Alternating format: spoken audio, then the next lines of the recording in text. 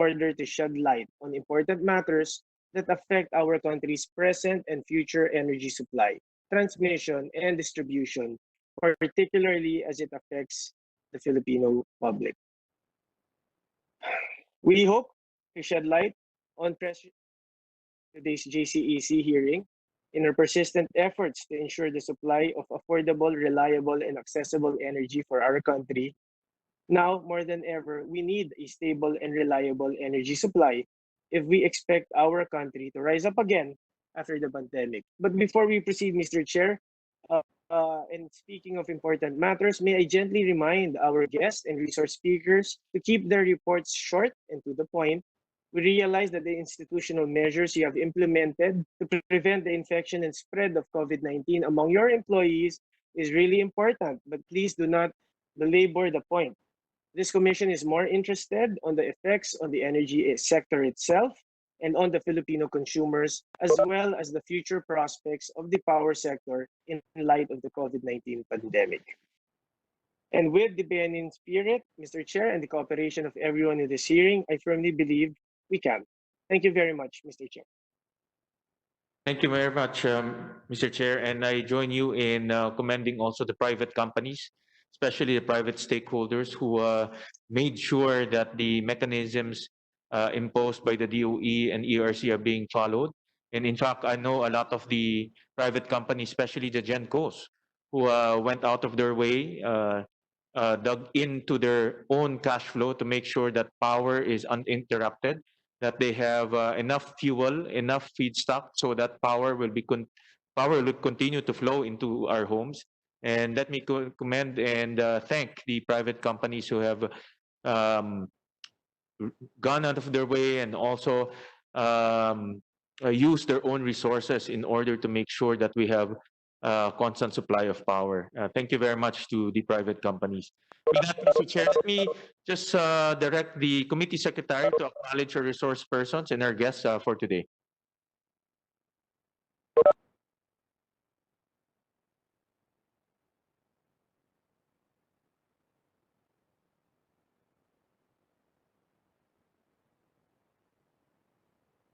Good afternoon. I would like to acknowledge our guests and resource persons for today's virtual public hearing and organizational meeting of the Joint Congressional Energy Commission.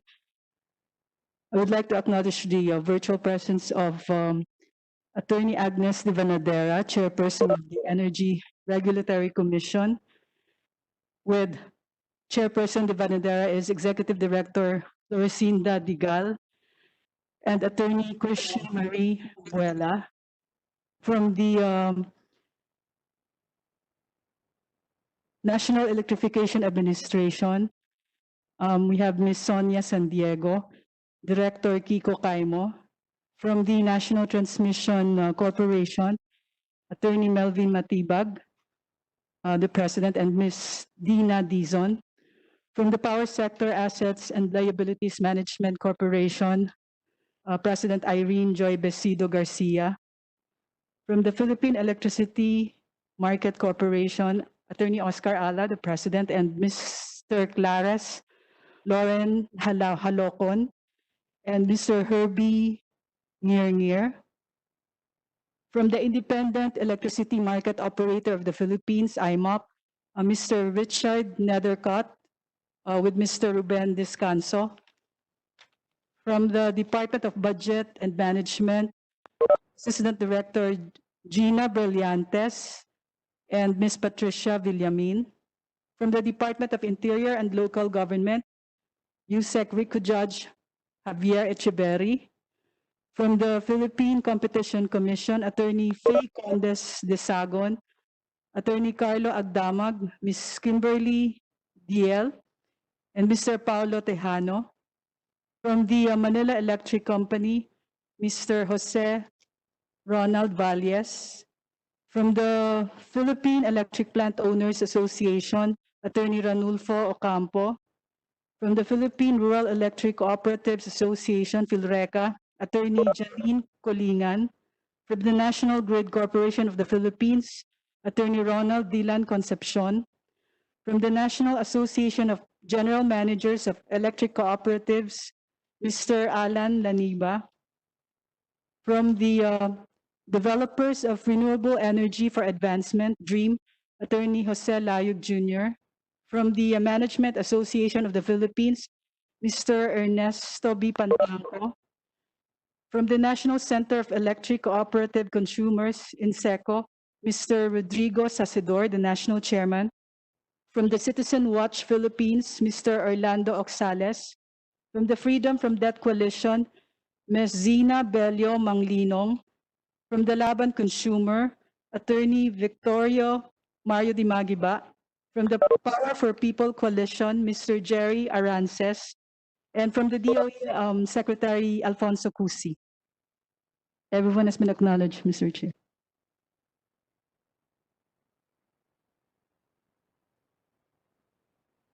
Thank you, Committee Secretary. And let me also recognize the virtual presence of Congressman Dogook and Congressman Bagatsing. With that, Mr. Chair, with your permission, we'll go into the first topic of the day, which is a situationer regarding our power industry, and this will be presented by the Department of Energy. And let me just remind the presenters that to limit your presentation to 10 minutes, go straight to the point, as the as Chairman Velasco mentioned earlier. Let's go straight to the point and abbreviate our presentation to the most important parts. So, Department of Energy. Yes, thank you, Mr. Chairman, Senator Sherwin Gatchalian, Congressman Alan Velasco, Honorable Chairman, and members of the Joint Congressional Energy Commission, members of the Energy Family, fellow workers in government, ladies and gentlemen, good afternoon. Una, gusto po akong pasalamat sa binigay ng nakakapuli ni Senator Gatchalian, Congressman Velasco, sa pagiging performance ng BOP. Maraming salamat po.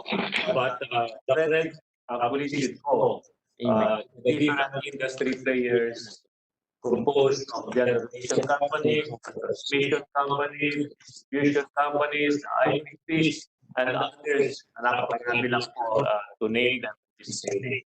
And of course, the members, the agencies that belong to the DOE. Maraming salamat po. That is nakakapagpalaki po ng puso, Senator. We thank the Honorable Commission for giving us the opportunity to provide an assessment of the energy sector amidst the coronavirus disease 2019 pandemic. As backliners, that's how we consider ourselves, because we are backliners. We have been working quietly, but steadily to ensure vital supply to our frontliners. The past months have indeed been grueling in the whole world, in the Philippines, as in the rest of the world. Beyond the immediate impact on the health crisis, has made implications on our economy on energy use. The imposition of the enhanced community quarantine on March 16, up until the shift of the current modified ECQ, has had a significant impact on our energy sector, with most of us staying indoors except for our backliners and frontliners. Power consumption in Luzon dipped by about 30% from its pre-ECQ levels, which is way below what has been projected in the Power Development Plan. Of course, with this drop in demand, nasaktan po ang ating mga generation company and other industry players. Oil demand was also strongly hit as confinement measures were enforced, with reduction in gasoline demand by 37%, diesel by 28%, and aviation fuel by 45%. On global data, due to months-long restriction on mobility and social and economic activity, there was a 25% decline in energy demand, and countries in partial lockdown on average 18% decline. Electricity demand depressed by 20% or more during periods of lockdown in several countries. Oil demand was also hit strongly, down nearly 5% in the first quarter of 2020. By end of March, global road transport activity was almost 50% below the 2019 average and 60% below. On the surface, this change may have moved our current supply into seemingly comfortable levels. However, we must not allow ourselves to fall into a false sense of complacency. Energy sector consumers, producers, and service providers are all facing challenges some of which include consumers' reduced capacity to settle utility bills due to the no work, no pay employment scheme and worker layoffs. To help our consumer, we have issued an advisory on extending the payment terms of bills due that fall due during the lockdown or ECQ. Cash flow issues of industry participants stemming from the deferment of payment of billings and other financial obligations falling due within the ECQ period, which may require government to provide financial assistance to help in their recovery. The supply chain, all these credits, our industry players need financial assistance. I have discussed this with our DOF secretary, and we are depending on the bankability of the generation companies, the distribution companies, and the transmission company to help extend credits to our consumers. Delays in power plants construction projects due to movement restrictions, delayed deliveries of materials and other necessary components, as well as the inability of foreign contractors to fly into the country due to the suspension of domestic international travel. We have issued advisory also and issued IDs so that our contractors and service providers can be mobile and continue the work in providing power supply to our industry to our economy. But there are also a unilateral suspension of transmission projects due to movement restrictions. Localized outages within EU franchises due to technical glitches. These are not related to countries' electricity supply levels, but are issues within the jurisdiction of DUs and ECs. So hindi po yon tungkol sa supply or the generation issues. And then there are delays or possible deferment of energy projects due to low oil prices and a possible scenario of gradual economic recovery despite macroeconomic policy effects.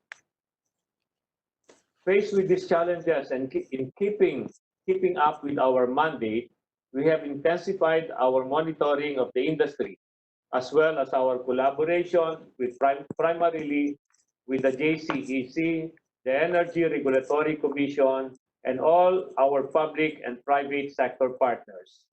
Energy security and reliability will figure heavily in our future as restrictions on movement and slowly ease, and we begin to restart our economy.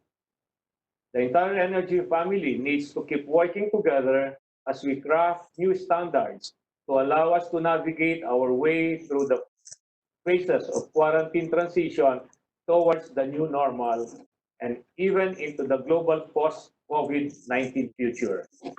The energy industry may be reeling from the impact of its pandemic. However, its resilience will allow it to bounce back and continue to be one of the major drivers of the economy. With the permission of the Commission, may I ask Undersecretary Felix Fuentebella to present the measures we have undertaken to fight COVID-19 together with our action plan. Thank you, Mr. Chairman. Thank you, Secretary Cusi.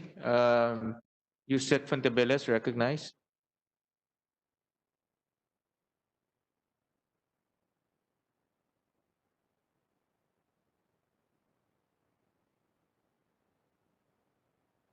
Yusek, are you there? Hello, can you hear me? Yes, Yusek, go ahead. Okay. We're just sharing our presentation. So from the statement of the secretary, we already came out with the DOE issuances as well as the monitoring of power projects. No? May we concentrate on the adjusted demand forecast? So this is the methodology that we have carried. First of all, we consider the economic growth as projected by our economic managers. So we have the data on the gross regional domestic product as well as the quarterly gross domestic product. From there, we look into the IATF pronouncements, which areas are under ECQ, MECQ, or GCQ. And then we plug in the 2019, the historical 2019 regional electricity sales. We also have the relationship of power utilization to the heat. And we now have the 2020 demand forecast. So for the data assumptions, this is what we did for each region, for Luzon, Visayas, and Mindanao. We have the impact of the community quarantine to the 2020 energy requirement. From there, we also have the presentation in percentage. Here, when we look at this table, we have to look into first the 2020 projected peak demand in broken red lines. We also have the yellow line for the 2019 actual peak demand, and the black line is the 2020 revised demand forecast.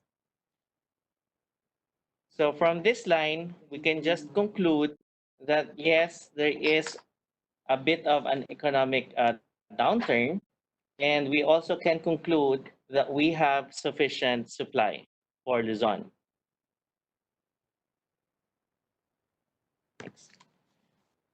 Because of that, we transformed it into the reserve profile, which we usually present in coming out with our reports, whether or not there will be red or yellow alerts. For Luzon, even if we include at the bottom part of the chart, even if we include the forced outages of the previous year, 2019, we will not experience any yellow alert. Also, we don't have any red alert. For the Visayas, it will be the same. The 2020 projected peak demand in broken lines. Then we also have in yellow lines the 2019 actual peak demand and the 2020 revised peak demand in the dark line. Same conclusion, not so much change, but there's a bit of economic downturn, just a little. But we have sufficiency of supply. If we transform the presentation into the reserve profile, if we consider the forced outages at the bottom, the maximum forced outages of 2019, we will see yellow alerts for November up to, for the whole entire November. Yellow alert siya. Kasama na po dyan yung HVDC na pinapasok from Luzon. So this emphasizes again the need to fast track the power plants projects as well as the transmission lines to address the stranded power in some islands so that we will avoid the yellow alerts. Next. So for Mindanao, there's a slight demand reduction also, same as the previous slides presented. We also have sufficient supply. And next slide. We will not experience any yellow or red alert for Mindanao. The problem in Mindanao, though, is the experiencing of power interruptions in Mindanao is caused by, number one, there's no market there. And sometimes, if Lasoreco or Magelco will, and its relationship with PISAM, pag hindi po tama yung kanilang mga nominations, it affects the entire grid again because of the lack of the market. So these are our assessments. The power sector operations were sustained. There were low demand that drive the prices down. The excess generation trend continues amid the forced outages, and there is sufficient fuel supply. And the bottom is the low payment turnout for the power sector bills that may require fiscal support. I think the Secretary already mentioned the way forward. And we also present the power sector roadmap for comments, for inputs. Ano yung pa-prioritize, ano yung madidelay ng konti for inputs of the participants here. So that ends our presentation, Your Honors. Thank you. Thank you, Yusek. The floor now is open for questions. Any questions from the body? Chairman, just one question, Chairman. Yes, Senator Angara. Ay, magandang hapon po, Secretary Al, to the DOE family, sa kila Chair De Vanadera, Yusek Wimpy, and the rest, and kay Chair Lord and the House contingent. My only question is because of the historical and unprecedented low prices of crude oil sec, is there any advantage that the Philippines can leverage on? I'm just wondering, no, wala akong naiisip masyado, pero baka may naisip po kayo. Good afternoon, Senator, Mr. Chairman. Good afternoon, for your permission. Ito pong supply ng pagbaba ng presyo ng oil, it's because of the pagbagsak po ng demand, no? And there was really an overproduction. Ngayon dito naman po sa atin sa Pilipinas, ang sitwasyon po is lahat po ng ito sa petroleum, no, sa oil products, lahat po this is in the hands of the private sector. So they're doing this on a commercial basis, talaga pong hanap buhay, no po. And there are rules na governing them. Yun naman sa pricing po, namo-monitor po natin yan, no. Sa ngayon po, because of the depressed price, since pag-start po ng ditong ating ECQ, talaga po namang nahirapan ang ating mga industry players din po sa cash flow. No po. So kasi the items that they got when it was high, now they are, sabi nga natin, selling them at a cheaper price. So nahirapan po sila. But of course, they will be able to replenish that naman po ng cheaper supply also. Kaya lang po, nahirapan, sabi nga naman, pag-usapan na din po namin ito, yung sa finances po. No? So, na makapag-imbak po tayo. So, ang ginawa po natin dito sa atin, sa Pilipinas po, we are looking at available storage. So, makapag-imbak po tayo, magkaroon po tayo ng strategic supply na makuha natin ng mura at magamit po natin ito pag sa dating ng panahon na tataas na naman po ang presyo. Ito pong crude oil ang ating iniisip na imbak po. No? So pinapag-aralan po natin yan with our PNOC. Sa PNOC po, pinapag-aralan po yan nung magkaroon po tayo ng strategic inventory. Now hopefully we can do this kasi nga po medyo limited tayo sa time, so we might be able to we might do this together with the present industry player po. So pinapag-aralan po kung paano tayo makinabang at may pasa po itong advantage na ito sa ating mga consumers po. Thank you po. Are there any talks, kasi dati ang sabi, Philippine manufacturing is not competitive dahil mahal ho yung cost of power. So will it impact on the cost of power in the next few years? Oh? It will, because tama po yun, Mr. Chairman, Senator, tama po yun na isa pong yung mga negative factors, bakit hindi natin na-attract po yung ating mga manufacturers po, no? Is our high cost of power. Pero ito naman pong power ngayon natin, itong sa power po is not oil-based po tayo ngayon, but more on nasa coal po tayo, coal, gas, and ating yung ating pong indigenous, yung ating pong mga renewables, no? So nandun po tayo, but still our cost is high, no po. Ngayon sa mga probinsya po, sa mga island provinces po natin na still ang ginagamit po natin, we are still oil-based pa rin po sila karamihan, yung pagtaas po ng presyo in the future that will also hit our consumers. Mr. Chair, I don't want to take up too much time of the committee. Hingi na lang ako kila Secretary kung may mga pag-aaral tayo on the prospects for industrial use kasi the Senate is looking at two programs government-wide. Number one is the CREATE bill, formerly the CITIRA bill, and we're looking at how to attract foreign investors given our low FDI, no? So we want to be able to know how attractive or unattractive we are, and I think one important factor there is the power outlook, no? At pangalawa, yung Balik Probinsya initiative ni Senator Go, I think power will also play a part kasi some provinces don't have that surplus, or I don't know, some are not even connected to the grid. So that's something we have to be looking at going forward. So kung may pag-aaral lang kayo, Mr. Chair, may we request that from I think there's an Energy Institute, etc. No? So hingin na lang natin yon, Mr. Chair, so to give chance to the others to ask questions. Thank you, Mr. Secretary. Opo, Mr. Chairman, opo, Mr. Senator, meron po tayo niyan, and one of the things that we are doing para mapapababa nga po yung presyo is our competitive selection process that is already ongoing.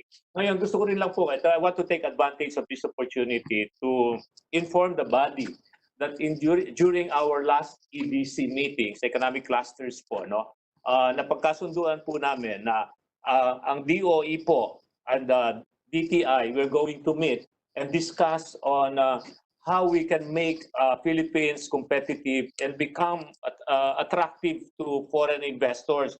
Sabi, kahapon po, napag-usapan na din yan dito sa Committee of the Whole meeting, natanong na rin po yun, kaya lang hindi lang po namin nasabi na mag-uusap po kami ng DTI para find ways to, we are going to bring the private sectors, find ways how can we make Philippines competitive? Dahil pinag-usapan nga po na bakit nagiging attractive ang Indonesia, bakit po nagiging attractive ang Vietnam for those companies that would like to relocate outside of China.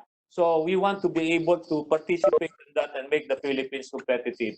So we will inform you po and we will make the report, Mr. Chairman. Thank you. Salamat, Sec. Mr. Chair, may I ask a question, Mr. Chair? Yes, Congressman Presley, you're recognized. Thank you, Mr. Chair Win, and of course the co-chair, Kong Lord, and to all my colleagues in JCAC. My question is addressed to DOE, also to the pronouncement of Senator Angara regarding the Balik Probinsya program, Mr. Chair. The President's pronouncement regarding the Balik Probinsya program, have you considered implementing any program that will address accommodating the influx of the population migrating to the provinces through the National Electrification Administration, or the NEA? The increase in the demand of electricity, the probable boom of the business sector in the provinces. As you know, mag-uuwian ho sa probinsya ang ating mga kababayan dito sa Metro Manila. I just want to know kung ano ang ano dito ng programa ng DOE.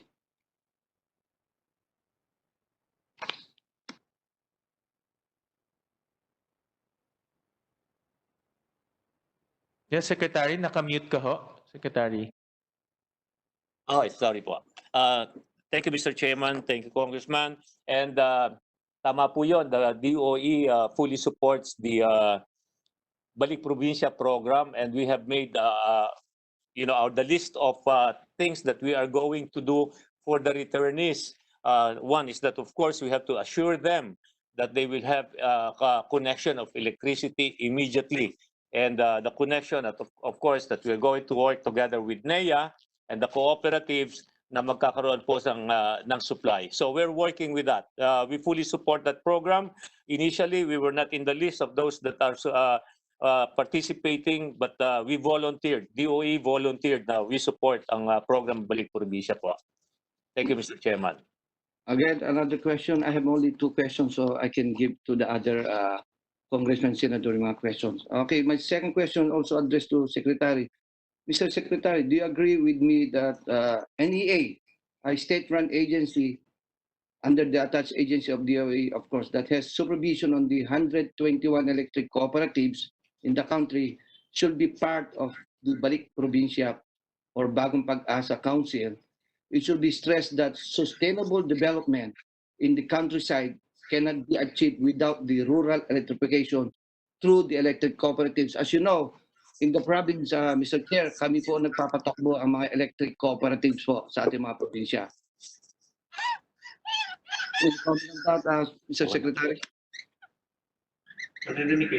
Wala.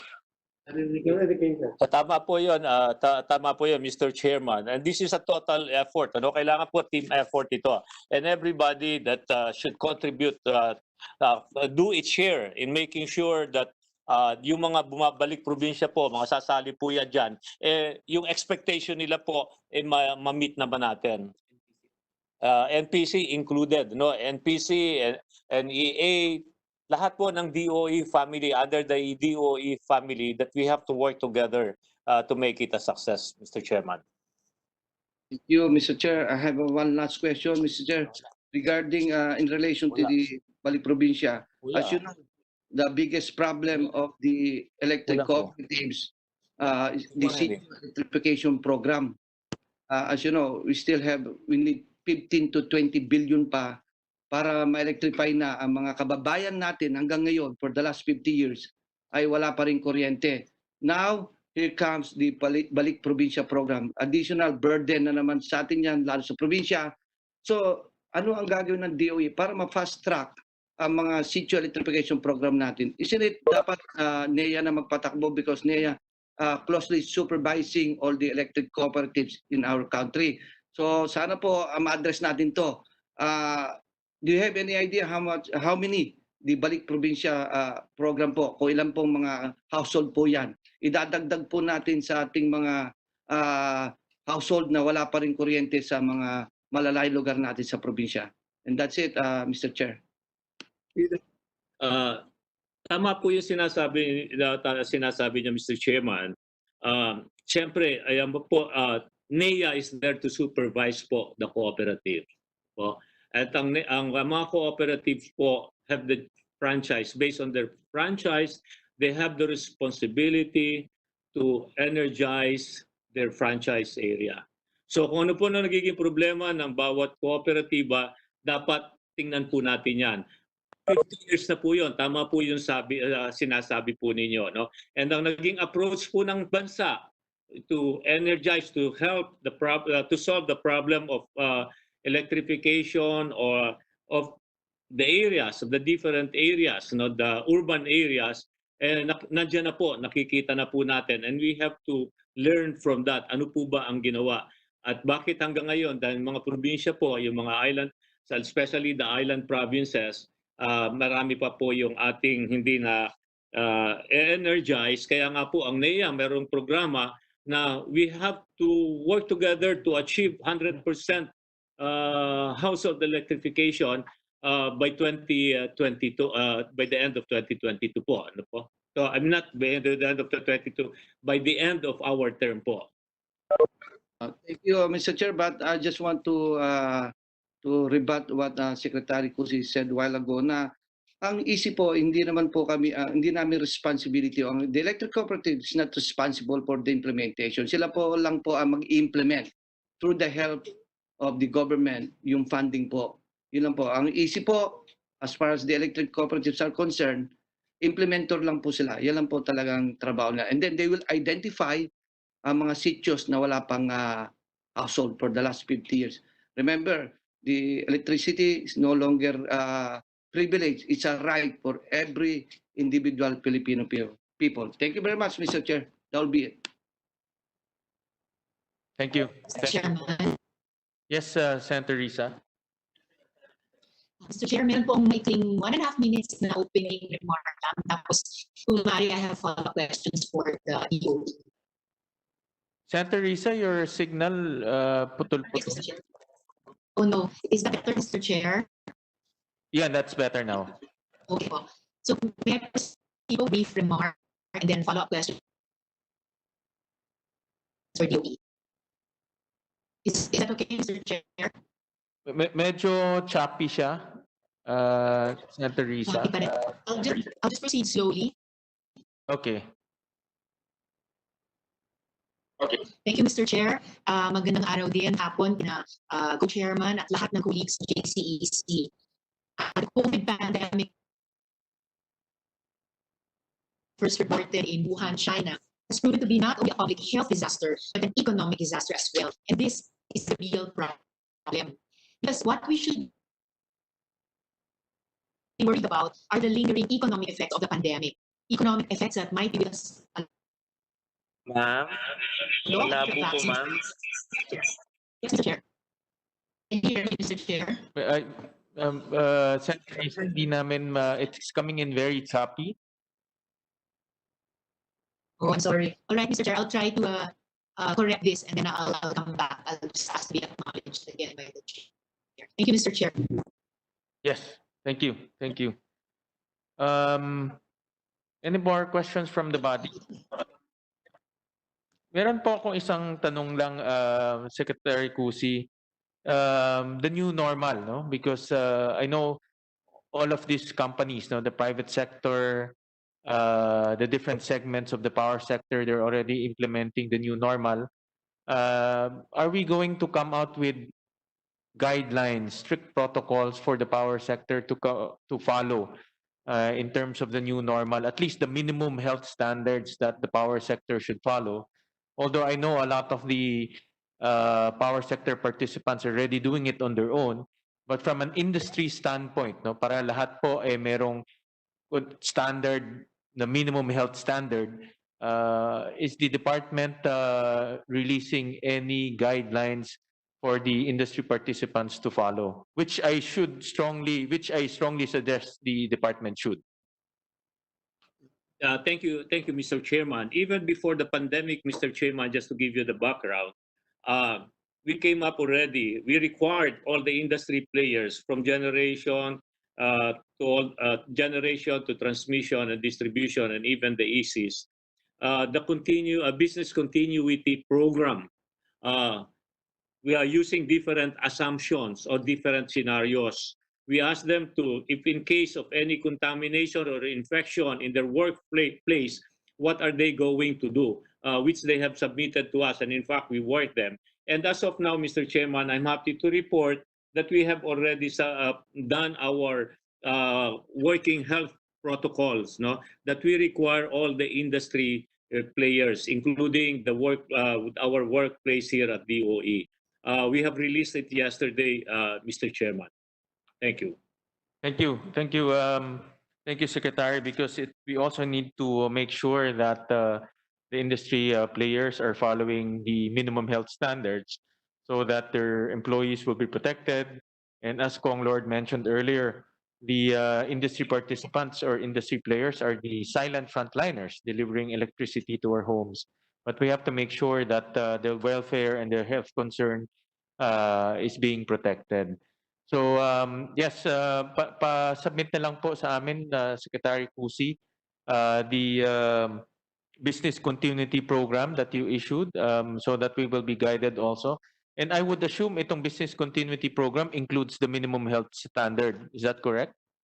Mr. Chairman, at the beginning when of this pandemic, of this ECQ, when we required the industry players to make the business continuity program based on the different scenario, hindi pa po kasama lahat yung mga sinasabi nating health protocol in the for the new normal. It was only a situationer na if there will be contamination, the isolation area, and how we can continue the work and making sure that the power plants are working, or the marketplace or the electricity market is can continue to operate. So yun po ang ginawa namin. And then after that, and then, during the transition, gumawa na rin po tayo ngayon itong sa redefining the new normal. Ano po? Kasi sabi po, dito po naman sa atin, we are conscious na who will define the new normal. Tayo po yun. Ano po? So tayo po in the industry, and that is what we have been crafting. And I signed it yesterday. But of course, this is not something that is permanent. No, this will be further refined as we navigate the requirements of the new normal, Mr. Chairman.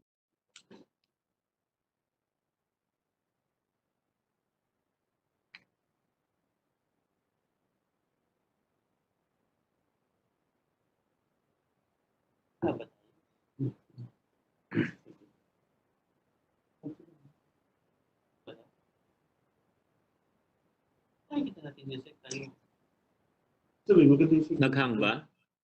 Sir, naririnig ka namin. Wala eh. Sila sir ang ano. Yung ano nila. May tanong pa sa akin? Wala akong marinig dito. Wala sir, wala. Ba't wala? May nagsasalita dyan? Person Agnes? Yan, lumabas.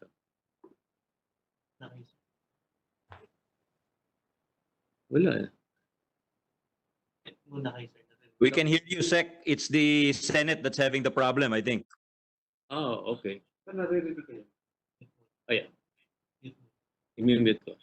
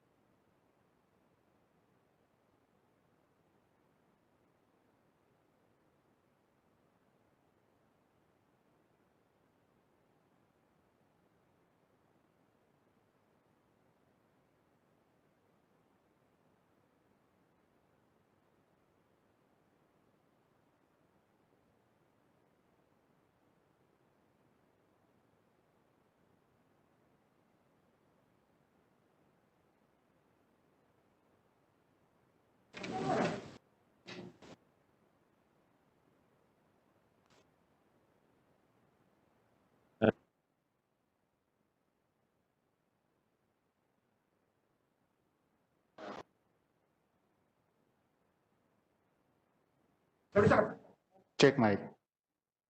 Check mic test.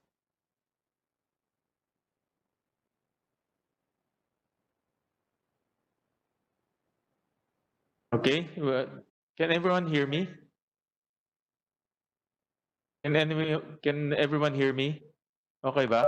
I hear you. I Okay. We can hear you now. Thank you, Sec.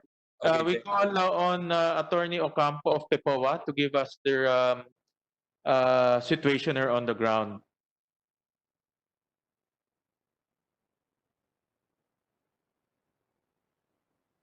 Good afternoon, Mr. Chair, honorable members of the uh, Energy Committee. I would like to present our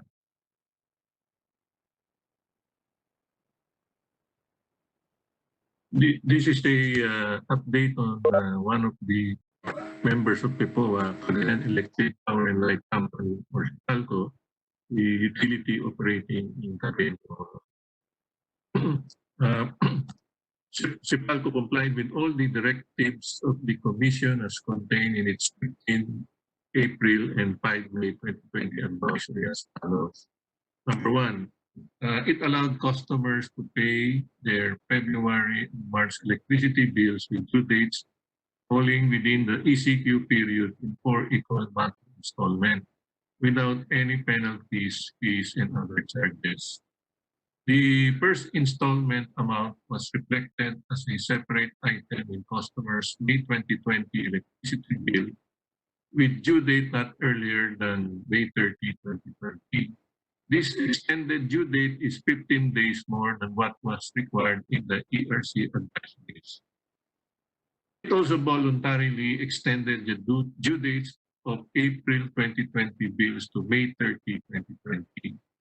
Actual payment for pass-through charges received from customers during the ECQ period, that is from March 16 to April 30, 2020, were proportionately remitted to all power suppliers. It suspended the adjustment of the bill deposits.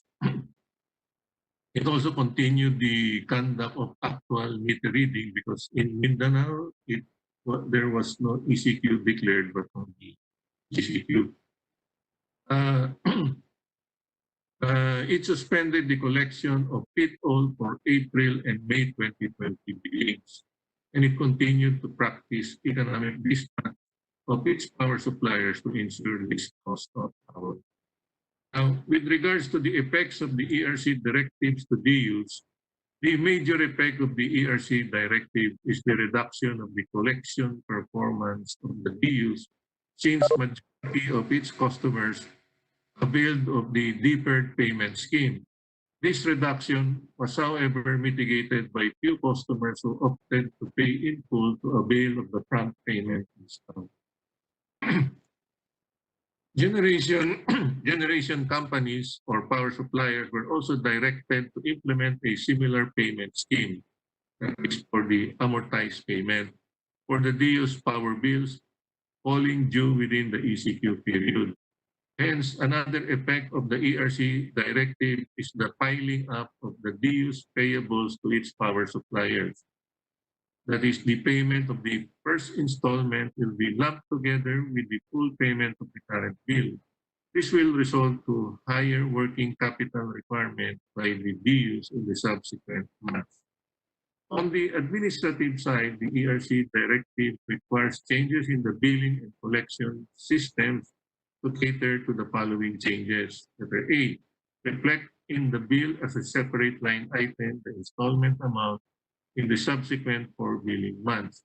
B, suspension of the program due dates and surcharges and the need to input the prescribed due dates. And C, accounting for unpaid February and March bill at cut-off or end of ECQ that will be subject to 4 installments and its subsequent monitoring. That's all for the PIPOA report.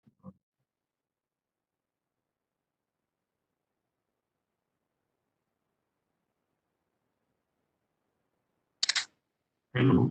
That's all for the PIPOA. Sir.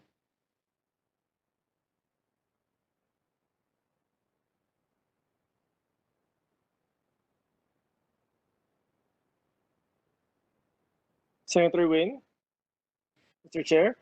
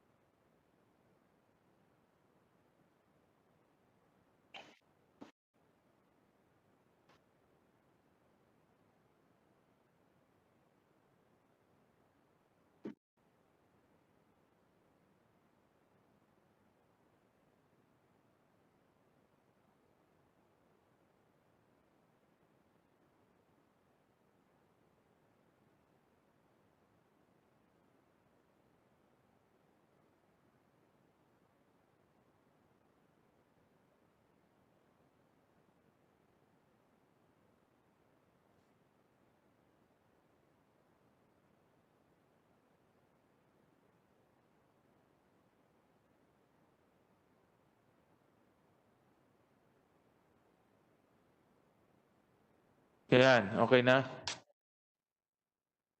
Kong Lord, can you hear Hear you me? now. Yes, we can hear you now, Mr. Chair. Mr. Chair? Yes. Mr. Chair, okay na rin po ba yung audio ko ngayon? Yan, mas okay na ngayon, Sen. Risa. Sen. Risa, Okay. before I recognize you, Yes, Chair. let me just recognize Kong Lord. Of course po. Thank you, Chair. No, Mr. Chair, actually, I was just like trying to contact you because we can't hear you, any of the participants. Okay. Okay na ho ngayon? Yes, we Okay, can thank you. hear you. Okay. Before I recognize Senator Risa, I have a question for Attorney Ocampo. Attorney Ocampo, kumusta ang collection ng mga private DUs? Yung mga collection efficiency during ECQ period went down considerably. For some, may nasa 30%, from the usual 60 to 70%. Like electric, naging zero for this latest month of April. So yun ang difficulties na experience ng mga distribution utilities na bumaba yung collection efficiency during the ECQ. So with this, meron tayong, diba, so after ECQ, there will be these installment payments, no? For Yes, installment payments. It will also have an impact on your collection, obviously. Yes, we anticipate during the installment period when ECQ is no longer in force, we foresee that collection efficiency will still be very low because we foresee that many of the consumers will not have that capacity to pay their electric bills. So this could be a problem. DUs may be forced to borrow from the banks to bridge finance their working capital requirements. And right now, there is no working capital allowance given to distribution utilities because it is not the current policy of the Energy Regulatory Commission to give allowance to such working capital requirements. What I mean is for the pass-through cost that DUs pass on to consumers, there is no working capital allowance that is granted by the ERC to distribution utilities.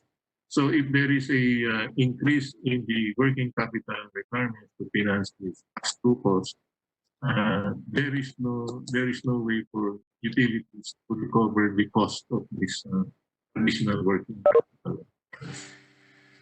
Thank you, Attorney. So any request from government? I can see that most of our private utilities are dipping into their own working capital, some through loans. Do you have any request to government? Probably our request would be maybe to once this is all over, the ERC should probably grant some relief to the distribution utilities by allowing some working capital allowance be inputted into the rates so that distribution utilities can be kept whole. And previously, we also put in a request that probably the government would provide some assistance, financial assistance, through some form of interest-free loans to the distribution utilities to bridge finance the working capital requirements of the distribution utilities. And that this interest-free loans could be payable in probably 12 equal monthly installments starting in January 2021, so that we can have some breathing room for at least for the for the consumers and the distribution sector to get back on their feet until this normal period of the COVID-19 pandemic has already not normalized. That is our request, sir, if it is possible. Thank you. Thank you, Attorney. We recognize Senator Risa.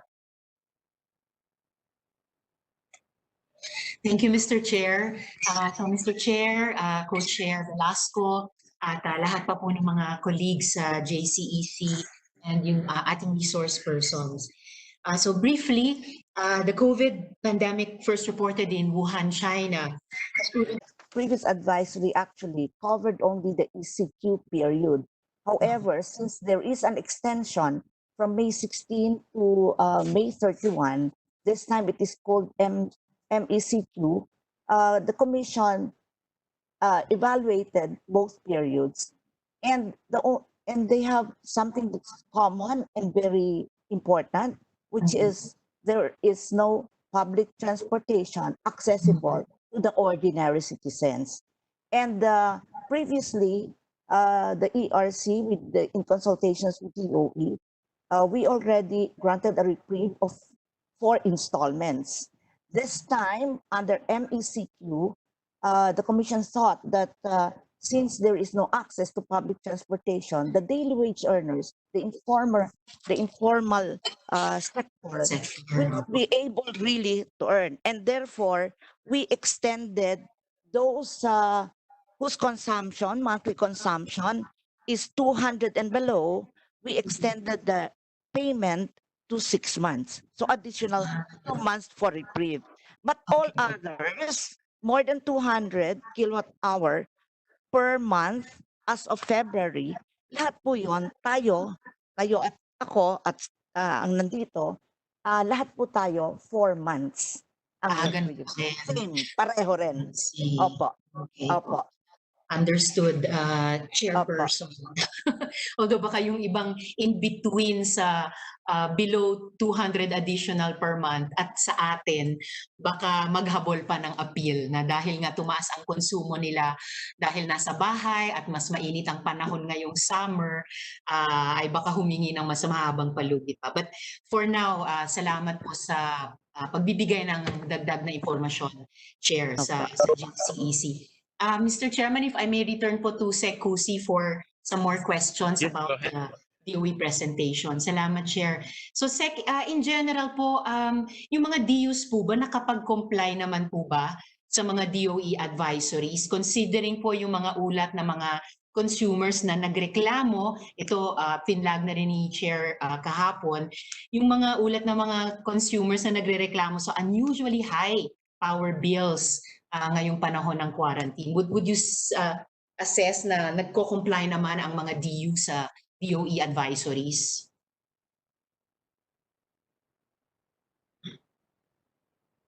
At Sec, naka-mute po kayo. Mr. Chairman, yung pong mga po, yung sa compliance po is still ongoing. But what I can say is that the participants, the DUs, they have been cooperative to ERC and DOE, and we are working together to make it really reasonable and to help para naman yung pong ating mga consumers. Tinitingnan po natin yung welfare nila, Mr. Chairman. Salamat, Sec. Itong next question ko, itatanong ko sana sa Meralco, pero matanong ko na rin po sa inyo, Sec. Automatic po ba yung amortized payments, yung 4 months para sa karamihan, and then yung additional 2 months or total 6 months para sa mga less than 200 additional per month? Ibig sabihin, hindi na kailangan mag-apply? Understood na po yun? Automatic na po yun? I-exercise na lang po nila yon, Mr. Chairman. Hindi na po kailangan mag-apply. Pero ang masasabi po din natin, while we give that credit terms or the DUs are giving that credit terms, yun pong iba namang consumers po, nagbabayad na rin po ng eksaktong amount. No? Siguro iniiwasan na rin po nilang ma-surprise pagdating ni Judith. O gano'n na lang. Sana mas pleasant surprises na lang tulad ng pagdagdag ng ERC ng 2 buwan para dun sa ilang mga consumers, no? Sec, tungkol naman po sa kaugnay ng Malampaya Funds, yung Murang Kuryente Act, ano na po ba yung status ng implementation nung batas na iyon na itong proceeds ng government share sa Malampaya Fund ay gamitin sa pagbayad ng mga stranded contract costs and debts na nilipat at inassume po ng PISALM. Kung ini-implement na po yung batas na iyan, yung mga savings po ba dyan na-reflect na rin sa power bill ng mga consumers ngayong buwan? Hindi pa po. Mr. Chairman, yung kung na-reflect na po, hindi pa po na-reflect, and that actually that is being undertaken already by ERC, no? Pero tapos na po kami ang kanya ng IRR po ng batas na yan, Mr. Chairman. Can I, with your kind indulgence, kasama natin ang PISAM President, si Ms. Attorney Irene, who is the implementing agency ng Murang Kuryente. If you want to direct your question to her. Attorney Irene.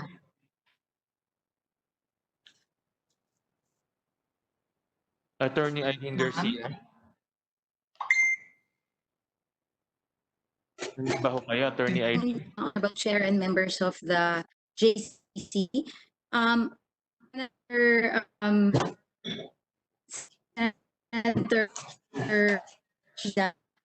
We'd like to inform you that IRR was signed sometime in April, and we were able to have it published as well last April 5. The process indicated in the Murang Kuryente Act is that the stranded contract costs and stranded debts would have to be included in the GAA. And so once it is included in the GAA and funding is provided, we will no longer file for new UC applications. However, ma'am, yung pong current na UC that we see in our electricity bills, those are continuing po. Kung yun po yung point na tinatanong niyo po, tinutuloy pa po yung UC, hindi na po namin kinokollect ng UC SCC, but nagko-collect po tayo ng 4.28 cents of UCSD. And the reason for that po is because in the Murang Kuryente Act, ang nakasulat po doon, no new UC will be approved. Pero po yung mga UC na approved na po, tuloy-tuloy pa rin po yun, ma'am. I see. So, paano yung 208 billion galing sa Malampaya Fund, paano siya, kumbaga, mapapakinabangan ng mga electricity consumers if they're still charging 4.28 a month? Ibig sabihin, dapat sana mag-redound ito sa dagdag na relief sa mga electricity consumers, lalo na panahon pa rin ng quarantine na yon. Will consumers have to wait until next year pag ginagamit na natin yung GAA ng 2021? Yes, ma'am, ganun po ang process because the law really particularly said that we will now get the funding from DBM and DOF and they will include it in the GAA. So nung last year po, I think si Chair was also trying to include this already in the budget last year. Kaya lang po, hindi po kasi agad nagawa yung IRR, and therefore the DBM and DOF really said that we cannot be included in this budget. So we would have to wait for next year. Understood, Attorney Garcia. Salamat po. I'll just continue to work with and support the chair in following this up na mag-redound nga sa pakinabang ng mga electricity consumers natin.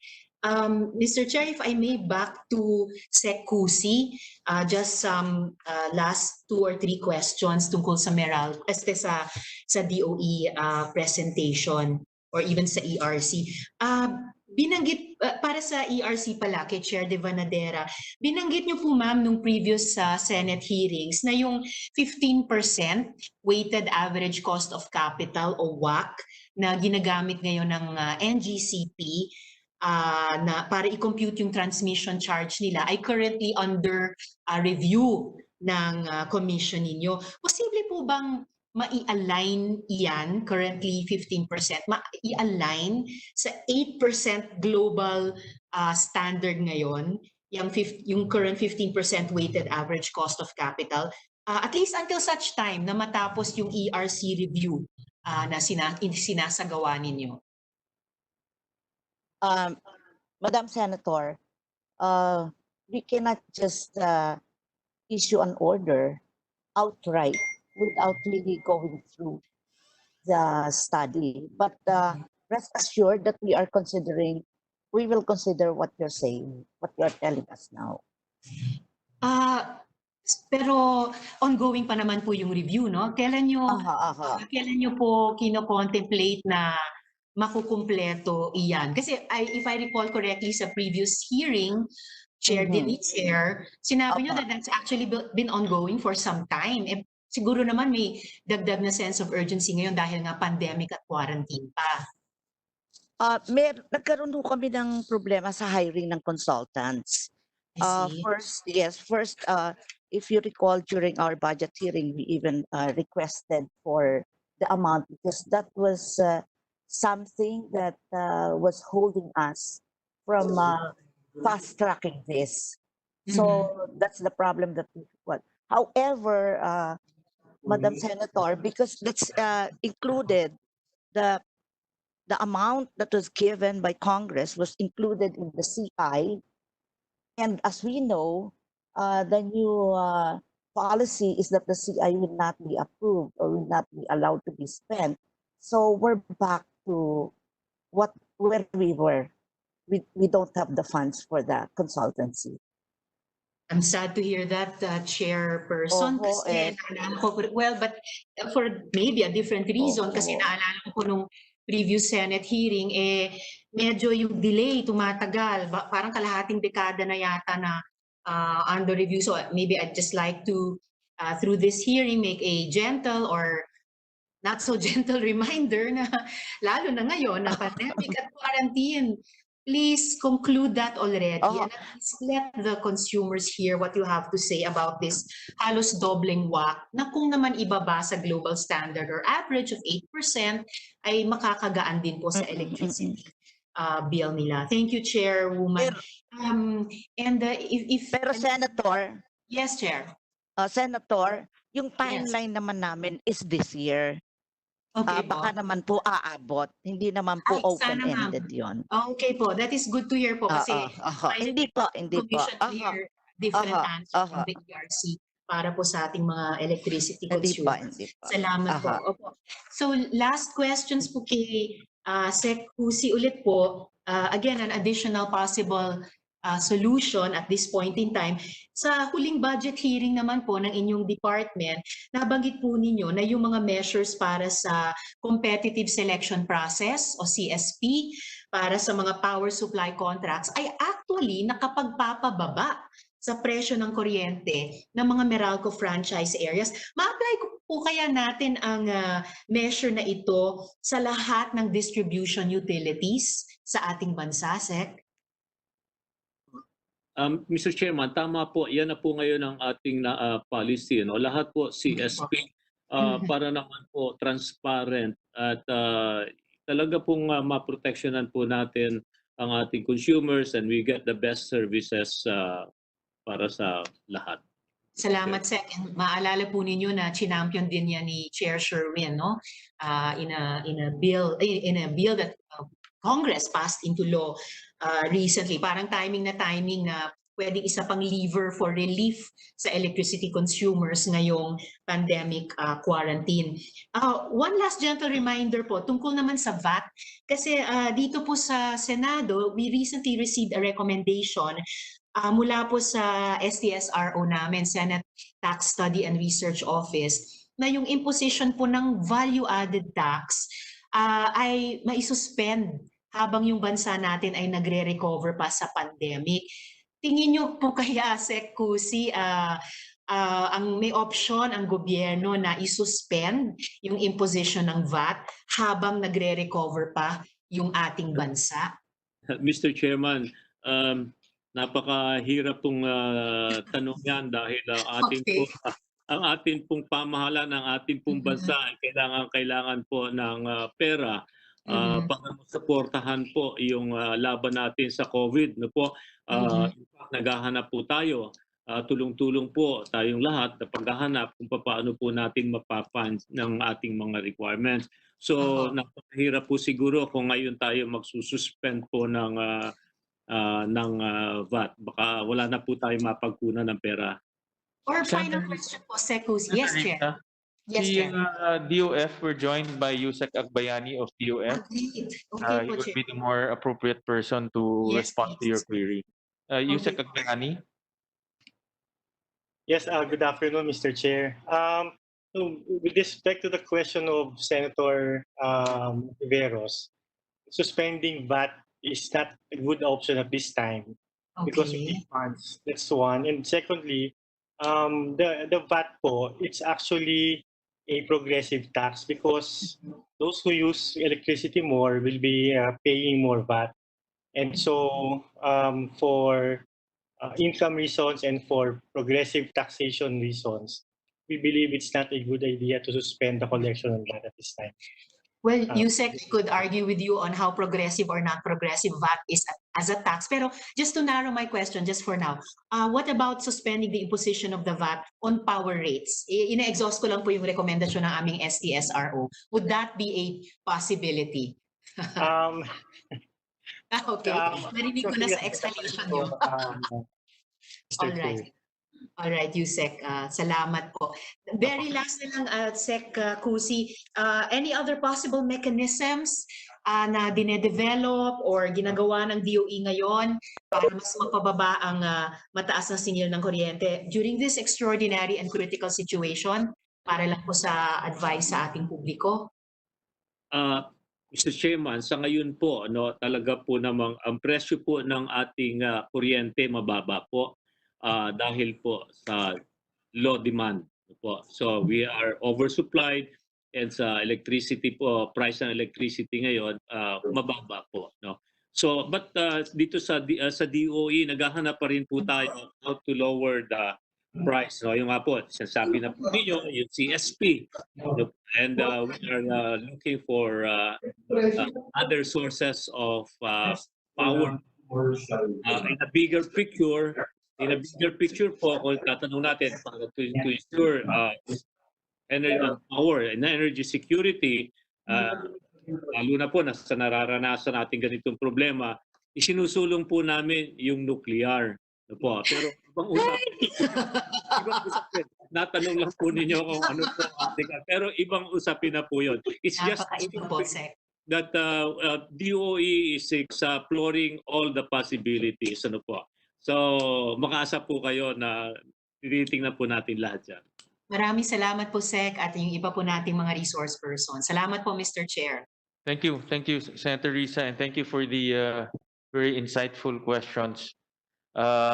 Especially looking after the welfare of our consumers. We go back to the private sector, because part of our objective today is to know the situation on the ground through our private sector. Of course, we can see everything from the top, being government, but it's good to hear the real situation and the actual condition of our industry players. So with that, we recognize Attorney Ann Montelibano of PIPA to give us a view of their situation. Attorney Ann? Yes, hi. Good afternoon, Mr. Chair. Can you hear me? Yes, we can hear you. Go ahead. Perfect. I just want to apologize in advance. If my signal lags, I will turn off my video so you can hear me clearly. Okay. Anyway, good afternoon, Your Honors. On behalf of the Philippine Independent Power Producers, Inc., or PIPA, I would like to thank the Commission for the opportunity given to our generator members to briefly discuss the effects of COVID-19 pandemic to our sector. We hope that after this hearing, all sectors, stakeholders, parties, and the regulators of the industry will unite and work together towards an equitable solution that will not only be responsive to the present situation, but more importantly, sustainable to the industry as a whole. There are three main points that need to be emphasized with regard to the effect of COVID-19 on generators. First, electricity or energy is an unrecognized essential service, and because it plays an important role in the nation's fight against the pandemic, the power supply chain must not be disturbed. Rather, it should be protected. Second, the effects of COVID-19 varies in terms of area. As such, care should be taken in applying short-term solutions. Third and final point is that we should focus on long-term solutions because this pandemic will continue to spread its havoc worldwide. And until there is a solution, we all have to bear the burden equitably to ensure that we have a sustainable and reliable energy industry. On to my first point. Energy is an essential resource and should be protected. On any given day, a disruption in the power supply chain can result in adverse effects on the delivery of services, such as government functions, health, banking, food, news, etc. The past 3 months, however, have not been ordinary days or weeks. As we keep battling this pandemic and at the same time trying to survive as a nation, our generators make sure that they are able to supply reliable and stable electricity to the country. In particular, it is important that healthcare facilities and other essential establishments are provided with uninterrupted electricity. And now, more than ever, energy is the invisible highway to connect everyone in our path to economic recovery. Therefore, considering that energy is an indispensable and essential resource, care and priority must be given to this industry, which ensures that the nation's needs are met. Since the start of the ECQ and transitioning to other modifications of the quarantine, all our members have adapted and adjusted because we have accepted that each must bear his part ensuring that everyone in the power industry weathers this adversity together. We are complying with the extension of payment and the 4-month installment mandated by the ERC and DOE. While we extend that liberality to our counterparties, we have experienced difficulty in our own suppliers and creditors, where some, naturally affected by the pandemic, are unwilling to extend payment flexibilities. There was no pause on the generation company's fixed cost in the form of debts, bank loans, insurance, labor, maintenance, fuel, taxes, and the like. Despite this, our generators adapted and continue to make ends meet in compliance, support, and solidarity with the industry. In the long run, however, extended payment flexibilities will take a toll on their operations. Otherwise, the alternative will be to close shop or to cease investing in new power plants. Remember that the electricity chain starts with generation, and as such, if we continue to experience significant financial difficulties, this affects our operations and ultimately affects our viability. Once this happens, the sad reality is that we will not have enough power to keep the lights on, and our country will inevitably be plunged in darkness. We would like to assure the Commission, however, that our generators have been pursuing all available and alternative options to ensure uninterrupted service. What we ask is simply any kind of flexibility in our own financial agreements and suppliers, and possible amendments in the market rules to address issues we experienced during this ECQ and issues that we foresee as we slowly transition to the new normal. Second, we support the ERC and the DOE in its position that contracts must be honored and respected. As the effects of COVID-19 and the quarantine differ per area or location, contracts with the generators and the DUs may adjust, taking into consideration their needs, depending on how the quarantine affected its supply and demand. Payment adjustment may be entertained for targeted customers only. This way, we can be assured that the impact to consumers will be significant and will not subsidize those that do not need such subsidy. All adjustments or concessions to contracts, if any, and if applicable, should be approved and examined by the ERC. In honoring the terms and conditions of the contract, the value supply chain is synchronized and preserved. Our bilateral contracts are respected and prioritized, which in turn ensures our ability to supply reliable and steady electricity. Now, more than ever, is not the time for short-term solutions that may have disastrous long-term consequences. As generators, we have always maintained that instead of knee-jerk reactions, the industry should come together and support a holistic approach to this novel problem, since we foresee that until this pandemic is under control, recovery will take a long time and everyone's cooperation is needed. This is not the time for individual interests, but rather the time for everyone to unite and address all the complications as one industry, where everybody shares in the burden and everybody benefits from the gains. Third and final point, on the matter of finding, developing, and implementing long-term solutions, the members of PIPA would like to assure the public that your power generators are working tirelessly and remain committed in its mission to ensure that the country has stable, reliable, and continuous power during these extremely difficult and trying times. We extend our full support and gratitude to the DOE, the ERC, PEMC, IMOP for all their hard work during this quarantine period. PIPA also takes this opportunity to salute all of our energy frontliners who show dedication and strength every day when they report to work, doing their own part to keep our country energized. Moving forward, we will continue to engage and collaborate with all our counterparties and regulators, NGCP, EU, ECs, ERC, DOE, PEMC, Transco, fuel suppliers, and consumers. Because now, more than ever, we all need to keep the lights on and keep the power industry resilient for the nation. Thank you very much for your time, Mr. Chair. Thank you. Thank you very much, Attorney Ann. And indeed, the GenCos have been very supportive in making sure that there is stable supply of power to our homes.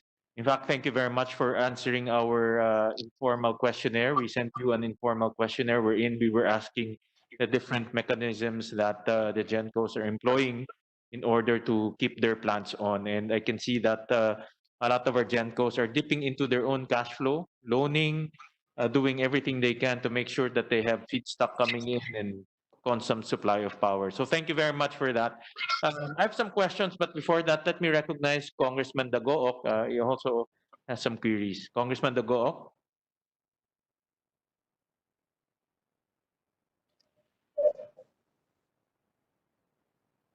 Congressman.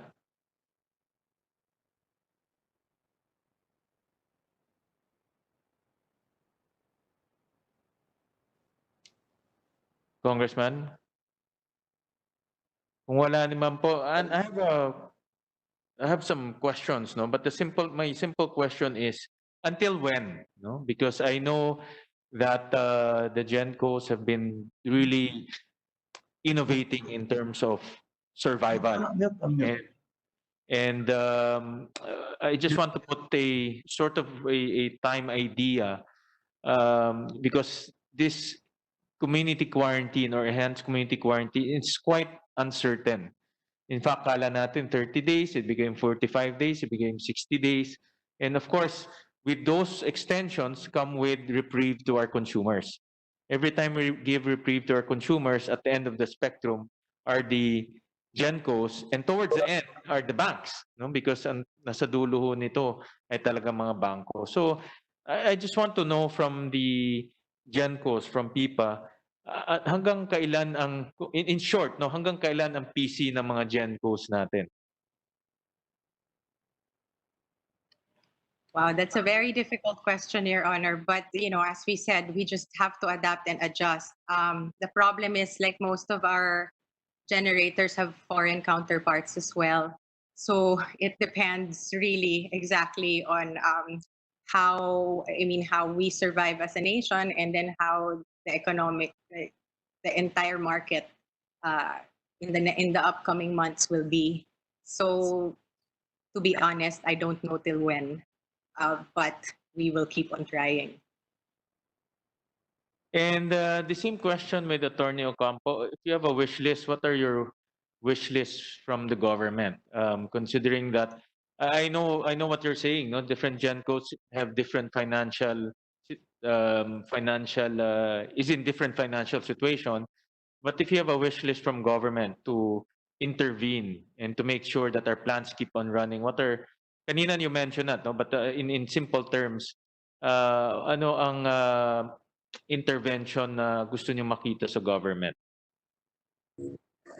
Thank you very much for that, Your Honor. Basically, yes, okay, there. Can you hear me? Yes, Anne, go ahead. We can hear Yeah. you.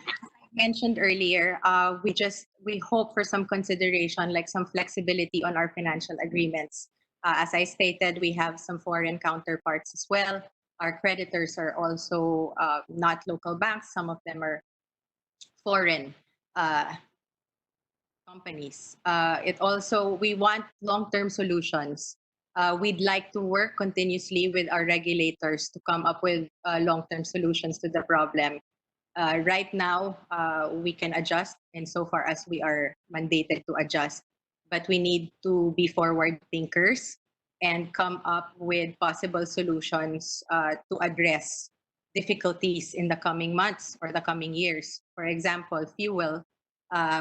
If we can still, like some of our generators, if they can still pay for fuel, procurement of fuel, those things. We are coordinating with the DOE.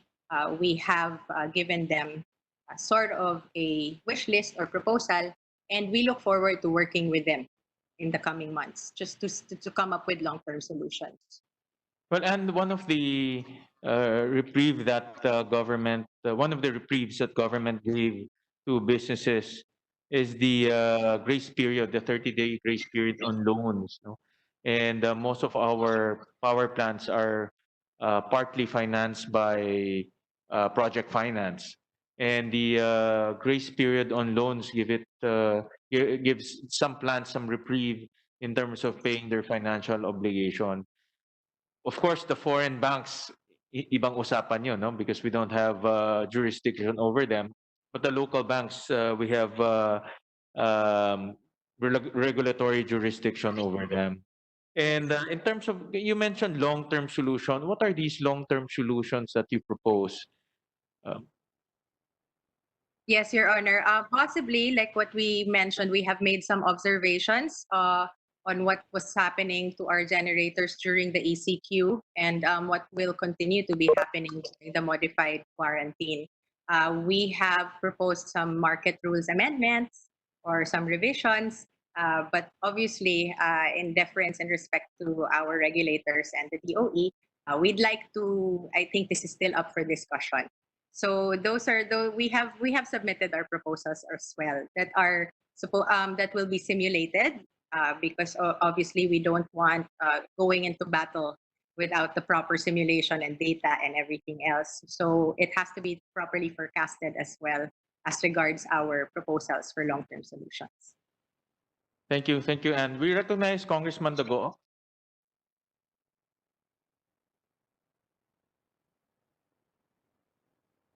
Kong, naka-mute ka, Kong.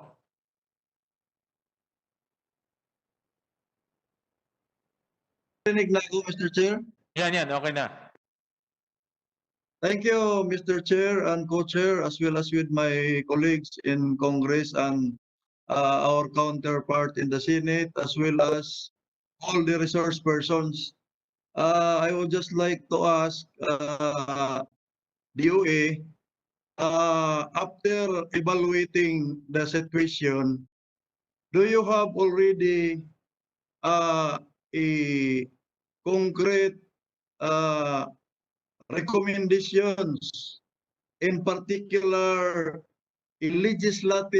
recommended legislative measures? Because in Congress we are now deliberating the PISA bill na tinutukan namin. So the four of us in the power block ay nag-submit ng mga proposals doon sa ad hoc committee to defeat COVID kasi nakita namin there is no clear provision in the draft bill for the energy sector. So may I ask the good secretary if you have already submitted, if you have already recommendations, submitted it to both the Senate and the House of Representatives, recommended legislative measure.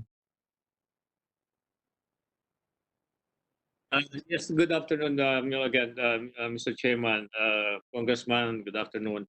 Meron po tayong mga recommendation sa na legislative measures, no, na pinapa-aralan at even sa pag-revisit ng ating IPIRA, tinitingnan din po natin 'yan, no po. So, yun po masasabi natin ngayon. And even the nuclear, yung kung sa nuclear power plant, no, to be included in our energy mix, isinama po rin natin yan. LNG kasama rin po para doon sa ating hub na ginagawa sa Batangas po. Mr. Chairman. Mr. Chair, Honorable Secretary, ang pino-point out ko po na legislative measure is yung economic measure, no, na tinatalakay at na-file na ngayon sa Congress, wherein the government will give relief to the different sectors being affected. At nakita ko po doon, wala po yung power sector, energy sector doon na very specific na provision. So on your part, on the part of the Department of Energy, mayroon ba kayong sinubmit sa House o sa Senate na specific legislative measures being recommended na maisama sa bill? No, hindi po yung mga other measures na mga amendment, yung sa nuclear, hindi po. Yung pinag-usapan na ngayon na urgent measure na ipasa. Mr. Chairman, kung tungkol po sa legislative measure and pag-uusapan at tungkol sa relief, wala po, Mr. Chairman. But in our budget, kasama po dyan yung tungkol to helping the electrification of the rural areas, of the depressed area. Meron po tayong isinasama. And then kasama diyan po ang sa budget ng NEA. Ano po? Dahil ang NEA naman po, fund generator sila, nagpapautang. So that is an avenue that we have been forcing the cooperatives to access, Mr. Chairman. Mr. Chair, kaya po I raise this concern kasi, for example, one of the provision in the bill, no, sa House na magpapautang yung gobyerno at lower interest rates doon sa mga bangko natin, bangko ng gobyerno, to the medium and small and medium enterprises. But the proceeds of that loan is solely intended, no, for payroll in order to retain the workforce na walang tanggalan. But it does not include yung payment ng mga utilities na makakaapekto sa ating supply chain. So, nakalagay ko kasi dyan sa draft na mag-execute sila ng memorandum na gagamitin lang sa payroll yung proceeds ng loans. Otherwise, kung gagamitin sa iba, they will be charged interest rate. So, I am asking the DOE because we wanted to support our proposed amendment through the recommendations of the Department of Energy na kailangang isama yung energy sector doon sa bill na yon, kung ano man yon, dahil we are performing a vital, we are performing a very crucial role doon sa new normal dahil naka-online na tayo lahat. If the DOE can support us in the bills that is being now deliberated in the House to ensure that our sector will be included in the relief. We will look into that, Mr. Chairman. We will look into that, and maybe we can have a discussion on the proposed relief measure being pushed, and we'll see from there, Mr. Chairman. Thank you, Mr. Secretary. Ang pangalawa ko pong tanong is, last April 6, DOE issued Department Circular DC 2020-04-008, practically allowing, this is regarding the rationalization of utilization of ER-194 funds by the host local government units. So, under this circular, nire-remit po directly sa mga planta at yung mga pundo na na-emit na sa Department of Energy to the host LGUs para gamitin to combat COVID-19. To be specific, activities and programs to combat COVID-19. So I don't want to dwell anymore on the legality of the circular because this is not the right time. Ang hinihingi ko lang sa Department of Energy is a report kung magkano na po yung na-download ng Department of Energy at ng mga planta doon sa mga beneficiaries na host communities. Kasi I am concerned doon sa electrification fund. Alam natin kasi yung pundo na yan hinahati-hati sa tatlong purpose. Electrification fund, may community development and livelihood fund, a certain percentage also to health and watershed management. So gusto ko lang makita magkano na yung pondo para sana sa electrification fund na na-convert, na-divert na o na-realign sa health na lahat. Kaya I am respectfully asking the Department of Energy to provide us with the report on the amount being downloaded already to the host communities at saka sino-sino yung mga LGU na yon. Yes, Mr. Chairman, but may I know during for what period, Mr. Chairman? Kahit kasi this was issued April 6, no? This was issued April 6. So maybe at the end of May, kahit June na makita lang namin yung amount na na-download na, particularly yung electrification fund. Okay, yes, Mr. Chairman, we'll provide that the money that has been downloaded to the host community during the COVID period. Thank you, Mr. Chairman. If I may continue, Mr. Chair. Kung Dagi, susundan ko lang, no, because you opened the ER1-94, it's a very good, it's a very good discussion because that's also one of the things that we want to discuss.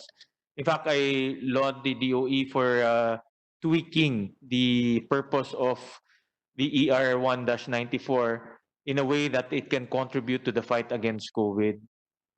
Based on the report that we got from DOE, only 122 out of the 291 LGUs have received the funds to fight COVID-19. So marami pa hong mga LGUs na hindi nakakatanggap, and in line with the request of Congressman Dagi, we want to get a report, of course, kung ilan po yung balanse at ilan pa ho yung pending at kung anong timetable po para ma-release po dito sa mga remaining LGUs. Again, we commend the noble intention, but the sooner we can release the funds, the better the LGUs can use the funds to address the COVID in their areas. So we will just await for the report from DOE. Yes, Mr. Chairman, we'll do that. Thank you very much. Thank you. Kong Dagi, go ahead. Thank you, Mr. Chair. Last March 17, we have received an advisory, a memo, from Yusek Quintibilla, informing the Mindanao distribution utilities that there is a problem, no? There is a reduction in generation of the Minjin or Mindanao generating companies, particularly the Agus Pulangi, because of low reservoir elevation. So this memo enjoins all Mindanao distribution utilities to prioritize nomination sa bilateral contracts nila with IPPs instead of PISAM. However, just this morning, I received a report that PISAM still continued to supply the distribution utilities, electric cooperatives in Mindanao with their capacity. So this advisory, no, was made so that the generated capacity of PISAM will be focused on the ancillary. But unfortunately, dahil sinusupply pa rin nila yung energy nila, may mga planta, may mga IPP na nare-reklamo dahil they are ordered by the SO, the system operator, to run, no, more than the nominated capacity. Ang problema po, hindi po sila mababayaran nito kasi yung mga planta na to, walang ancillary services procurement or ASPA with NGCP. So, ang tanong ko po, may monitor po DOA dahil siya ang nag-advise nito, si PISAM, kung sinusunod niya na nakapokus lang siya sa ancillary sa NGCP, sa system operator. Para wala na po kasi yung mga planta po na pinapatakbo, no, in excess doon sa nomination ng mga customers nila, hindi po sila mababayaran nito.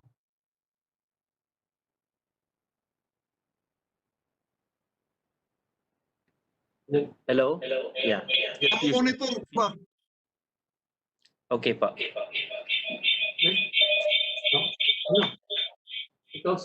Yusek Wimpy, you're recognized. Yes. The reason for the advisory is the problems encountered by the entire Mindanao grid is caused sometimes by the wrong nominations or by hindi po nasasama yung allocation for La Sureco and Magelco. And since wala siyang market, hindi pa commercially operational yung Mindanao WESM, is nagkakaroon ng even outages sometimes in Davao City pa nga or in Cagayan, etc. So what we wanted to do was to make sure na kung wala pa yung WESM Mindanao, maayos yung nominations to avoid problems for the other areas.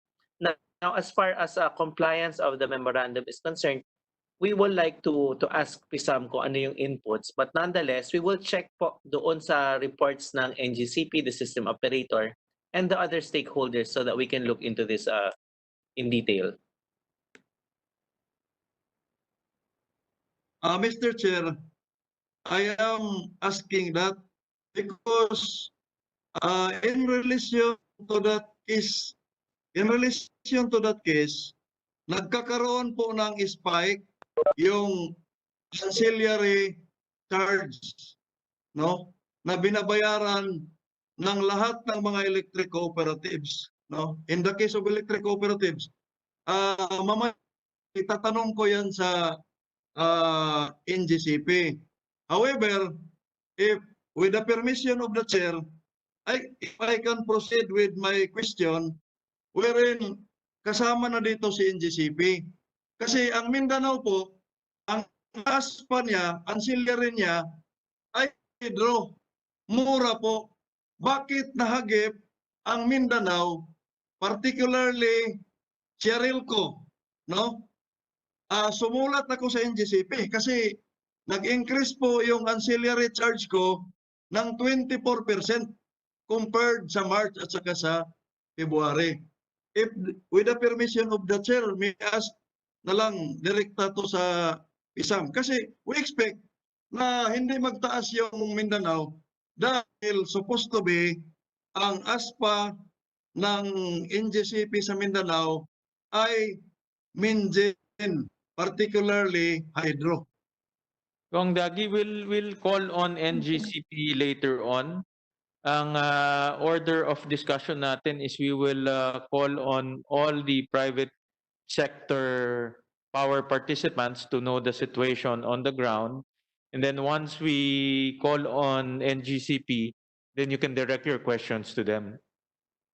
Okay, thank you, Mr. Chair. Thank you, Sek Kusi and Yusik Wimpi. Thank you, Kong Dagi. So we will, Salamat po. the next will be Dream, represented by Attorney Layug. Good afternoon, Mr. Chair, Senator Win and Kong Lord. Thank you for inviting Dream. I speak on behalf of the 7 RE associations, the Biomass Renewable Energy Association, the National Geothermal Association, the Philippine Solar and Storage Energy Association, the Confederation of Solar Developers, PhilHydro, BELPIRI, and the Wind Energy Association. First of all, Mr. Chair, we just want to acknowledge and laud and appreciate Secretary Kusi and ERC Chair Agnes. No? We say this, Senator, because our members have been coordinating with the different officers of the DOE and ERC. And we certainly appreciate the very responsive action towards our request. So thank you po to Secretary Kusi and Chair Agnes. Of course, our appeal is sana wag ho kayong magsawa, no? Especially at this time where everything is done via online. We certainly appreciate the calls received by the DOE and the ERC officers. On a second, as a second point, Mr. Chair, we the RE developers are one with all of you, the DOE, ERC, and Congress, in ensuring that we continue to deliver reliable, clean, and stable power to the consumers. No? Now, let me go to the current situation. We surveyed our members, Mr. Chair. Luckily, except for the early hiccups in operations, all our RE plants are doing fine, operating notwithstanding the current situation. Initially, we were faced with supply issues, no? Dahil nahirapan po dumating yung mga fuel supply na kailangan namin sa mga planta. These were resolved by the DOE, and we appreciate that, especially with the rapid passes. And our members continue to apply. At the same time, Mr. Chair, based on our survey, initially po may mga workers na stranded dun sa aming mga planta. No? In fact, we requested rapid passes from the DOE. But of course, we were informed by IATF that we have to wait it out. No? So notwithstanding that, all our RE associations have been helping our respective employees, no, in this regard. Now, we move on, Mr. Chair, to our suggestions. We would like to start off with, I think everyone talks about the new normal. Of course, we want this only temporary, you know, and we're hoping to go back to the real normal, no, which is I get to shake the hand of everybody. As we, in the meantime, are in this situation, Mr. Chair, what we strongly recommend, number one, is the implementation of EVOS.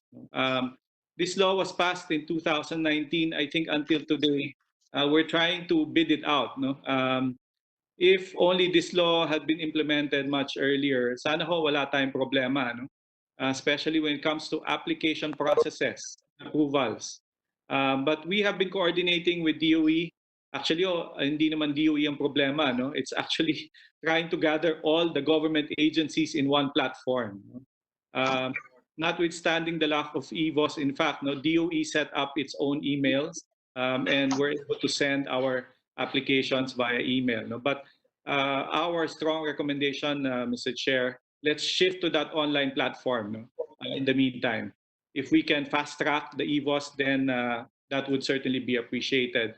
Number two, Mr. Chair, we would like to appeal to the government agencies kung pwede ho, sana i-waive naman ho natin yung ibang requirements, no? Given the situation. Halimbawa po, itong mga submission of certified true copies, notarized documents, or even originals.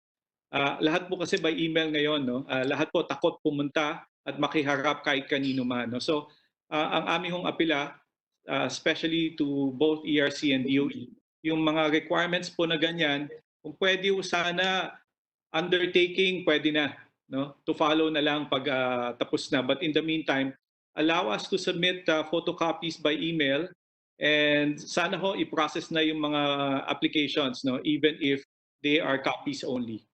So that's very key, especially to, it's not just the energy agencies, no? All government agencies for that matter. Number 3 po, as we are currently faced with the situation, ang apela po namin, sana ho ang gobyerno medyo compassionate, understanding, and very forgiving, especially when it comes to deadlines, no, and submissions of documents. No?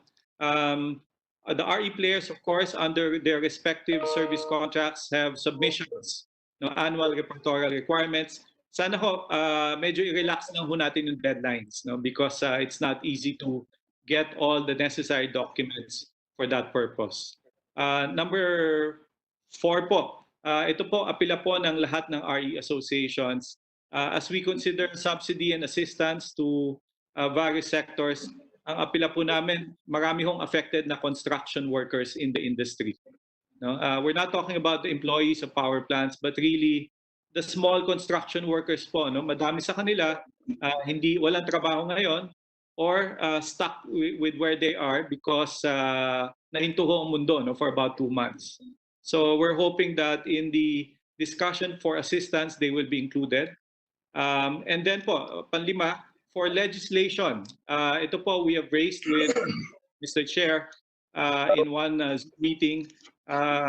We will submit bills to help the industry. We've mentioned a few already to Mr. Chair. The removal of the 15% requirement for RE, which of course is impossible to comply with now. No, RE power plants being small in scale should not be part of that 15% requirement under PIRA. The removal of the 100 kilowatt cap, no, for net metering, that would help more consumers install more solar panels. No? And I guess going from the discussions earlier on how legislature can really help with the situation. Alam nyo, at the end of the day, kahit naman isuspend natin yung payments, no, to the generators, kung the entire value chain is not suspended, we just impacted one sector or subsector. So our appeal to the legislature, which was raised already by Annie of PIPA, baka kailangan ho natin ng batas din na pati yung mga loans, isuspend din nila. No? So that it does not affect, at the end of the day, everybody in the value chain, ultimately the consumers. No? At the same time, this was mentioned earlier, itong pagtulong po ng RE developers, meron po kaming provision sa mga service contract namin. Development fund po na dapat binabayaran namin sa DOE. I'm sure we can help the entire nation by just using that development fund, no, for COVID responses. No? Right now, may limitation kasi, no? But we would follow the lead of Secretary Cusi on this. Marami hong service contracts granted. Yung amounts for development fund, nakatenga lang po. No? But if Secretary will Cusi tell us, use it for COVID, no, and just identify, the RE players would be willing to do that. With that, Mr. Chair, thank you for the opportunity to speak. Again, we reiterate our commitment to work with the government, and sincerely, we express our appreciation for the DOE and ERC, and of course, the Joint Congressional Energy Committee. Thank you po. Thank you, Jay. Thank you for that extensive briefing. And I'm happy to hear that the stakeholders in the renewable energy sector is surviving somehow in light of this pandemic. And regarding EVOS, I talked to you about this in confidence or in another occasion. But I personally sat in one of the steering committee meetings just to make sure and understand what is happening in the implementation of EVOS. And it's moving. And during that hearing, I talked to one of the most important um, departments that is of concern. This is the NCIP, and they promise that they will be very active in terms of implementing reforms within NCIP. Sa NCIP pa lang, Jay, malaki ng pagbabago ang pwede nating maramdaman, as we all know, no? Especially with hydro. But personally, I will be active in making sure that this EVOS law gets implemented. And I'm also happy that DOE has now appointed a technology provider, a technology company that will implement the technology side of things. But I will be cooperating and also collaborating so that we will see the full implementation of EVOS. But you're right, no? The EVOS is the perfect tool for the new normal because the direction of EVOS is paperless and contactless. No, everything will be done through online. So, nahuli man, but I know that ERC and DOE has implemented their own online application platforms so that people will not go to their offices to apply. But having said that, I'd like to hear also from Secretary Kusi as to the suggestions of DREAM. Yes, Mr. Chairman, thank you very much. And that was a very good suggestion. Those that were enumerated by Attorney Layog.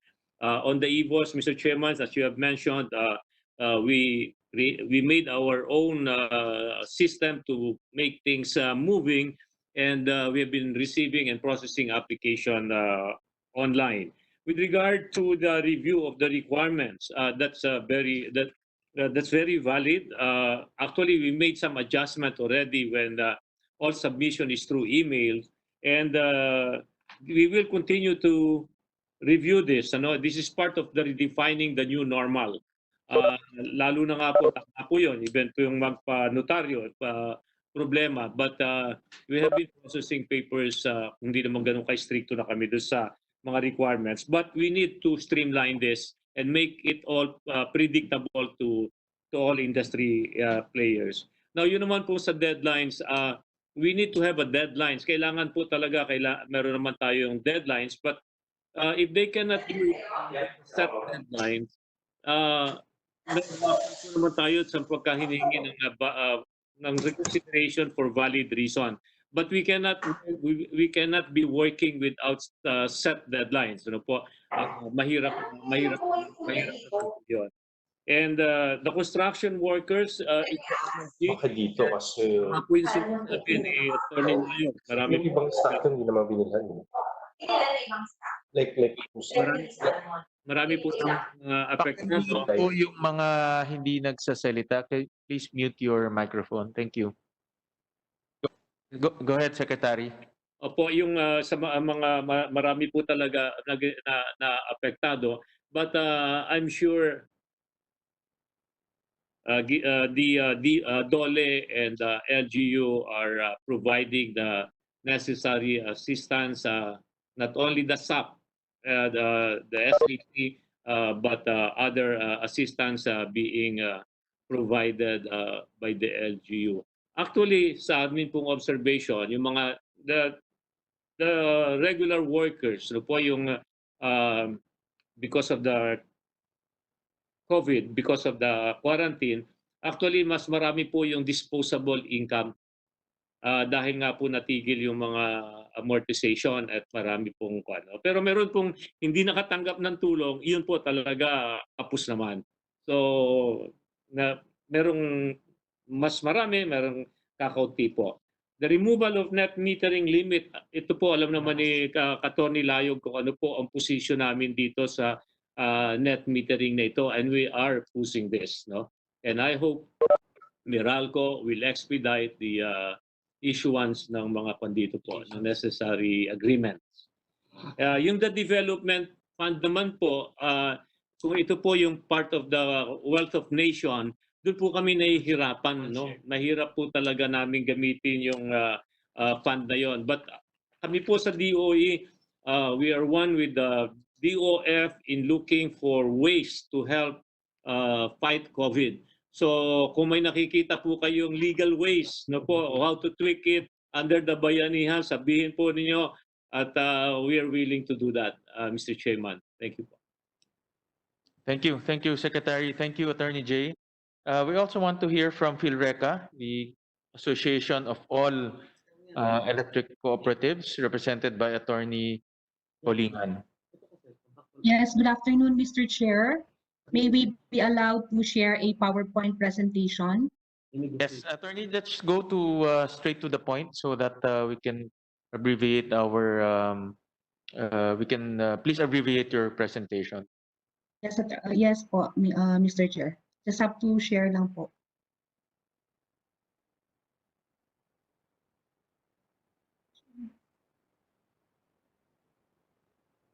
So, good afternoon po ulit to the members of the JCEC. May we provide to you the flow of the presentation for today. We are presenting the effects of the ECQ to ECs and MCOs, the mitigating and precautionary measures, the request for interventions, moving forward, and issues and concerns of the electric cooperatives. So for the effects of the ECQ to ECs and MCOs, we have here the low collection efficiency, reduction in overall consumption and demand, request for possible extension of payments to power suppliers, reduction in sales but increase in demand charges, increase of electricity rates, increase in generation charges due to fixed charges or the CRF, reduction of the other revenue income, and net loss for other electric cooperatives. Also, we also have to provide a graph on the collection efficiency of the electric cooperatives, comparative graph from March and April 2020. As you can see in the graph, the electric cooperatives collection efficiency has gone down from 85% to 68.22% in April. For the effective rates for the month of March and April 2020, there is no increase, but actually it decreases because of the non-imposition of the fit-all charges. For the mitigating and precautionary measures, the member consumer owners nationwide were given extension of payment for bills falling due on the ECQ period, and also the flexible working arrangement of employees for work from home program or skeletal force, and postponement of meetings and institutional activities of the electric cooperatives, and postpone the report of travel history and the arrangement when it comes to the EC vehicles. For the mitigating precautionary measures still, Mr. Chair, a number of electric cooperatives has implemented financial assistance to employees, made donations, relief operations for MCOs and frontliners, and encourage everyone to follow and observe strict compliance to issuances of the DOE, ERC, and government instrumentalities, including guidelines of the IATF. And of course, we also have here the programs implemented by PhilReca and NAGMEC in coordination with the electric cooperatives, the Pantawid Liwanag program, our boldest attempt to provide our ambag to mitigating the effects of the COVID-19 pandemic in the as a corporate social responsibility of the electric cooperatives. In a nutshell, Mr. Chair, the Pantawid Liwanag is a CSR program of electric cooperatives that aims to provide subsidy to the electricity bills of those vulnerable to COVID-19 pandemic. To fund the program, most ECs will be utilizing their budget that is supposedly allotted to institutional activities like AGMA, district elections, and others, which are canceled due to the pandemic. The EC management is given full discretion on how to implement the program based on the circumstances and financial capability. As an update, Mr. Chair, we have here a graph or a presentation. As of May 20, 2020, our record showed that we have covered 3,347,209 beneficiaries with total consumption of 30,641,661 kilowatt hour from Luzon, Visayas, and Mindanao. This figure includes MCOs from frontline consumers to other consumers who were given discount by different electric cooperatives. The estimate budget already allocated by the ECs for the CSR program is 408,132,269. Other than that, Mr. Chair, on top of the 385 million peso worth of Pantawid Liwanag program, all electric cooperatives implemented additional CSR programs for in behalf of the ECs and its MCOs. Of the 37 electric cooperatives who have submitted data as so far, a total of 44,583,922.12 was allotted for CSR programs. The CSR programs revolve on the following: financial assistance to electric cooperative staff, energization of certain areas for free checkpoints, quarantine facilities in the respective areas of the electric cooperatives. In addition to that, Mr. Chair, the One Easy Network Foundation, the CSR arm of Philreca, also made a donation in the amount of 12.1 million or 100,000 pesos per electric cooperatives. This makes the total CSR allocation of the sector to 56,683,982.12 pesos. The sum of the contribution of our sector to fight against the pandemic, we have the following. As of May 2020, 121 electric cooperatives cumulatively have 408 million pesos allocation to the program. For additional CSR of the cooperatives, we have able to account 44.5 million pesos and does not include the donation in kind that we cannot actually assign any specific amount. And lastly, the 12.1 million donation from the One Easy Network Foundation. As required by the Office of the Senator, we have also made a survey from the electric cooperatives as regards EC compliance to ERC advisories, as majority of the ECs have complied or are complying with the requirements of the ERC and DOE. The requests for interventions of the ECs headed by Philreca, requests for support from mayors and PNP chief to assist energy frontliners in the checkpoints and other quarantine areas, and payment extension of power bills of ECs to suppliers. GENCO, ERC, DOE, and other agencies were requested to lift the contract capacity charges, capital recovery fees, minimum energy offtake fees, and other fixed charges. For the planning ahead and moving forward, the electric cooperatives were required to submit the EC Risk Management and Sustainability Plan, or the Business Continuity Plan. For the pending issues and concerns of the electric cooperatives, we have here, Mr. Chair, realignment of funds in the Energy Regulatory Regulations 1-94, ER 1-94 program, which was discussed a while ago by some of the senators. Subsidy to lifeline consumers.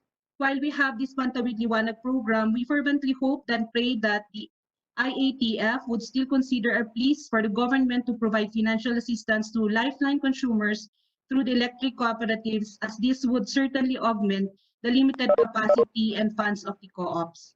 And also, on lifting of contract capacity charges, capital recovery fees, minimum energy offtake fees, and other fixed charges. Power supply agreements always include the provision of minimum MAYOT, agreement fees, contract capacity charges, or capital recovery fees. These fixed charges provision in the PSA, which will not be reduced even if electricity consumption is drastically low.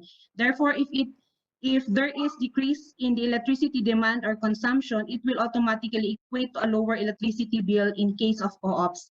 As far as electricity and consumers are concerned, this will only translate to a higher electricity rate brought about by higher generation charge or component, because even if the lower consumption in electricity, the fixed charges will have to be included and passed on to their electricity bills.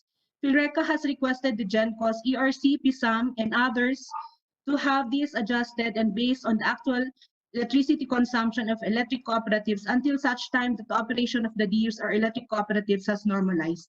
This was not accepted positively.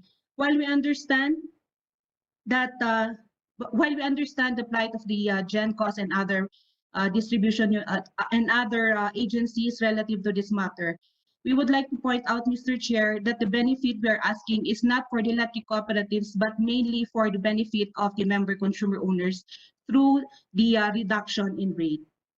Also, we have here the concern of the electric cooperatives on prompt payment discount. Distribution utilities are given discount when paying in advance. And the ERC has issued several issuances on the amortization of electricity bills for member consumer owners, and there are reprieves given for them. Unfortunately, the electric cooperatives or the DUs were not given similar reprieve as that given to the member consumer owners. What we are asking here, Mr. Chair, is that the DUs be given the prompt payment discount based on the amount that they have paid based on the amortization schedule. Lastly, Mr. Chair, we are now adjusting to the new normal. At PhilReca, we have drafted our sustainability plan from the organization down to the individual electric cooperatives, and we are facing the new normal as it is. The 121 strong electric cooperatives have shown its solidarity not just in maintaining electricity access and attending to the problems despite the pandemic. The 121 electric cooperatives has also shown this is the one voice, that it can act one, and also after its MCOs through the Pantawid Liwanag, all the 121 electric cooperatives will find way to implement this program in spite and despite of any challenges and the issues may encounter right now. PhilReca, the association of the 121 non-profit electric cooperatives, will always remain as the voice of its members. We will remain true to our mission and advocacies. That would be all, Mr. Chair. Thank you very much for the opportunity. Thank you, Attorney Janine. I have one question. You requested for a policy on lifting the minimum energy offtake or the lifting of the contract capacity charges. Obviously, there's no such uniform policies. So anong ginagawa ngayon ng EC to achieve the lifting of the minimum energy offtake and contracted capacity charges? Mr. Chair, actually, the individual electric cooperatives are now negotiating individually with their power suppliers. Unfortunately, as of this time, only few electric cooperatives were able to negotiate favorably, but most of them have not. Most of them did not get the favor that they're asking from the their power suppliers, Mr. Chair. So if they didn't get any favorable response, what do they do? Do they, what's the next step for them? Obviously, they cannot meet it. It's impossible for them to meet it. So what do they do? Actually, Mr. Chair, since these are pass-through charges, the member consumer owners will definitely hold on to the charges that is being passed by the power suppliers. Maybe we can ask the general manager, the president of NAGMEC, to answer also. Mr. Chair.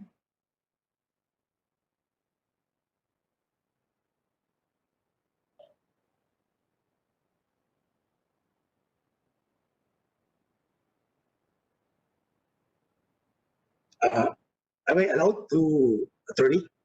Mr. Chair? From I think our co-chair, Kong Lord, may... I think the Mr. Chair, Senator Win is having difficulties again as to his connections. If you can just wait for a few moments, and then if not, we can already recognize NAGMEC to answer the query of Senator Win. I just want the list lang, Attorney Janine, so we will have a view on how many ECs have successfully renegotiated and how many did not manage to negotiate. And also, kung hindi sila naka-negotiate, then what is the adverse impact? I just need the list so we know, we will get a full view of the situation. With that, we recognize Mr. Alan Laniba, the president of NAGMEC. Sir, in line with what yes, Mr. Chair. Probably we will give you the data, the complete data, or what are the electric cooperatives that were able to successfully negotiate with their and also generation companies. the concern of electric cooperatives is not just it for the electric co, it would just easy to pass it on, then collect it to the member consumer owners, then we will remit it to the one we are contracting with. But we are looking into because there is a marching order from the Office of the National Electrification Administration and the Office of DOE and the Office of the President to for our organization to look into how we can help the end users, electric consumers, that can at least makuna naman yung burden nila in paying the electricity. And that's one thing that we are proposing, that if this thing can be given, can be addressed positively, then we can reduce a little more on the power rates. That's only our proposal in answer to that call addressed also to us as part of this group in the energy family. Can you elaborate on that further, Mr. Laniba? What do you mean by what action do you want to happen? If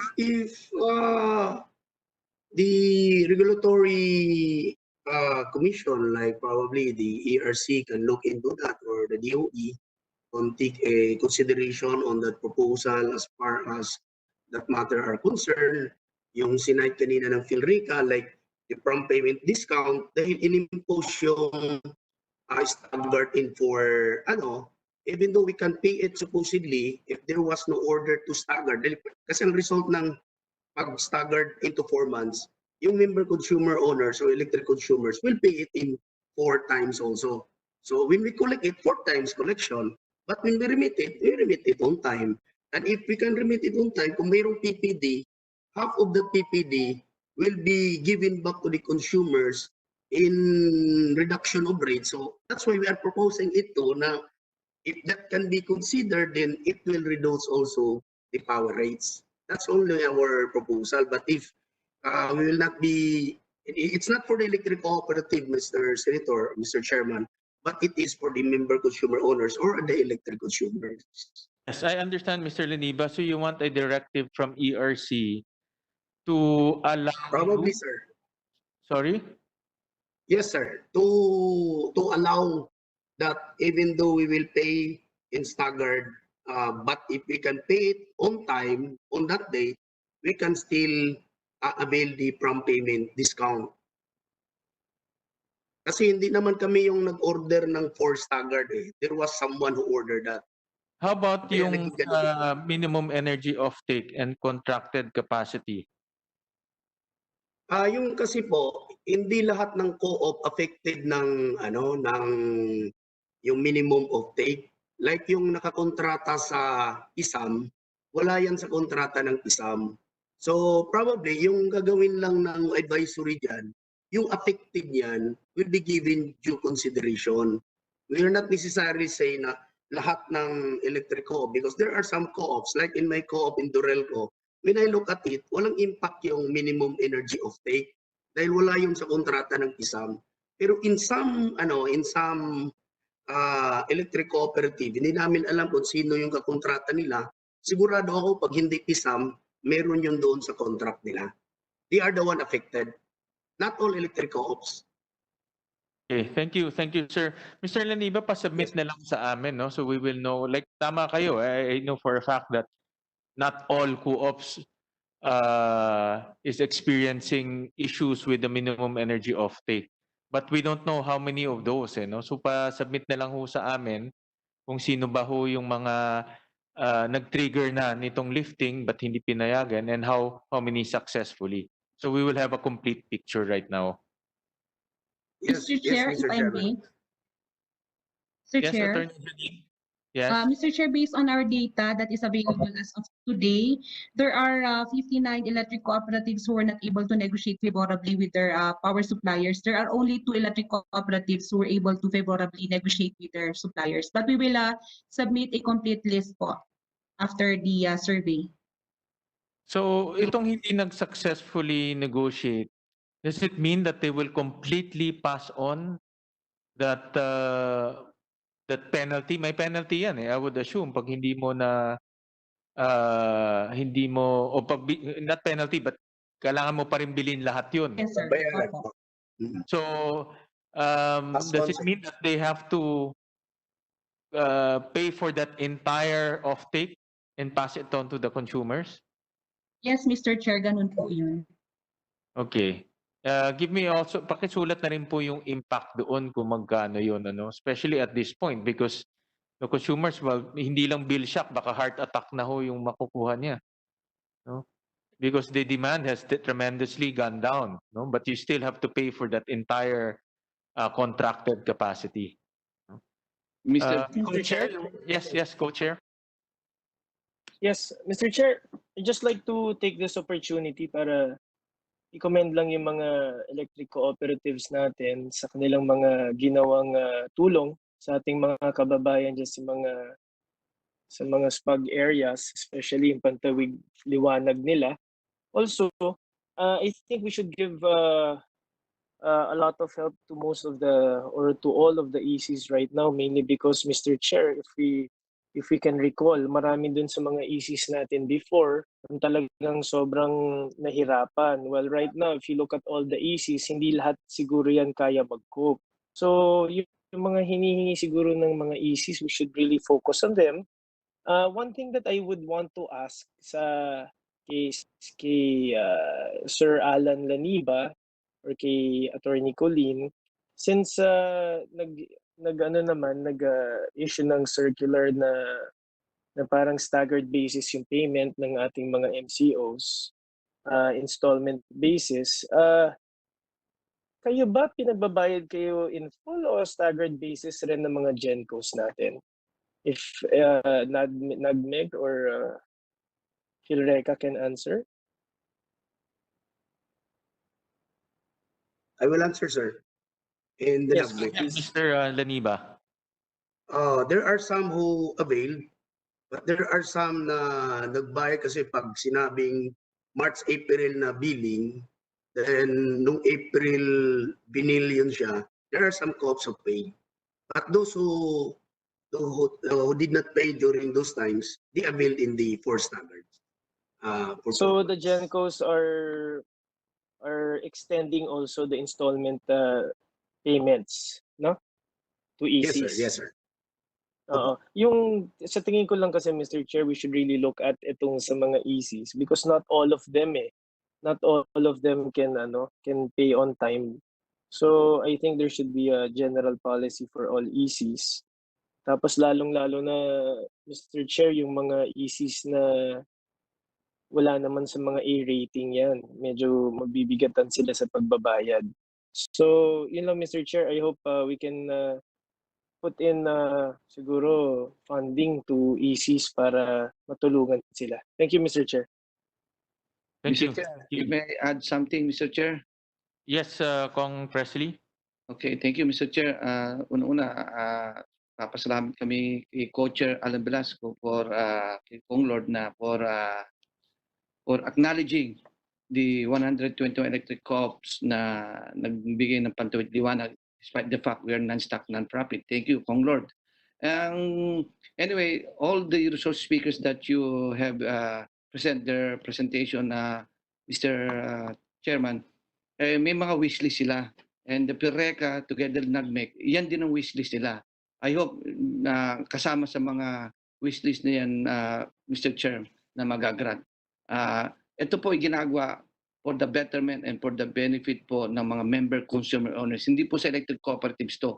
Para sa mga member consumer owners po na alam naman natin, even in social amelioration program, may disparity dito sa Metro Manila, 8,000 sa probinsya sa 5,000. Sana naman pagdating dito sa kuryente, mabigyan sila ng parehas. In truth and in fact, Mr. Chair, kung hindi na yung pamimigay lang din ng mga ganyan, social amelioration, the best po ang gamitin ay mga electric cooperatives kasi kami po kabisado nila ang mga tao sa probinsya at alam nila kung sino ang mga taong dapat bigyan. Yun lang po, Mr. Chair. Thank you very much for giving me the time. Mr. Chair, one last before we continue. Yes, I'd just like to request from the PhilReca or NAGMEG if they can provide us info because if we look at the situation right now, most of the SPUG areas are already, I think, out of the ECQ.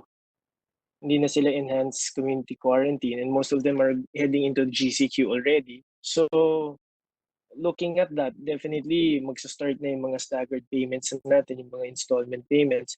If we can give a report to this committee, monthly report on how the ECs are coping per EC para makita lang natin yung position nila. Yun lang, Mr. Chair. Thank you. Noted, Mr. Chair. Thank you. Thank you. Noted, Mr. Chair. Yes. Thank you.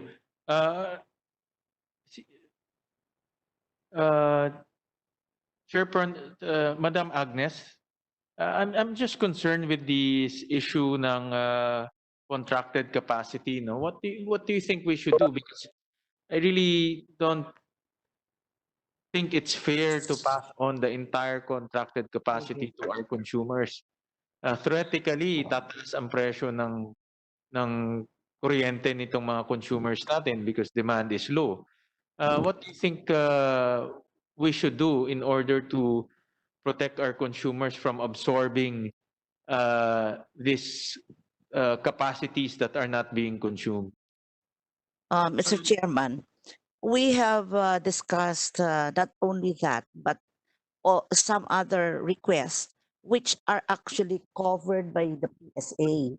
So initially, Mr. Chairman, the view of the Commission is since they are covered by the PSA, it has to be on a case-to-case basis. We are not saying you cannot negotiate.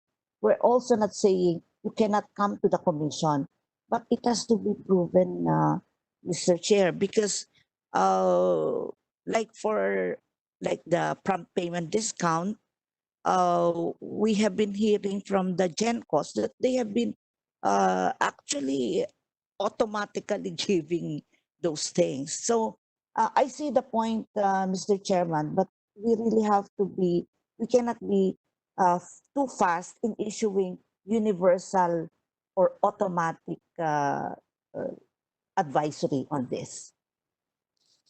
At saka isa po, in the provinces, the residential actually, since mostly are residential, the demand for some has even gone up.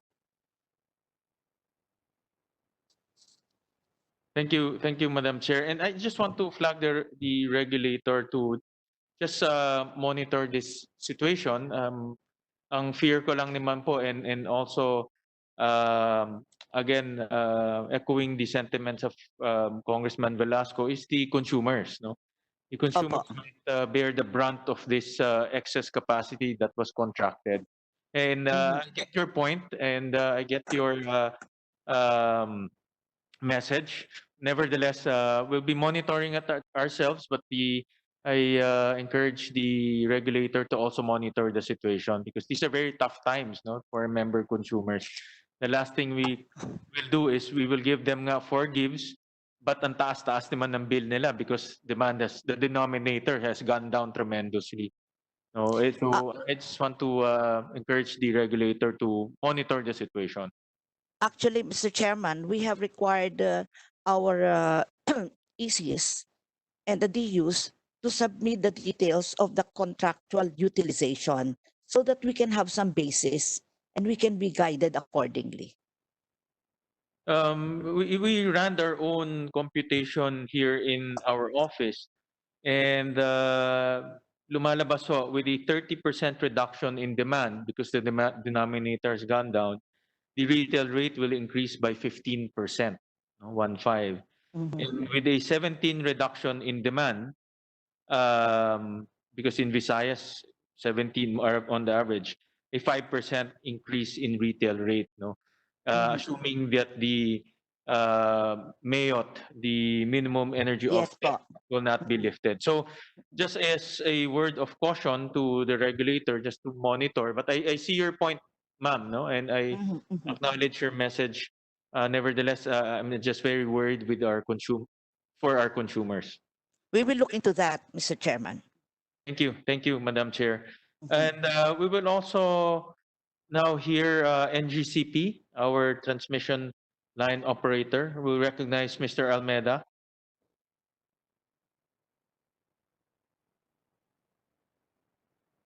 Asan si Ala? Yeah. Hello.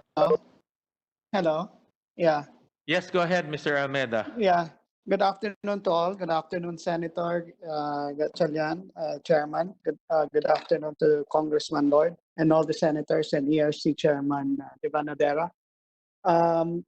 Senator, Attorney Samboy Concepcion will make the presentation. Yeah.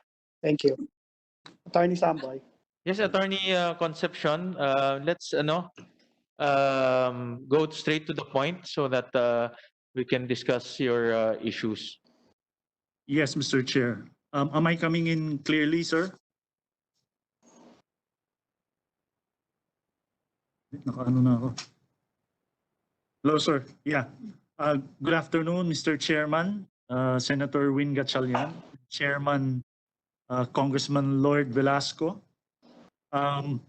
Just for the information of the JCEC, we submitted a report to the Commission regarding the actions that we have taken already during the quarantine and measures that we are going to take post-quarantine.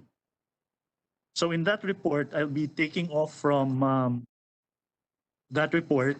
So in compliance with the presidential proclamation declaring a state of public health emergency and other government guidelines on social and physical distancing to minimize exposure of its employees to COVID-19, NGCP implemented modified work hours for its employees, allowing work from home arrangements for non-critical personnel.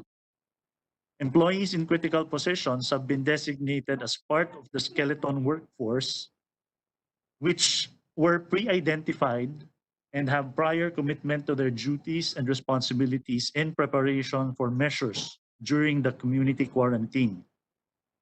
These employees perform critical functions in system and substation operations, operations and maintenance, metering, billing and settlements, and financial services. System operations, dispatch personnel, and substation operators are isolated from other employees to mitigate the risk of exposure to COVID-19. These employees are contained within NGCP premises for as long as necessary. Transmission line and substation personnel of our operations and maintenance group are on active duty to ensure continuous delivery of power. Our offices are sanitized and disinfected daily. We have thermal scanners, alcohol, and sanitized dispensers in strategic areas of our office. And employees are required to wear face masks, which are provided for free. These facilities are now restricted to visitors under the ECQ. The stakeholders are encouraged to use alternative modes of communication, such as telephone calls, emails, tele and video conferencing. NGCP, during the ECQ, has undertaken a massive relief operations in local government units and distribution of medical equipment in hospitals. This activity is still ongoing. Now, following the DOE and ERC advisories allowing the extension of payments, NGCP projects lower collections from customers in the short term. On the other hand, there are payment obligations related to project suspensions that are rescheduled. The ECQ has likewise caused delays in project implementation, but we have already programmed the resumption of some of our critical projects. The lags in the conduct of preventive and corrective maintenance works may also result in increased availability of service that may eventually affect the operation of the grid. The deferment of the conduct of capability tests for incoming power plants have also been experienced. For our suspension of transmission projects, NGCP's primordial interest is the health and safety of its employees and stakeholders.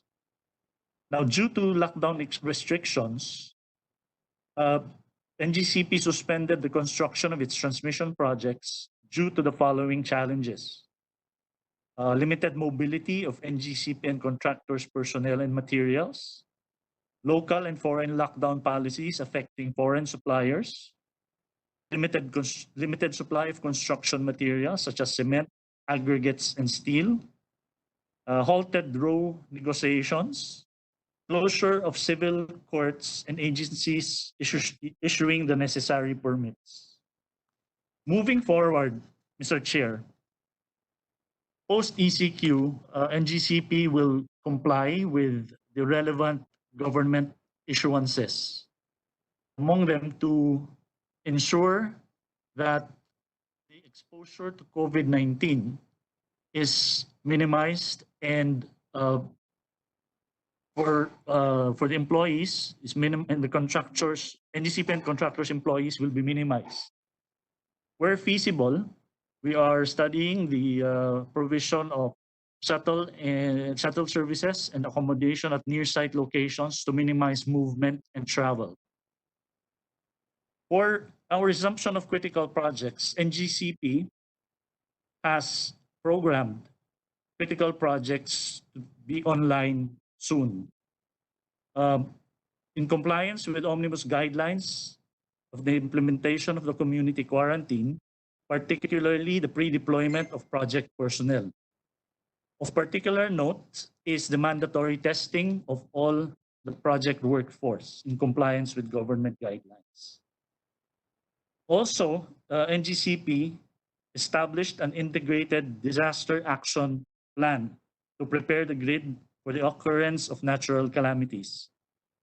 Before the landfall of Typhoon Ambo on May 14, we activated our integrated disaster action plan and our overall command center for 24/7 operations. In times like these, we recognize that personnel movement is critical to the conduct of the necessary inspection and repair of affected facilities in different parts of the country. Also, we continue to reach out to other stakeholders and communicate ways as to how we can move forward. That will be all for our report, Mr. Chair. Thank you very much for the opportunity. Thank you, Attorney Concepcion. We recognize Congressman Dagook. He has some questions earlier for NGCP and also some NGCP concerns. Congressman Dagook. Congressman Dagi. Are you still there? Kung wala naman, Attorney Concepcion, I'll pursue my questions. Now, you mentioned earlier that you have some projects that were delayed due to COVID. Can you identify at least the top 3 major projects that were delayed because of COVID? Yes, sir. In top three critical projects for that matter. I hope nakasama ba dito yung Mindanao, Visayas, Mindanao?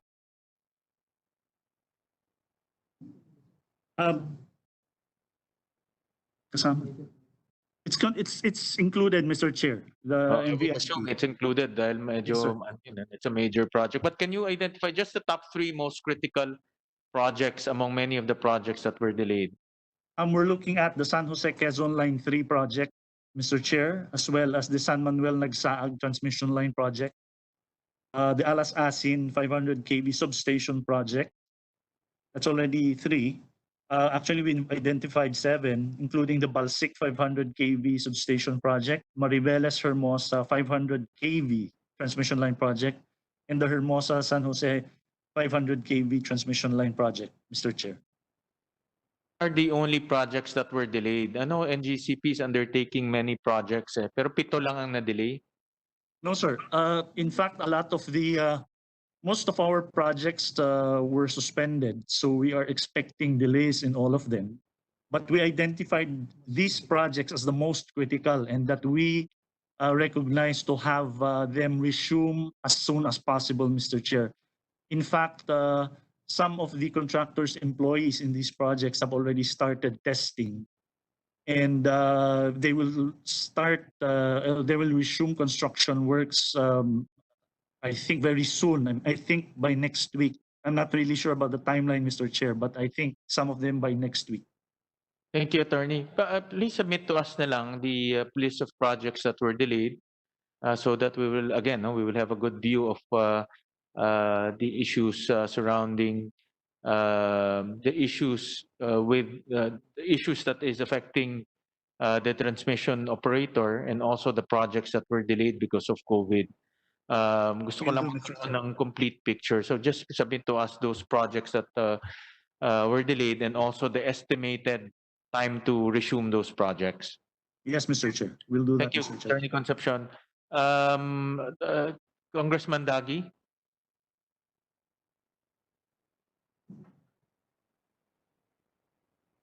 Mr. Chair? Yes, co-chair. Mr. Chair, if I may just add before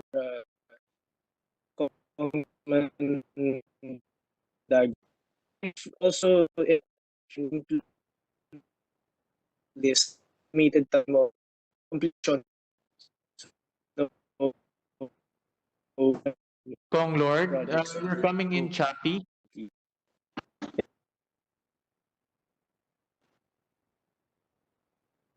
Mr. Chair? Ayan, mas okay na. To ask NGCP also, including the estimated time of completion of the said projects. Mr. Chair. Thank you, Mr. Chair. We'll do that, Mr. Chair. Thank you, Kong Lord. Mr. Chair. Kong Dagi, you're recognized. Mr. Chair, Yusek Fuentebella po. Yusek. Yeah. We'll recognize Kong Dagi first, and then we'll recognize you. Mr. Chair? Yes, Yusek. We'll recognize Kong Dagi first, and then we'll recognize you. Okay. Kong Dagi, go ahead. Si Dagi daw muna.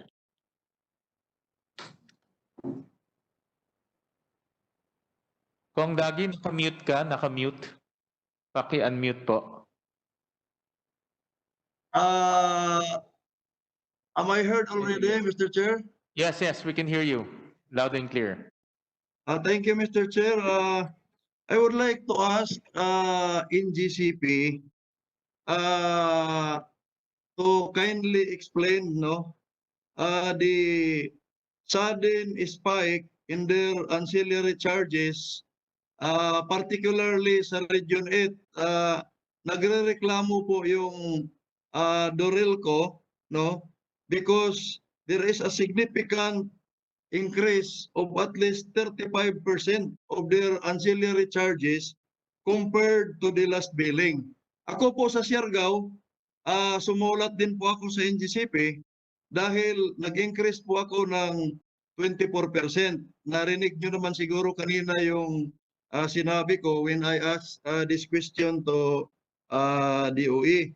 So, paano po nangyari yung sa Region 8 at saka sa ibang co-op, particularly din po sa Mindanao, na nakaaspa tayo sa pinakamura na planta.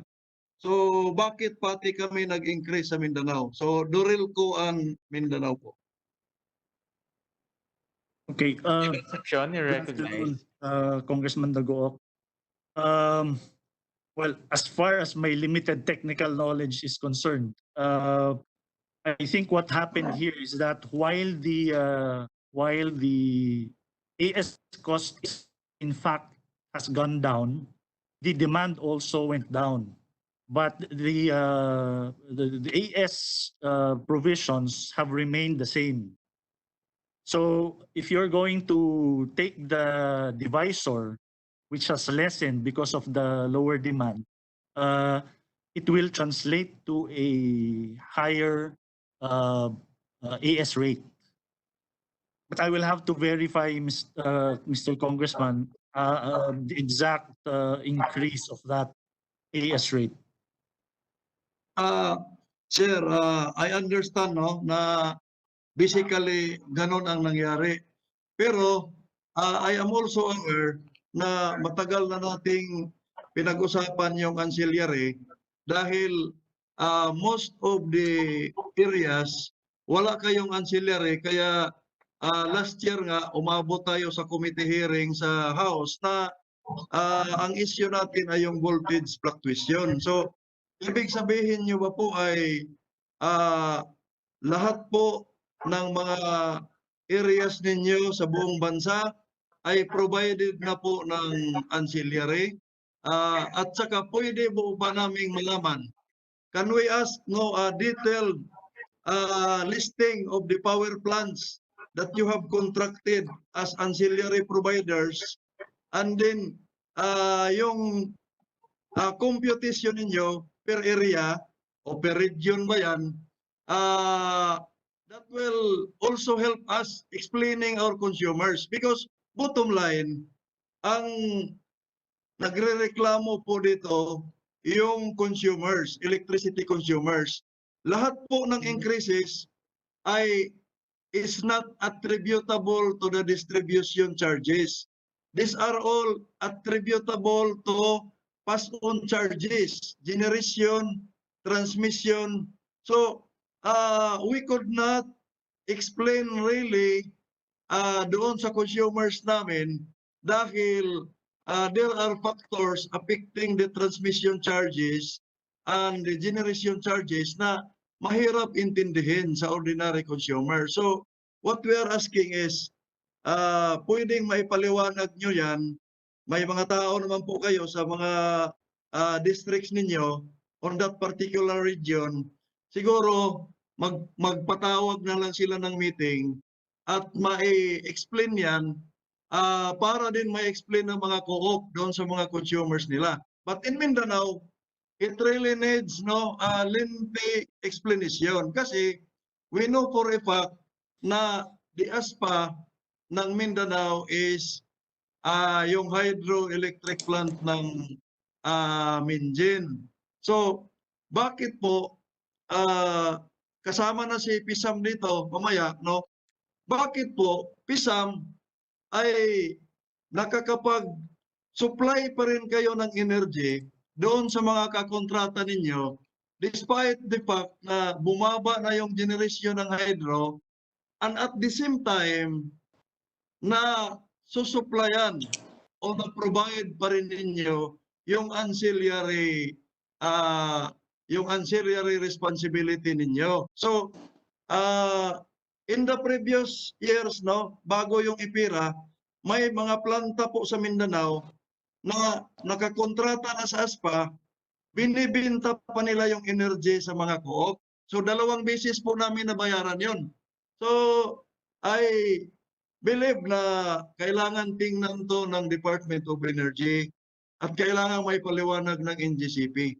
Yung report, Sir, na some GenCos in Mindanao, knowing na may GCEC meeting ngayon, pinararating po sa akin na tanungin kayo anong nangyari sa ASPA ninyo sa Pisam, na they still continue to supply the DIOS doon sa kontrata. Tapos yung SO ninyo, you can verify this sa SO ninyo sa Mindanao. They ordered some of the IPPs to run, to supply in excess sa nomination nila. Mr. Congressman, just one answer, and then with the kind indulgence of Congressman Dagi, we need to concentrate on the effects of COVID to our private sector energy participants. So let's limit the question there. But alam ko, napakahalaga yung question ninyo. In fact, talagang importante yung question ninyo. But we would like to concentrate on the effects of COVID. Nevertheless, Attorney Concepcion, please answer that. And then later on, through a position paper, or through another discussion, we can talk about the ancillary services. Ako marami rin akong question dyan, to be honest about it. But today I want to concentrate on the effects of COVID. So Attorney Concepcion, your answer, and then we can move to the effects of COVID. Yes, Mr. Chair. Thank you, Mr. Chair. Thank you, Congressman Nagoc, for that. We will undertake to conduct meetings and discussions with your stakeholders in Mindanao, and we will comply with your request for us to submit a report with regard to those who are providing ancillary services to NGCP. Makakaasa po kayo na ibibigay po namin ito sa inyo. Thank you po. Thank you. Thank you, Mr. Chair. Thank you, Kong Daddy. We recognize Congressman Jimenez. Kong Jimenez. Nandyan ho kayo? Po, good afternoon po. Yes, it's your Sir, yes, good afternoon, Senator, to our dear senators, to my colleagues in the House, magandang hapon po.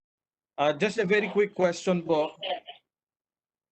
Just a very quick question in relation to what was raised by Kong Dagoc earlier, and to bring to the attention of the body the situation here in Zamboanga City, together in the entire region of Region 9, kasama na po ang BARM area. It was mentioned earlier, aside from the power outages, malaking problema din po natin dito is yung voltage fluctuations. In fact, because of this, our electric cooperatives have been receiving the bulk of the criticisms.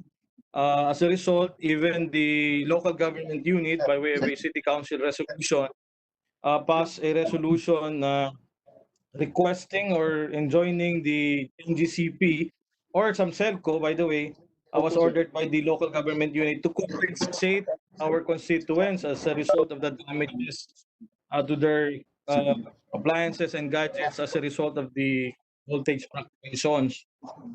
In fact, some CELCO has been asking NGCP, we have been asking NGCP, what is the reason why voltage fluctuations in our area, Region 9, including the BARM area, is so prevalent? Halos araw-araw, gabi-gabi, bumabagsak yung kuryente namin, not only once, sometimes even 5 times a night, no, or even more than that. So talagang nasisira din po yung mga appliances natin. And so may I be allowed po to by way of a question to NGCP, bakit ho to nangyayari dito sa amin? And can we get the assurance from the NGCP that our constituents na nagsuffer because of the damages brought about by the voltage fluctuations will be reimbursed by the NGCP po? That would be all in the meantime, Mr. Chairman. Maraming salamat po. Yes, Attorney Concepcion. Good afternoon, Mr. Chair. Good afternoon, Congressman. Actually, we have already instituted some reforms in the Zamboanga Peninsula involving the distribution utilities and the ECs in that area, particularly some CELCO. We have undertaken transmission line transposition. We installed capacitors. We even have now an ASPA with the WMPC. Now, we have conducted a study regarding the voltage fluctuations in your area. I am not yet privy, Mr. Chair, as to the results of that study.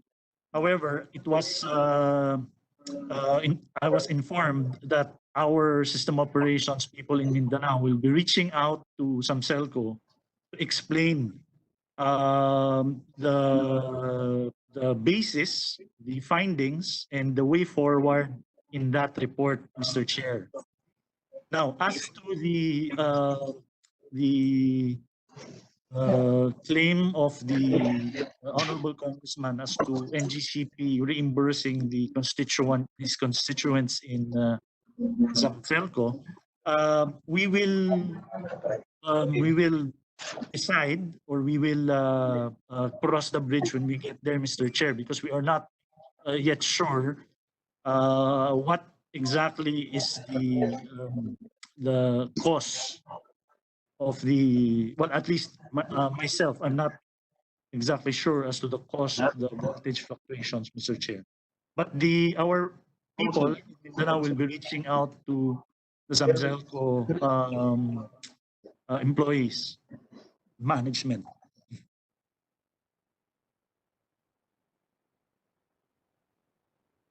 Kong Jimenez.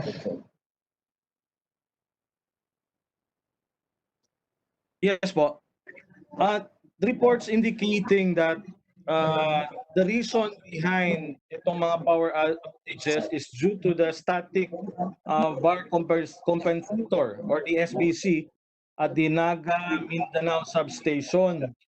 And accordingly, if I'm not mistaken, may we know who is maintaining the SBC at the Naga Mindanao substation po? Is it NGCP? So that mas mapapabilis po ang request ng taong bayan natin dito for the compensation po. And to be clarified on the matter. In fact, this issue has been bothering us not only this year but siguro mga 5 years na po ito. Dalawang eleksyon na po pinag-usapan issue ng kuryente dito sa amin, power outages and voltage fluctuations. Yes, Mr. Chair, we confirm that the PC is owned by NGCP. However, when the SVC, tripping of the SVC is actually a consequence of the voltage fluctuation. And the voltage fluctuation is caused by a lot of factors. Not only can be caused by from the DU's end or the EC's end, can be from the transmission providers, and that is why I think it is necessary for NGCP to sit down with your people so we can determine exactly what and who caused the trippings or the fluctuations, Mr. Chair. With the kind indulgence of Kong Jimenez, if it's okay with you, because we want to concentrate on the effects of COVID, but I am with you in finding a solution. I know for a fact the problems of Zamboanga Peninsula, Zamboanga City in particular, and we will help you in looking for those solutions. Attorney Concepcion, please submit to our committee and also to Congressman your findings and action plan. No, kailangan natin ng action plan. But we will pursue this topic on the next JCEC meeting. No? So that focus on the effects of COVID. Submit muna sa Maraming salamat. yung kanyang query. Thank you. Video sir, wala kayong video sir. Pwede sir, laptop mo nang gamitin isang star para mapa... Okay. The next will be Meralco. Mr. Chair. Yes. Mr. Chair? Yes, yes. Yeah. This is in relation to the questions of Congressman Dagook. Yes. Congressman Jimenez. Yes. Even though it is the committee's, the commission's purpose right now is all on COVID-related matters. We'd like to place things in context because prior to COVID, we have already reports from Transco that there were a lot of delays in the implementation of NGCP's projects. They have delays that are subject to the ERC's validation that are already collected from the consumers. So what we wanted to do is we want to make a more thorough submission to the Commission of what these delays are, what happened during COVID, and what are their plans after COVID. And if ever there were a lot of collections already made by the NGCP, will it be reverted back to the Zamboanga people, the people of Siargao? Because na-collecta na po yata ito. So it's subject also to the validation of the ERC. So what we will do, Mr. Chair, honorable members of the commission, is we will make the submission after the Power Bureau has a meeting with the Transco and the NGCP also, so that we can look into pre-COVID, ano na yung delays, ano yung pwedeng ibalik sa mga tao. During COVID, ba't nagkaroon pa lalo ng delay? Ano yung causes ng delay despite of the IATF IDs that we are issuing and all the policies that we came out with? And after COVID, what are the catch-up plans? Specifically because Visayas will encounter yellow alerts again this November. Thank you, Yusek Wimpy. You made a very good point. In fact, the delays of the of NGCP is also another cause of concern even prior to COVID. And we also have a list of those projects that were deemed delayed in relation to the timetable. However, I will like to see also from NGCP those projects. Nevertheless, we will cross-check that with the records of DOE, and we will also seek the assistance of DOE in reviewing those projects. Just to be fair, we have to be fair to our consumers, because at the end, it's the consumers that will be using this. Meaning, if it's delayed by COVID, then wala tayong magagawa doon. But if it's delayed prior to COVID, we cannot use COVID as the reason for the non-performance. But rest assured, we'll be very fair in evaluating this. And of course, the department being the general supervisor of the industry, we will seek your assistance. Yusek Wimpy? Yes, Mr. Chair, thank you very much. And we're just flagging it out para mas magkaintindihan po tayo. And we're also looking into other relief for our consumers. Kung nasobrahan yung singil kasi nagkakaroon ng delay sa project, nasingil na ba ito, dapat ibalik naman talaga. Yeah, but it's good that you put that on record, so that it will be very clear to the Senate and to the House. With that, we move to Meralco.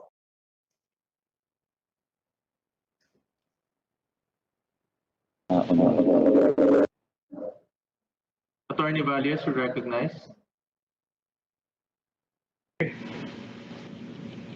Mr. Chair, just want to know if you can hear me. Yes, we can hear you very clear. Thank you. Good afternoon, Mr. Chair, to Congressman Lord Velasco and the members of the Joint Congressional Energy Commission. I'm also with our first Vice President for Customer Retail Service and Corporate Communications, Mr. Victor Singwin. Mr. Chair, we would like to request if we can share our presentation. This will be very brief. All right. Thank you, Mr. Chair. Let me go to the next slide. So during these challenging times, save for a few instances of localized outages due to overloading of power transformers, Meralco made sure that electric power remains uninterrupted, especially to essential establishments such as hospital, quarantine facilities, and other facilities delivering basic services. We are implementing our business continuity plan as well as measures to distribute power around the clock. Kami po ay nag-implement ng emergency operation sa aming mga mission critical groups simula March 14, 2020. Mission critical groups comprise of our sub-transmission services, system control, commercial operations call center, ICT, service delivery, and crew members, which were locked down on site and continue to provide vital services, especially for government and private hospitals and other government agencies. All the rest of the employees of Meralco are on work from home arrangement. Para po maproteksyonan natin ng aming consumers, considering at the start of the ECQ, there has been a drastic reduction in our daily peak demand of about 35%. Meralco has made claims of force majeure against its power suppliers under its power supply agreements. Kami po ay nagpapasalamat sa cooperation at pag-unawa ng aming mga power suppliers. Jointly, we were able to generate close to 1.02 billion in total customer savings as a result of our force majeure claim. Para sa buwan ng Abril, ang aming FM claim ay nagkakahalaga ng 129 million, katumbas sa 5.06 centavos per kilowatt hour na savings sa mga consumers. Para naman po sa May bill, ito ay nagkakahalaga ng 887 million, katumbas sa 34.52 centavos per kilowatt hour in consumer savings. We also implemented bill payment deferrals and payment installments para mapagaan ang pagbabayad ng aming mga customers in accordance with the ERC-issued advisories along with the DOE memorandum. Meralco also worked with the Interagency Task Force for the Management of Emerging Infectious Diseases in providing its full support to the DPWH in the conversion of 3 multi-purpose venues into much-needed additional health and medical facilities for the treatment and health monitoring of people infected with the COVID-19 virus. So these venues are the Philippine International Convention Center, or the PICC, the World Trade Center in Pasay City, and the Ninoy Aquino Stadium at the Rizal Memorial Complex in Manila. Meralco, together with other corporate entities, is subsidizing the electricity expenses that the temporary health facilities will incur while operating as COVID-19 health centers. The electricity costs, or WTC, electricity consumption, shall be covered by Meralco and the Ayala Group. Meralco will shoulder 50% of the electricity bill of the Ninoy Aquino Stadium. Meanwhile, Meralco and the San Miguel Corporation Group has partnered to share the expenses for the electricity of the PICC. Also, our networks group in Meralco has energized more than 50 COVID-19 vital institutions, including government agencies, hospitals, public and private testing laboratories, and treatment facilities since the implementation of the enhanced community quarantine in Metro Manila and the entire Luzon.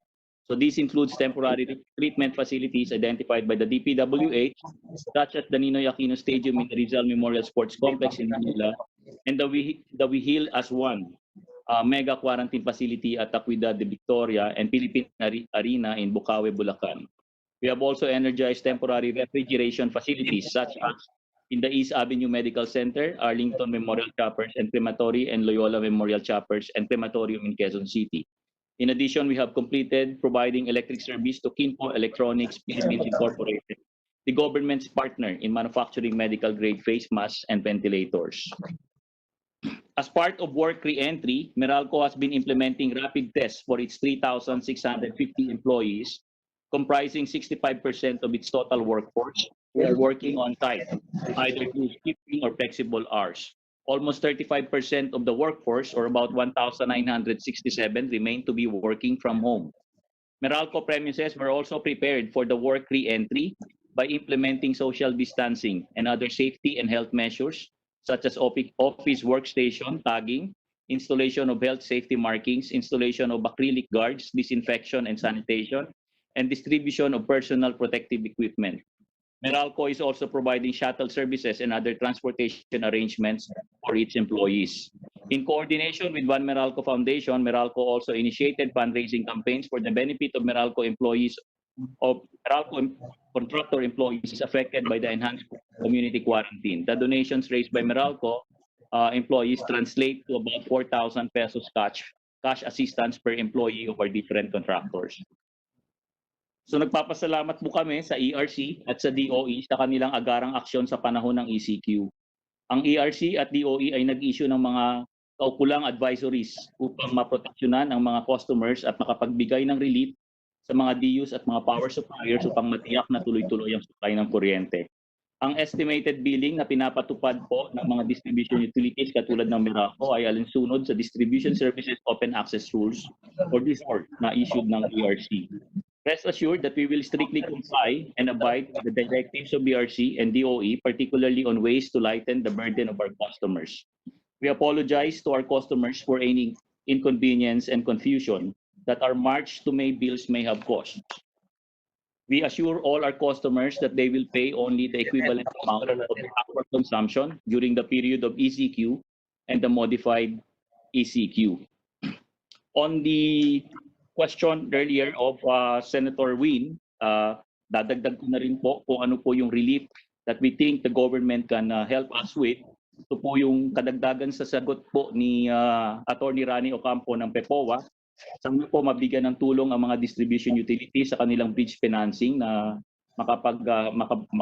they will be able to borrow money at very low interest rates. Also, meron pong naipasa na ang House of Representatives na PSA Public Service Act Amendments na malaking tulong po sa mga distribution utilities dahil mapapabilis po ang proseso ng pag-approve ng mga capital expenditures. At saka yung loan po ang kailangan ng mga distribution utilities sa mga panahong katulad nito. Para po mapabilis, ang alam ko po nasa Senado na rin po ito at nagpapasalamat po ako sa House of Representatives sa pasa ng bill na ito.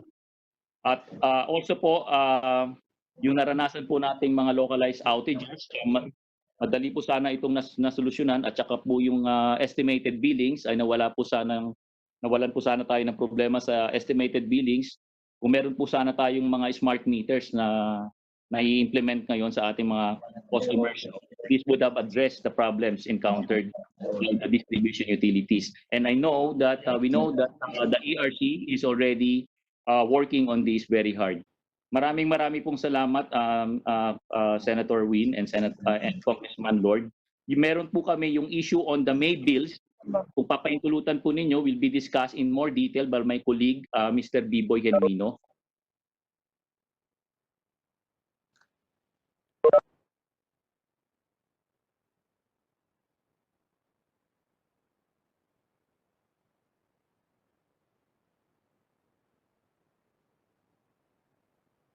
Attorney Valles. Attorney, I think the question of the day is the bill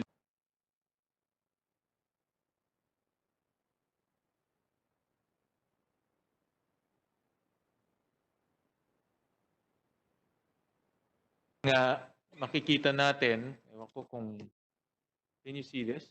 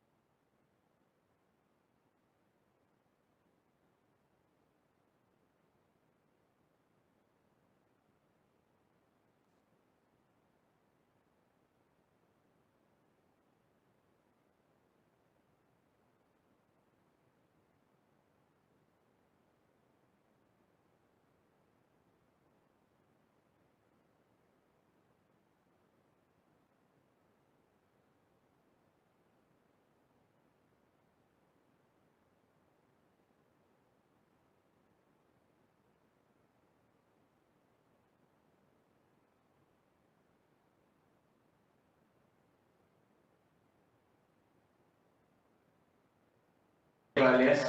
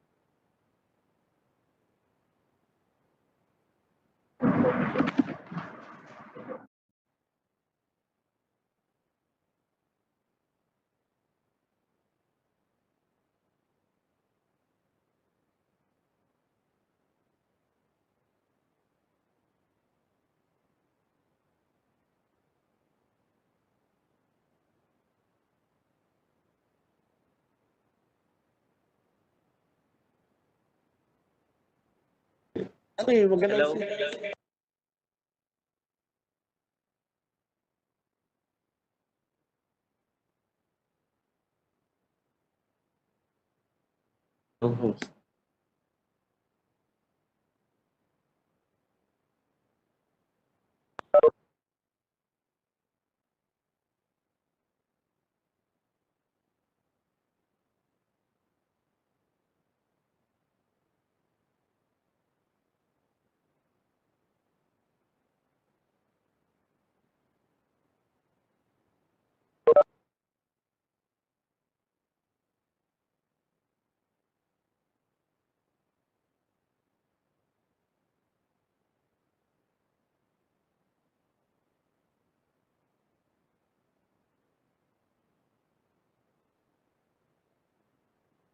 Mute tayo ngayon.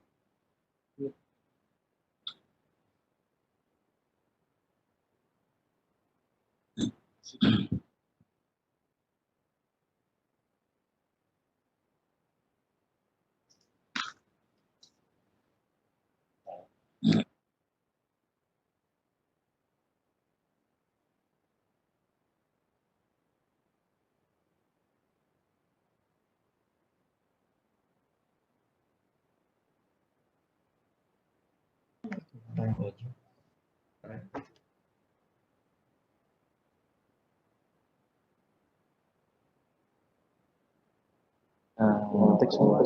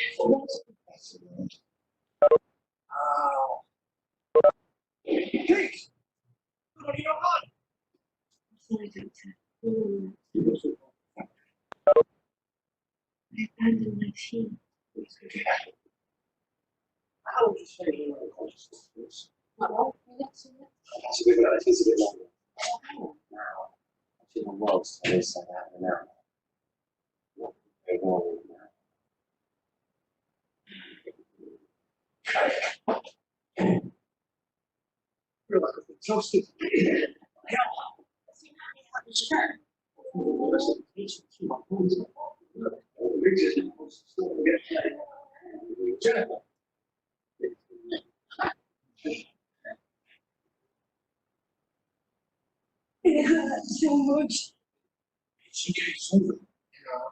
I couldn't get things done. Welcome to my world.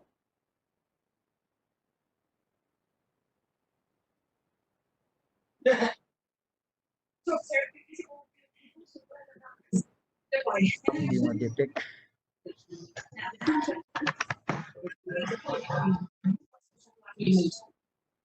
Hmm? What? Used in your carriers.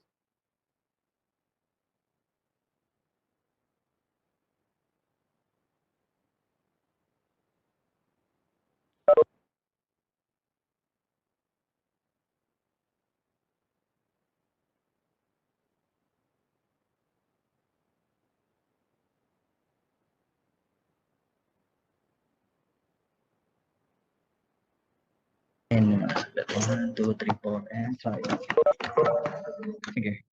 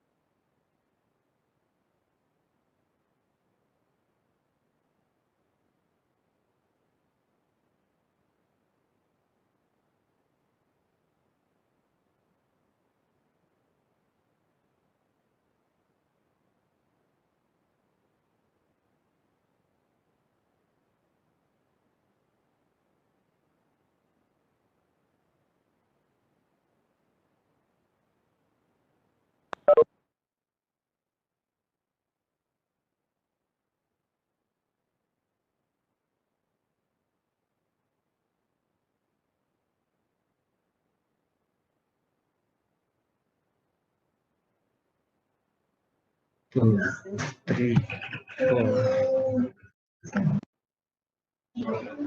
Sorry. Alis. Tapos ka. Nag-init na siya.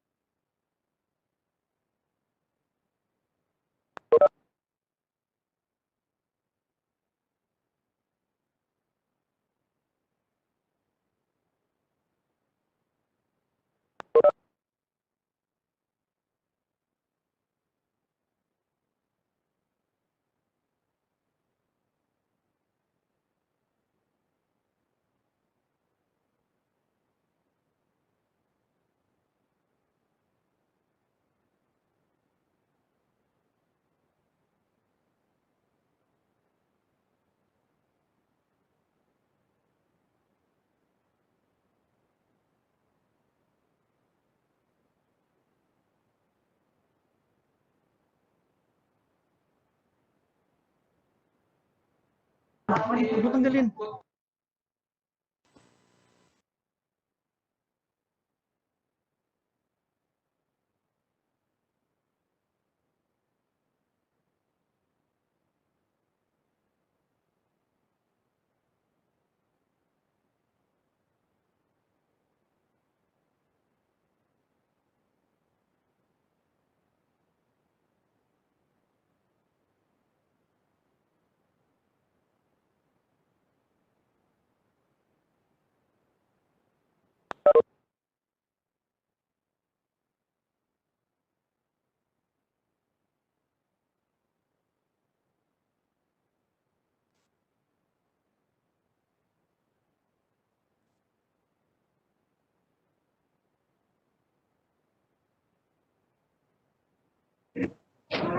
Mic test. Naririnig nyo? Can everyone hear me? Okay, thank you. Thank you. Sorry for the technical problems. Okay na, okay na. We encountered some technical problems. But itong slide na pinakita ho namin is not meant to agitate everyone. Na-stuck up ho lang ho talaga siya, Attorney Valles. But Attorney Valles, I was asking, I said earlier on before we got cut that ito yung typical bill na nakikita ng ibang mga constituents natin.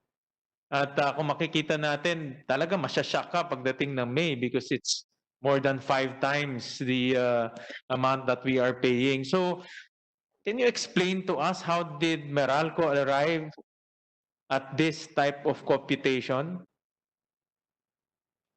Attorney Valles?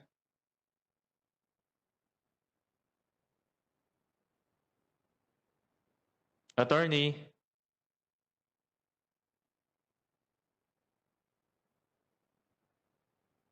Attorney Valles or anyone from Meralco? Mr. Chair? Yes, Attorney Valles. Yes, sorry sir. Mr. Chair, yes, we have a presentation prepared to discuss yung May bill po. If you will allow us some time to do this presentation, I will request my colleague, Mr. Victor Himino, to do Yes, the very presentation. briefly lang because we want to understand. Kahit ako, I want to understand because bill namin sa Valenzuela, ganyan rin yung nakita ko eh. I understand, sir. I want Yes. to understand. Opo. Yes, go ahead, please.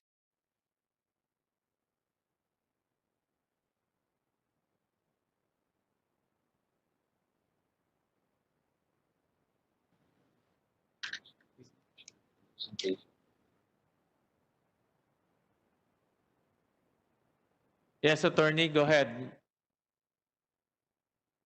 Just sharing, sir, the presentation.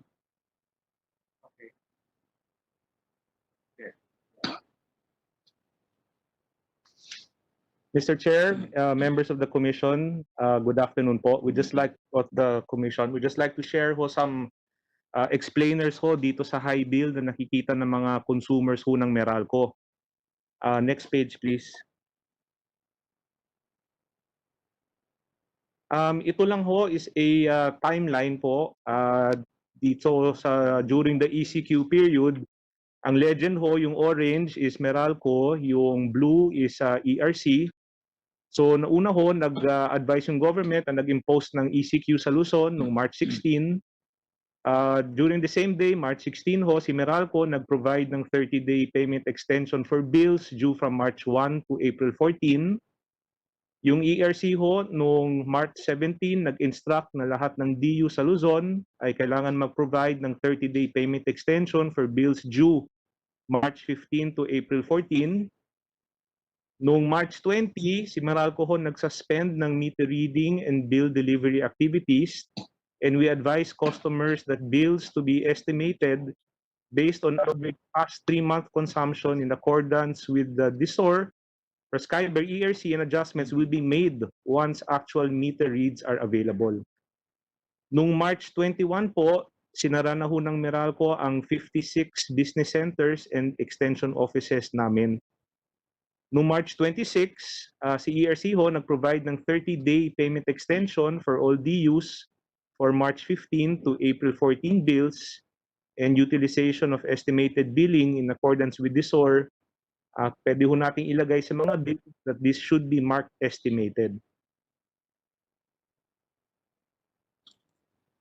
Next page. Noong April 11 ho, nagsimula ng meter reading activities ang Meralco for our commercial and industrial customers. On April 15, nag-reiterate ng utilization of estimated billing ang ERC and nagdirect po siya sa mga DUs that cumulative billings falling within ECQ may be paid in 4 equal monthly installments payable in succeeding billing months after ECQ. Noong April 27 po, nagsimula ng meter reading activities ang Meralco for residential customers. Nung May 1 to 6, nagsimula ho ang Meralco mag-print at deliver ng mga March and April estimated bills. Nung May 7 po, reopen tayo ng mga ilang-ilang business centers.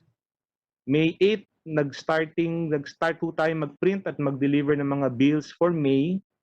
And itong May 21 ho, nag-instruct ho ang ERC that bills covered by ECQ will be paid in 4 or 6 month installments starting June 15. And all June billings will have a bill due date no later than June 30. Next page. Ang nakita ho namin during this period of ECQ are two main customer experiences. May isang grupo ho na customer na ang nakita nila high consumption, and may kabilang grupo naman ng customers ang nakita nila low or no consumption during ECQ. Doon sa unang nakita ho namin, customers with high consumption during ECQ, ang nangyari ho dito is that the estimated bills are lower than actual consumption with May reading. So yung mga March and April bills ho na na-estimate natin, underestimated ho yan. Ito ho yung may mga bahay na nakatira ho mga residente natin na nag-work from home at gumamit ho ng mga appliances ng mas matagal at mas mahaba. Pangalawa ho, nakita rin natin may mga customers ho dyan, mga businesses na nag-continue nag-operate in spite of ECQ. Yung scenario 2 naman ho natin, meron ho tayong mga customers with low or no consumption during ECQ. Ito ho nangyari dito, malamang overestimated naman ang bills nila. Ito ang homes na wala hong nakatirang tao, mga kondo na yung mga tao ho ay umuwi at unoccupied yung mga bahay, or mga negosyo na nag-reduce ng operations nila during ECQ.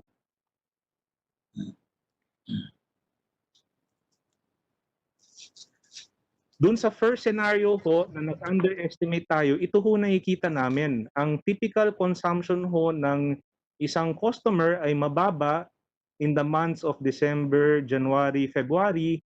Pero kung sumisipa ho ang tag-init, dito ho siya umaakyat ng March, April, and May.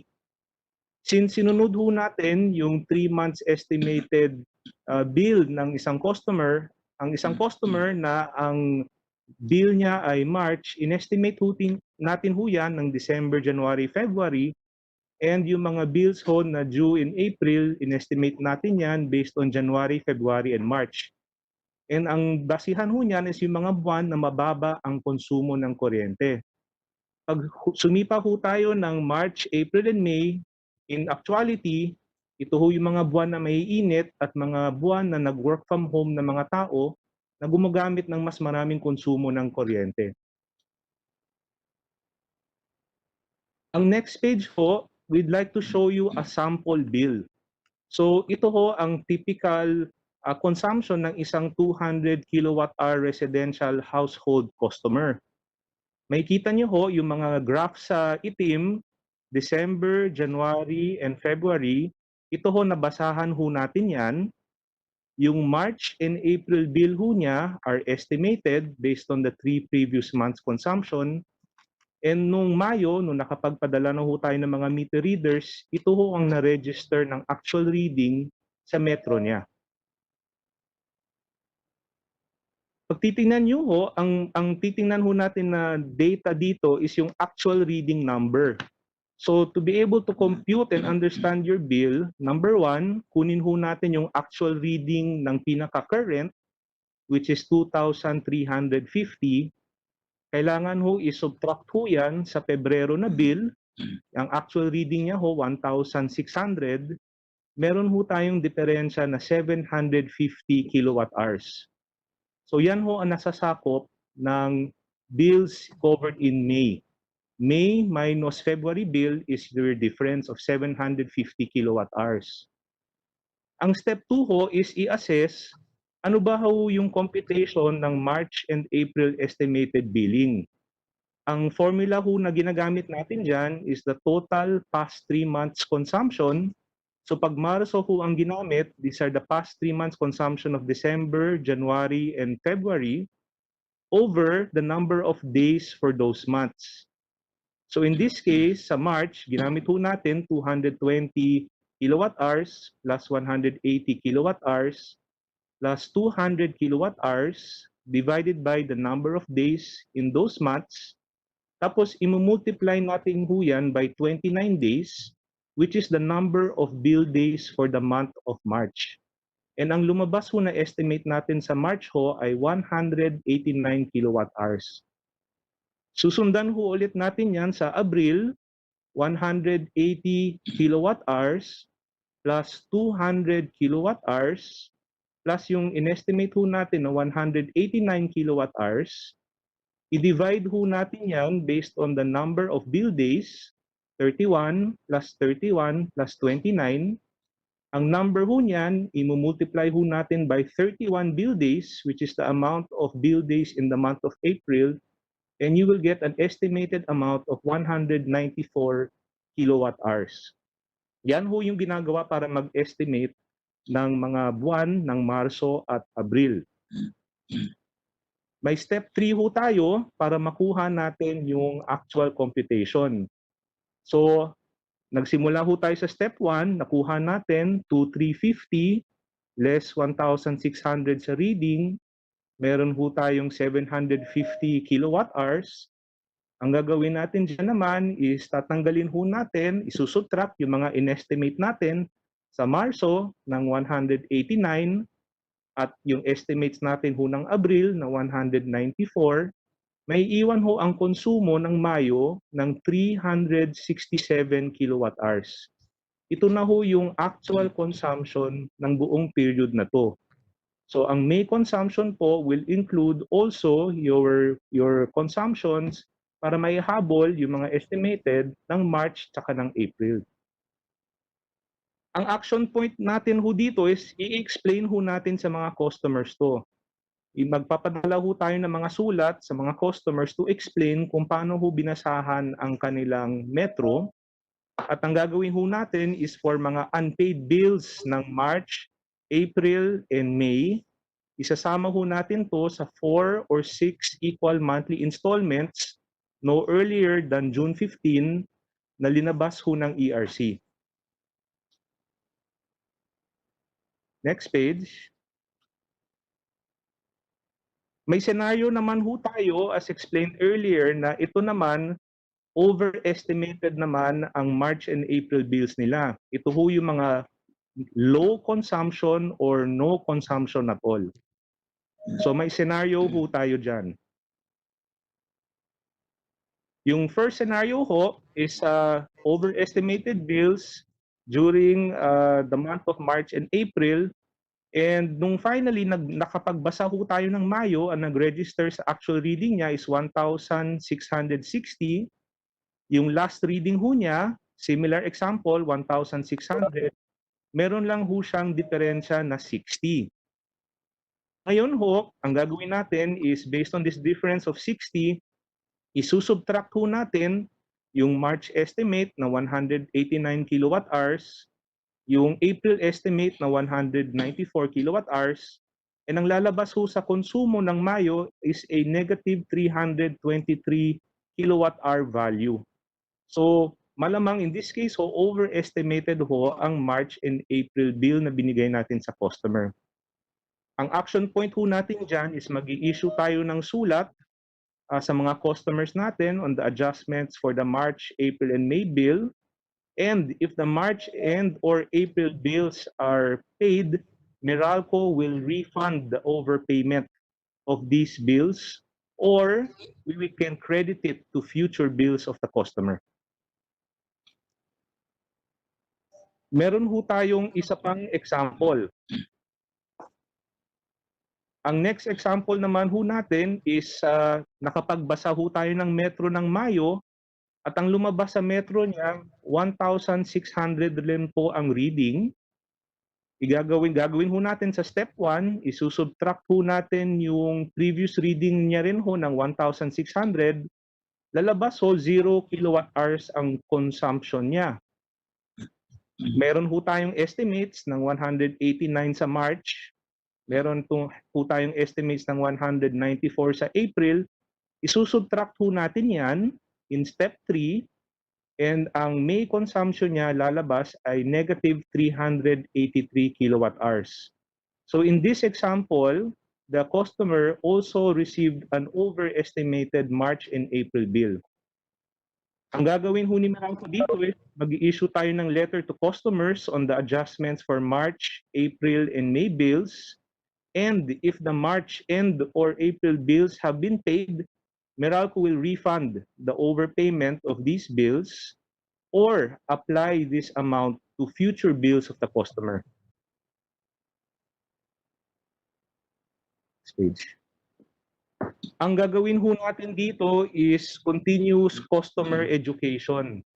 Ikikwento ho natin itong mga scenarios na ito sa mga customers natin by sending them very specific letters explaining ano ho ang scenario dun sa bill nila.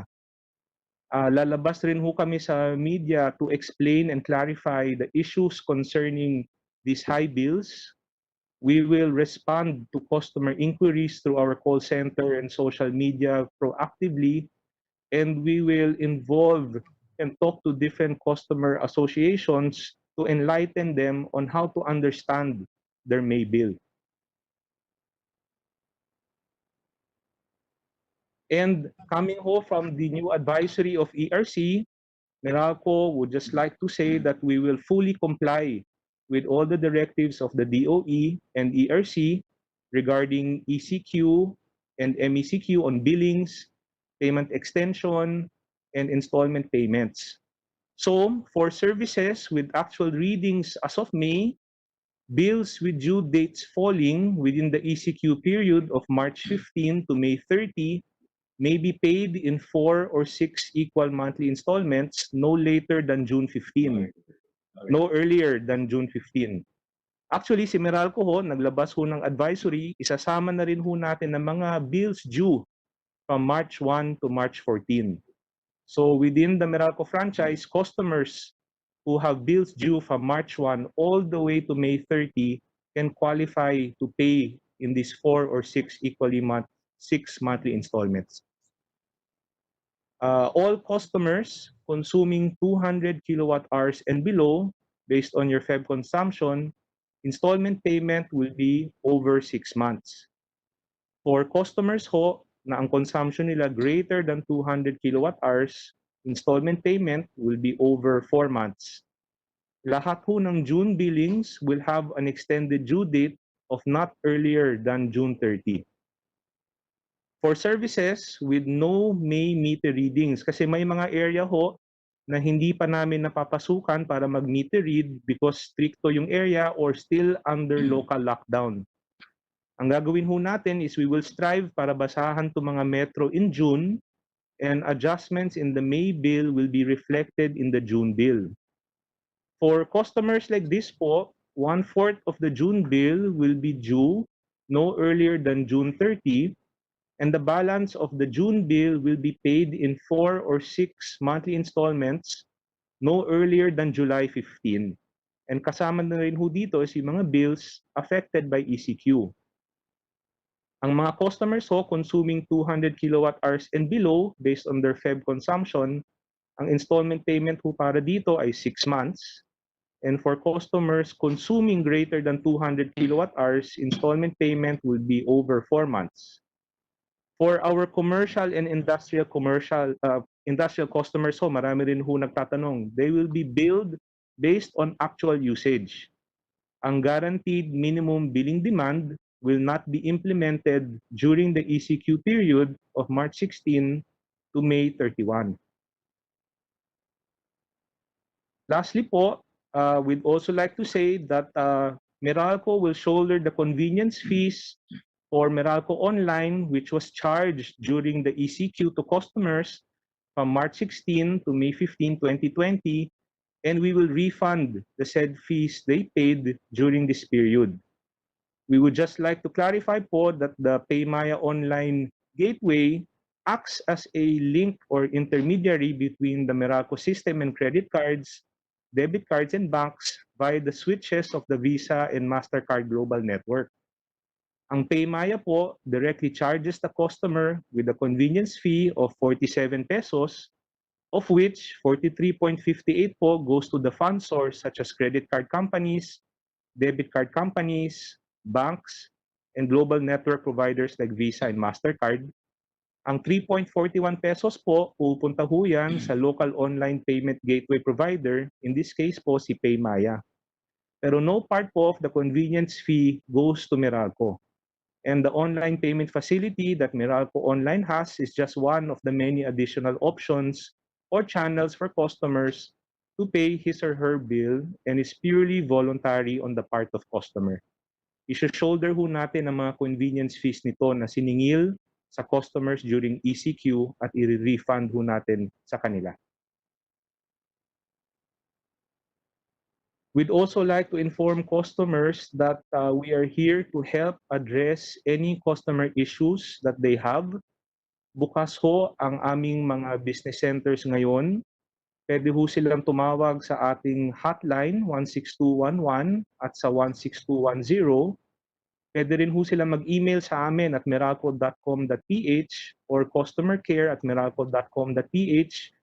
They can also reach us through Facebook and Twitter. At sisiguraduhin ho namin na sasagutin namin lahat ng mga queries ng mga customers natin during these extraordinary times. Maraming salamat po. Thank you. Thank you. Co-Chair Congressman Lord Velasco, I think you have some questions.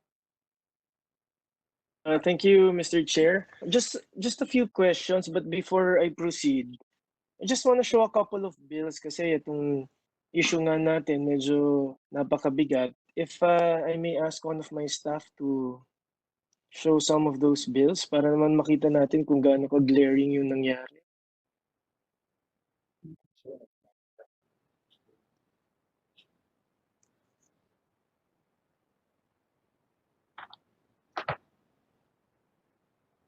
So here we can see mga sample Meralco bills. Can we proceed with the next slide? Ayan, for the period of January 21, based on the explanation, makikita natin may siyang current amount na 10,960 pesos for the period of January 2020. Proceeding, yung next one, yung February to March naman niya was 9,000. So based on the explanation, average natin. And then for the next billing, ayan, pumasok na yung period from April 10 to May 10. So if we see the period of April 10 to May 10, nagkaroon siya ng billing na around 30,000. So medyo na nakakagulat para sa ating mga consumers when they see a bill this big compared do sa mga nakaraan But this was if this was the billing from April 10 to ayan. So yan, nakita na natin do sa kay household number 1, they had 10,000, 9,000, then an average of 10,000. And from April 10 to May 10, pumalo siya ng 30,000. That's just one of the examples. So, ang tinitingnan lang natin kasi dito is, sige, ang nag-average nga tayo, but all of a sudden, biglang nag-spike. I think it is more of yung kakulangan nga sa natin, inform sa public. I think yung pagiging proactive nyo, kinulang. I mean, if you're just going to be able to explain it to the public right now after the bill was sent, medyo masakit yun. Parang nagka-COVID na nga tayo sa hirap ng buhay, tapos biglang dumating yung napakataas na bill, parang sinipa tayo niyan. So I think yung some of the stuff na gusto ko lang itanong, Mr. Chair, is one, during the presentation, sinabi na nagmi-meter read na daw sila nung April. Is this true? From Meralco, did you start meter reading during the month of April? Yes, Mr. Chair, for some, but not all. Kasi in For some areas. Yes, sir. Kasi in some areas, so hindi ho talaga makapasok because of ECQ. Yes, but was that allowed? Wasn't it during our April month, the whole Luzon was under ECQ still. So how come you were able to conduct meter readings during that month? Unless the DOE was able to give you a pass to be able to conduct meter readings, or the IATF. Can you explain? Thank you. Yes, sir. We were able to meter read some of the. We started with our commercial and industrial customers. Wala ho tayo dyan ng mga April 11. And then in the latter part of April, nagsimula ho tayo magbasa ng mga residential customers ho natin. Mhm. So it was allowed during that time kahit naka-ECQ tayo? Did you practice any social distancing during that time, or mga precautionary measures? Yes, Mr. Chair, we made sure that all of the employees that we sent out to do meter reading were equipped and armed with all the proper PPEs for them to perform their job. Out of your whole franchise, mga ilang percent yung na meter read?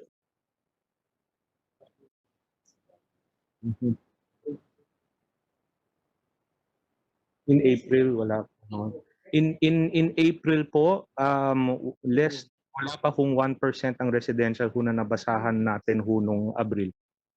Less than 1%. That's what we're saying, because yung based on your explanation kasi, based on yung sa computation nyo, nung pag-read nyo for the May 10, if I remembered correctly, na nakuha nyo yung meter reading, pero naka-ano pa rin tayo, naka-ECQ pa rin tayo. Tapos you applied all of that in all households. So talagang wala kang magagawa kung hindi yung mga kababayan natin magtatanong kung bakit nag-spike up ng ganong kataas. So I think more than that, ang kinakailangan when you guys sent the bill, dapat mas naging talagang proactive kayo. You should have just attached already the explanation on how you came about with that computation. Marami sa social media naglabas ng mga kanilang mga saloobin, may mga wala sa kondo nila, tapos meron charges sila, tumaas pa rin. So nakakapagtaka talaga. So I think Meralco should answer this. They have to explain to the public kung anong ginawa nyo. There were mga mention of overcharging. Honestly, this representation is against overcharging, because sabi ko nga, sa hirap nga ng buhay natin ngayon, dinagdagan pa natin ng COVID, yung perang pinapambayad nila din sa mga utilities nila, especially dito sa electricity, magagamit na lang sana nila pambili ng additional necessities na kinakailangan ng mga kababayan natin. So definitely, I think a better way of charging or computing for the bill should be made. Mukhang mahirap yung mga overcharging and then ibabalik na lang sa mga kababayan natin. Paano natin, marami dyan, hindi na nakakita nung kung talagang nabalik sa kanila. So I think I suggest to Meralco that they should really, kagaya nito, pinadala nyo yung bill, wala yung explanation. Should have given the explanation first before you sent the bills. Yung mga ibang utilities naman, some of them, hindi mo na pinagbabayad, nakalagay dun sa natin, sa explanation also natin, yung mga installment times natin, pwede bang mas gawin nating mas specific? Because nakalagay doon over 4 months, over 6 months, parang hindi specific. So I think mas better kung iano natin siya, gawin nating specific. Kung ilang months ba talagang ibibigay natin sa ating mga kababayan. And also, if we can get a guarantee from Meralco, yung mga kababayan natin na hindi makakapagbayad, specifically on yun sa mga months na tinamaan ng COVID, baka wag naman sana sila maputulan kaagad-agad. On the discretionary of Meralco, asking for a guarantee for that. Para naman hindi sila masyadong mahirapan at hirap na nga tayo sa natin, sa situation ngayon. So, ang akin lang sa Meralco, I think you need a lot of explaining to do, because yung na-meter read nyo lang is just 1% or less than 1% of your whole franchise. and then you give us this explanation applying to everyone. So, yun lang, Mr. Chair. If Meralco can answer. Yes, sir. Yes, sir. First of all, Mr. Chair, yung mga meter readers ho natin na pinalabas natin during the period of April and May, nakasecure ho tayo ng mga IATF IDs for them to do their job together with the proper PPEs. Number two, noted po on the comment on communications. I think we could have been more proactive and deliberate in informing our customers. Even though linagay ho natin yung sa bill ad natin that these bills are estimated, we could have done better in informing our customers on how to properly understand their May bill. Pero ho, ang nakikita ho namin moving forward, the solution to this po is technology. If we have smart meters po in place, hindi na ho tayo kailangan mag-estimate, hindi ho na tayong kailangan magpadala ng mga tao para magbasa ng metro because makikita na ho natin via remote reading lahat ng konsumo ng bawat customers na kabitan ho natin ng smart meters. So, learning ho rin ho to sa Meralco, but moving forward, if this were to happen again, I think this smart metering solution would be our best defense to avoid a similar circumstance. Mr. Chair, one last follow-up, if I may. Yes, sir. Go ahead po. Yes, siguro one last is siguro Meralco siguro they should assure consumers lang that they are being charged fairly and properly. I think yun lang naman yung question dito sa bill natin. I don't think anyone will question kung tama yung pagbasa ng bill nila eh. We would gladly pay kasi syempre kuryente yan eh. Pero yung there's this parang meron tayong there's thinking na hindi fair at proper yung pag-bill sa atin. So before I go, Mr. Chair, I just like to also thank Meralco also for all the help that they have given in all the efforts that they have done for the COVID. But on top of that, I think Meralco now has to really explain to the public on how come all these bills have surged so high. Para naman medyo bill shock talaga sa ating mga kababayan. Thank you, Mr. Chair. Thank you. Thank you. And I 100% in agreement with Congressman Velasco that we need to be transparent, especially in these times of confusion and crisis. Kasi kung makikita ho nyo dito sa bill na ito, talagang wala naman ho nakasulat dito overestimate or underestimate. Lumalabas parang ito lang yung consumption nung May. Even I was looking through the bill, wala naman ho nakasulat ho dito kung nag-underestimate o ano yung nangyari in the past. Ang lumalabas ho dito, bill ko ito nung May. So talagang mahihilo ka, magkakaroon ka ho talaga ng bill shock. And even though Meralco admitted that nagkulang sila, I'd like to iterate that malaking pagkukulang pagdating sa transparency. Yesterday, I asked this to the chair of our regulator, and she made mention that ERC will mandate a separate information campaign or a separate billing for the overestimate and the underestimate. And I think that is the appropriate ways forward because we have to be transparent. We have to unbundle the exact rates that are being charged to our consumers. Hindi ho ganitong nakalamsam na ito, nakalamsam lang ho talaga eh. So you explained earlier that there were overestimates and underestimates. That should be explained very, very clearly to our consumers, especially at this time. We don't need to create undue stress to our consumers. Yung 47 pesos na convenience fee, at the end, pwede pala i-absorb eh. No? So, yung goodwill na ginawa ng Meralco to our consumers, nawala because naglagay tayo ng 47 pesos, Naggalit ang tao tapos ipo-pull out. Sana nung una pa lang inabsorb na para wala ng confusion and wala ng stress sa ating mga kababayan. So my point is, no matter what explanation you do here in this commission, if we are not going to be clear to our consumers and we're not going to explain every single centavo that they are paying to our consumers, wala rin pong use dito sa pag-explain sa commission. So my suggestion to Meralco is to come out with a separate sheet or a separate billing for the overstatement and the other overestimate and the other underestimates, so that it will be very clear to them. And that is a very good suggestion and a very good comment that came out from the chair of the ERC yesterday in our hearing.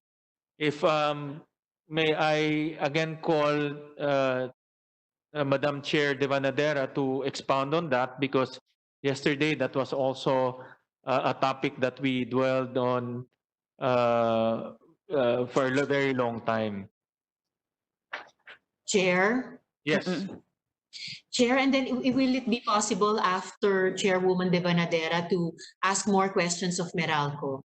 Yes, yes, Salamat, yes, Chair. Senrisa. We'll call on Chairperson Devanadera and then we'll go to Senator Risa. Thank you very much, Senator Gatchalian. That's really a part of our presentation, but I can just pull out the slides so that it can be presented. Attorney Krish. Just that, the latest advisory.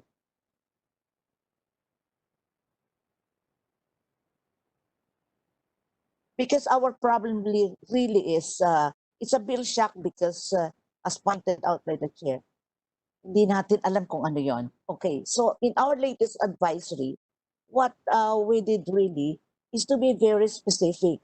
And that was also mentioned by Meralco, that we classify the consumers, the electricity consumers with a monthly consumption of 200 kilowatt hours and below as of February 20, and that's a cutoff date, and those above 200 as of February 20.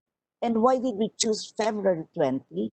It's because that was the time that there was the last meter reading. So hindi estimate ito. So all those who consume 200 kilowatt hours and below will be paying us in 6 equal monthly installments for their bills that fell due during March, April, and May. And the first amortization on these 3 months will be not earlier than June 15. In other words, ito na nga yung hinahanap natin. Ano ba yung akala ko may installment, bakit wala? So we will have to segregate the bill for the installment and the due date for the installment, because these are the ECQ, MECQ period. Now, for that's 6 months. So meaning we will be paying from June, July, August, September, October, November, every 15th day of the month. Yun ho, doon sa para sa ECQ and MECQ period. Now, for the regular billing, those electric consumers who this time had a consumption of 200 kilowatt hours, above 200 kilowatt hours as of February 20, they will have to pay the bills falling due in March, April, and May in 4 equal monthly installments. Ito naman ho, covered na ito ng dati nating advisory. So, they will be paying also the first of the 4 equal monthly installment will be due also on June 15. Now, now that Meralco is conducting the meter readings already, so the bills that will fall due on your regular consumption now, and if it falls due starting June 1st, then that will be payable only on June 30, without penalties, without interest, and other fees. Para hindi sama-sama, kasi nagka-bill shock tayo dahil sama-sama hindi natin nakita. Ano ba yung covered ng ECQ, MECQ, ano ba yung regular bill? So even in the graph, sobrang taas nung May. So now, ERC also, in consultations with DOE, we are now further reducing the bill because we saw that the universal charge, environmental charge, which is equivalent to 0.0025 per kilowatt hour, can be suspended until further notice. So yun po yung ginawa ng ERC. Although we also did some rate reduction in previous months, because for March and April, we have also suspended the fit-all charges. So may mga ganyan ho tayong hinanap para lalo pang mapababa natin ang bill as much as possible. Of course, merong ang sabi condone, hindi naman ho pwede.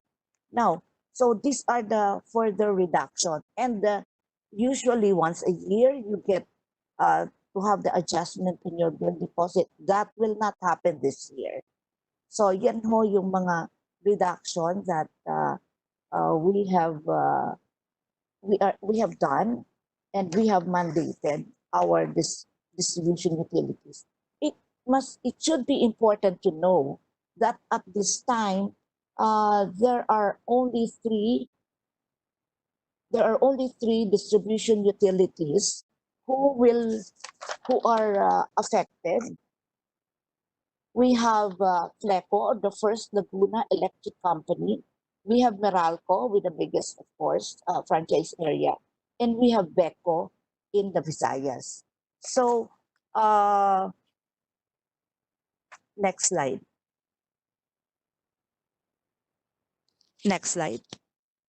So, the concern earlier for electric cooperatives not being able to grant an additional 2 months and making the installment into 6 months, the only electric cooperative really is Fleco.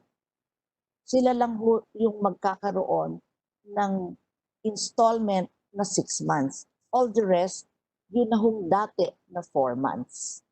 So again, we're saying that there are only 3 distribution utilities, Fleco, Meralco, and Veco, who will be affected by the 6 month installments.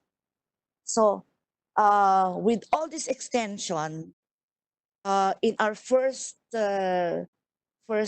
advisories, the extension actually translated into extension to the other players in our value chain. And these are issues that were raised, or concerns that were raised earlier. But at any rate, Senator Win, insofar as the bill is concerned, that is the explanation of ERC as embodied in our advisory. And I can go on with the others on the value chain later. Thank you. Thank you, Madam Chair. And we recognize Senator Risa. Senator. Thank you, Mr. Chairman. So balik po kay, was it Mr. Genuino speaking for Meralco? Tama po ba? Yes, ma'am. Good evening po. Yes, good evening, Mr. Genuino. So I listened po dun sa mahaba at komplikado nyo ring paliwanag. I guess because it became a very confused situation, nangailangan ng komplikadong paliwanag, which is also stressful to customers. Kasi syempre, when we first see that bill shock bill, sabi nga ni Chair, hindi lang bill shock, parang bill heart attack, mawawala na sa isip namin yung nakasulat na numero dyan, nakasulat na mga salita. it's very graphic kasi eh. Makikita yung bar na yon na nagdoble, nagtriple, or nag-quadruple. So as you were saying earlier, moving forward, well, una no, considering this lack of clarity and transparency na binanggit na ni Chair, pati ni Co-Chair, can we really blame customers already suffering from lost income during the lockdown for complaining about their electricity bills? At least kahit on the level of yung sensing ng Meralco sa publiko, na-appreciate niyo po ba yon kung bakit can't really blame the customers for complaining? Mr. Henrino. Yes, ma'am. We're not. We understand the situation that our kababayans are in. We are not blaming them. We know that they are going a very difficult time, and I think we will endeavor moving forward to ensure that we properly communicate as best as we can how the May bill is rendered to customers. Po. Ayun, sir, I'll get to the May bill nga. But in aid of moving forward, just one last look back. Bakit kaya, since nagsimula na rin naman kayo ulit ng actual meter readings itong May 10, bakit kaya hindi nyo na lang inintay na eventually malift yung ECQ? Since kayo rin naman talaga ang may hawak ng largest franchise area, siguradong hindi kayo mawawalan ng customers, siguradong eventually malilift yung quarantine. Bakit kaya hindi na lang inintay nyo yan, you actually do the actual meter readings para yung accurate na consumption ng mga customers nyo ang ibibill nyo? I mean, just if you would care to, alam ko hindsight is 2020, but wouldn't that have been a more sound way to proceed para sa Meralco? Actually, ma'am, what we wanted to do was to send out our meter readers as soon as possible, because this would give our customers an actual reading of their bill and not an estimate. Kaya we tried to be more proactive in reading the customers' bills because in meters, because kung estimate ho, hindi ho nila maintindihan kung ano ho yung basihan. Exactly. Hence the shock, hence the heart attack. And syempre, binabantayan din natin yung kalusugan, kaligtasan ng mga meter readers natin. And impossible, hindi dapat to send them out during kasagsagan ng pandemic and quarantine. So, moving forward, alam naman natin it may take, a year and a half, 2 years hanggang makadevelop ng vaccine. So, posibleng mayat maya, may mga bahagi ng franchise areas nyo which will on and off have to implement quarantines kung magkaroon ng community spread ulit or reinfection. So hindi kaya moving forward then for Meralco, kapag there's an area under quarantine, I doubt it will ever be as large again as it has been these months. Hintayin nyo na lang kaya na ma-lift yung quarantine so that you can safely send your meter readers out. At para din sa mental health ng mga customer nyo, hindi mag-induce ng bill shock, bill heart attack, just to bill people kung ano talaga yung naging consumption. Residential areas, no? Mr. Henwin, what do you think Meralco will think of that? Yes, ma'am. I think we will, obviously, the welfare of our employees and the people that serve is of primary importance. Yun ho yung gagawin ho naming basihan. In fact, we suspended the opening of some of our business centers because in those specific areas, alam ho namin na kung magbukas ho kami, baka makadagdag pa ho kami sa mga cases of infection. So, nag-delay ho kami ng opening ng mga business centers. So, we are sensitive to that po. Ayun, dahil nabanggit nyo na rin yung phase na pagbubukas nyo ng mga business centers nyo, let me go to the late unlamented convenience fee.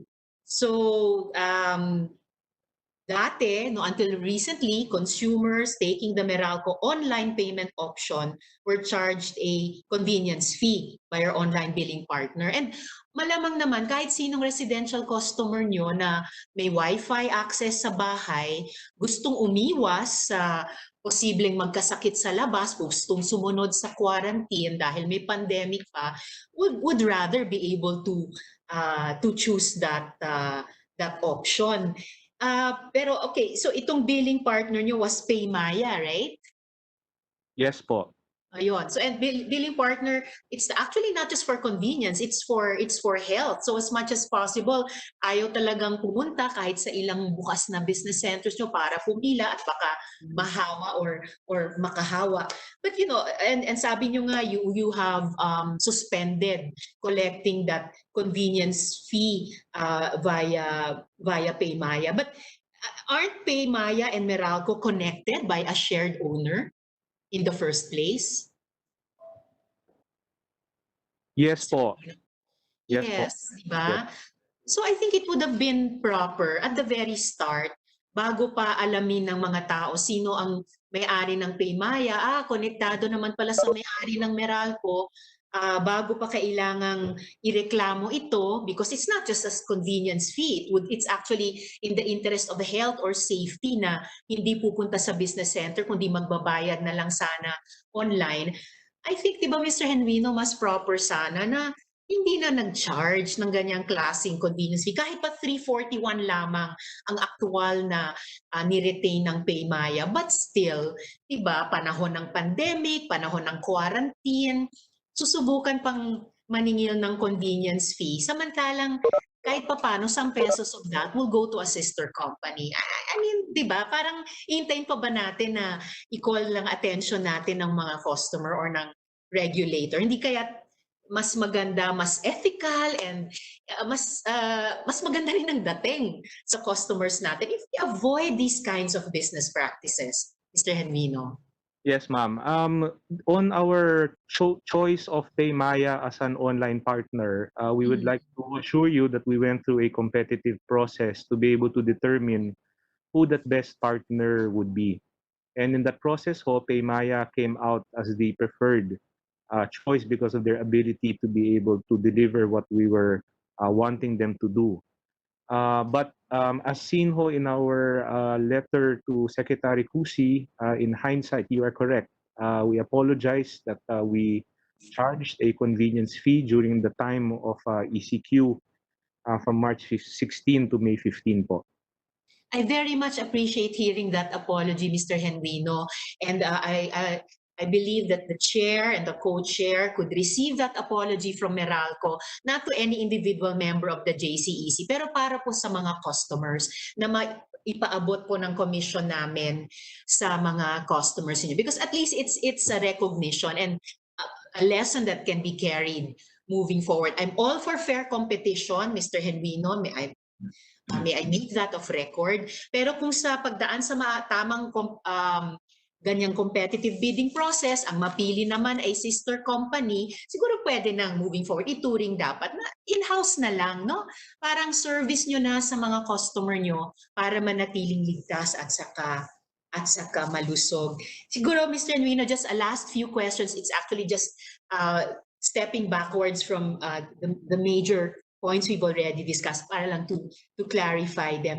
Kanina, I was going to ask you, pero pinaliwanag nyo na sa paliwanag nyo na yung unang mga bills during the quarantine, estimation pa lang, pero nagkaroon na ng actual meter reading simula May 10. Tama po ba yung na-record ko, narinig ko?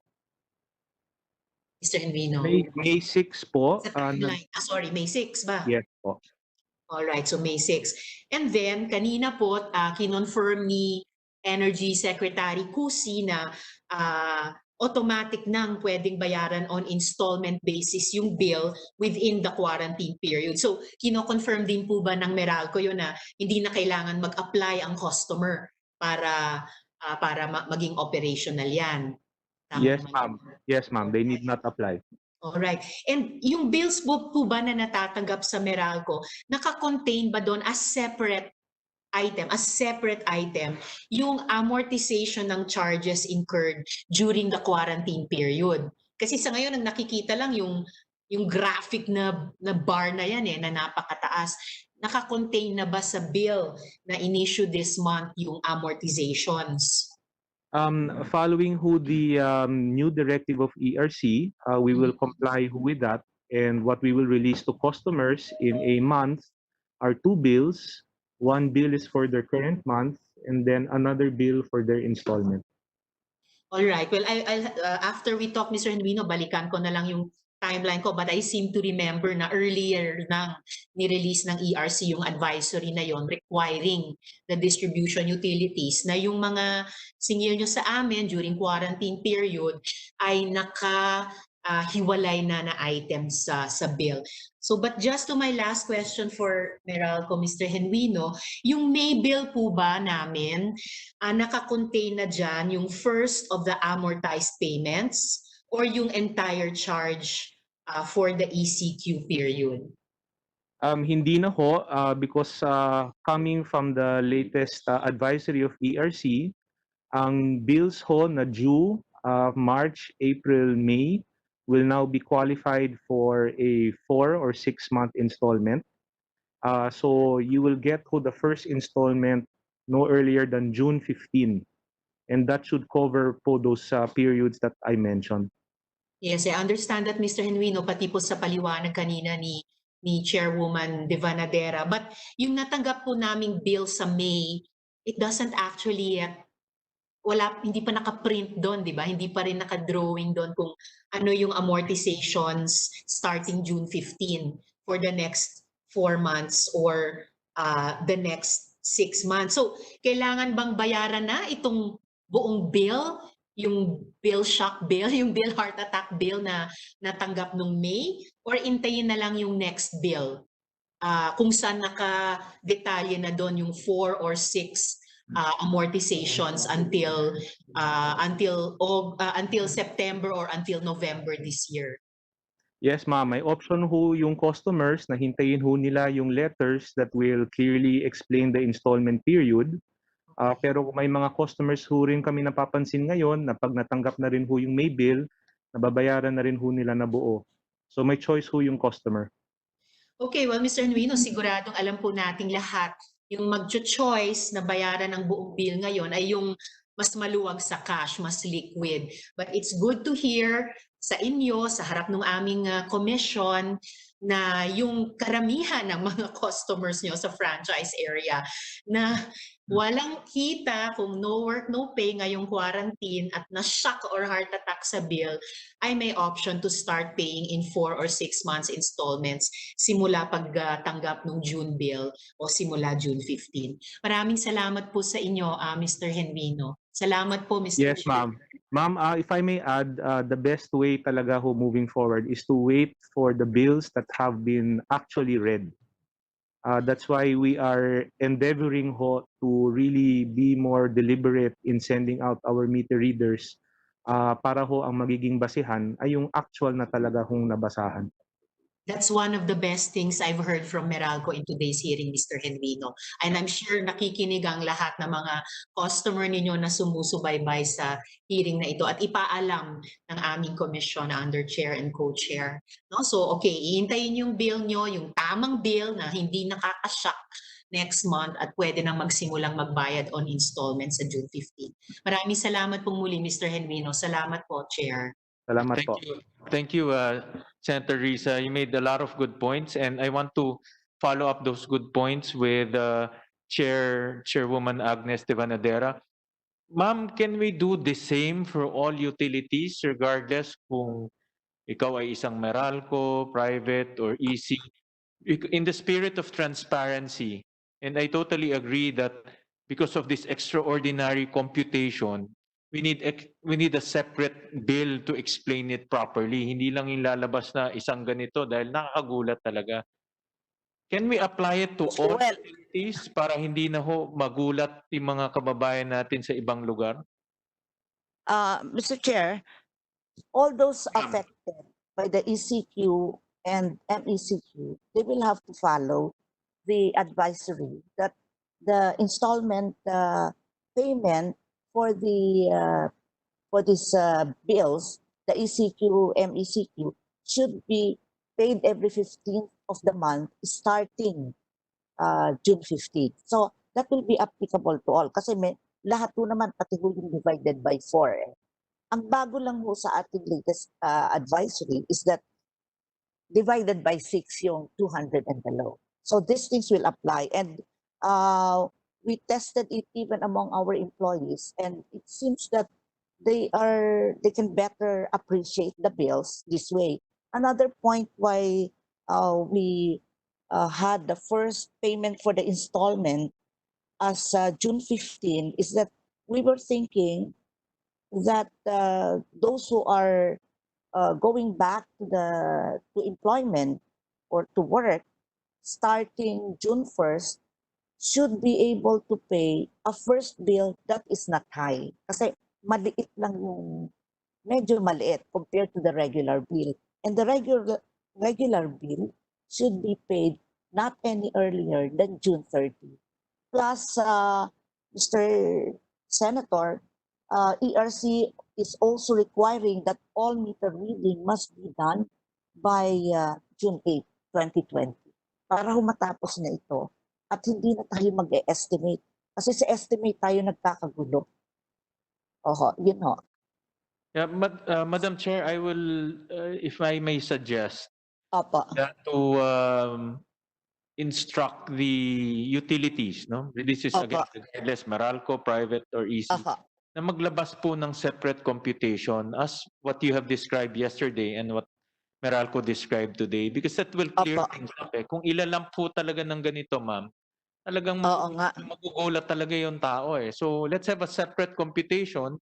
Ilagay lang naman doon nila estimates, ilagay lang nila kung over or under, and then how much. I think this is a very clear, more transparent, and unbundled siya as the spirit. Tama po, tama po. We will do that with a follow-up letter. In fact, we have issued a letter already to the different associations. Thank you, Madam Chair. And well, due to the lateness of the hour, and we've been here for the last 5 hours, I will not go through one by one. Marami tayong mga invited government agencies, consumer groups na kasama natin. I will not go through one by one, but if anyone has any inputs, any comments, any suggestion that you want to raise, feel free to raise your hands and I will recognize you. Mr. Chair, can I have one question? Mr. Chair? Yes, Kong Presley. This is with regard to the statement of, it's only a clarificatory question to Madam Agnes, the chairwoman of the ERC. Okay. Ano kami, saludo kami. Actually, they are proactive. Ang ERC always in communication with the electric cooperatives na isang tawag ng mga cooperatives, sumasagot siya. So, we value that, Madam Chair. I know you have a hectic schedule. Just a clarificatory question. So, the FLEC or the First Laguna Electric Cooperative is covered by the 6 months and the 4 months. And the rest of the electric cooperatives, especially in the provinces, which is also GCQ lang sila, other nga, wala pa ngang GCQ, we will follow the 4-month installment. Is that right, Madam Chair? Okay, yun lang po. Yes, Congressman. Tama po. Ganun nga po yun.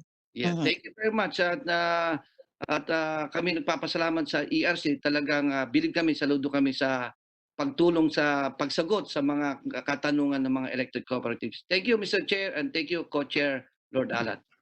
Senator. Thank you very much. Any po who wants to... Mr. Chair. Mr. Chair. Mr. Chair. Yes, Kong Dagi. Thank you, Mr. Chair. I will address my query to, this is a query and appeal to ERC.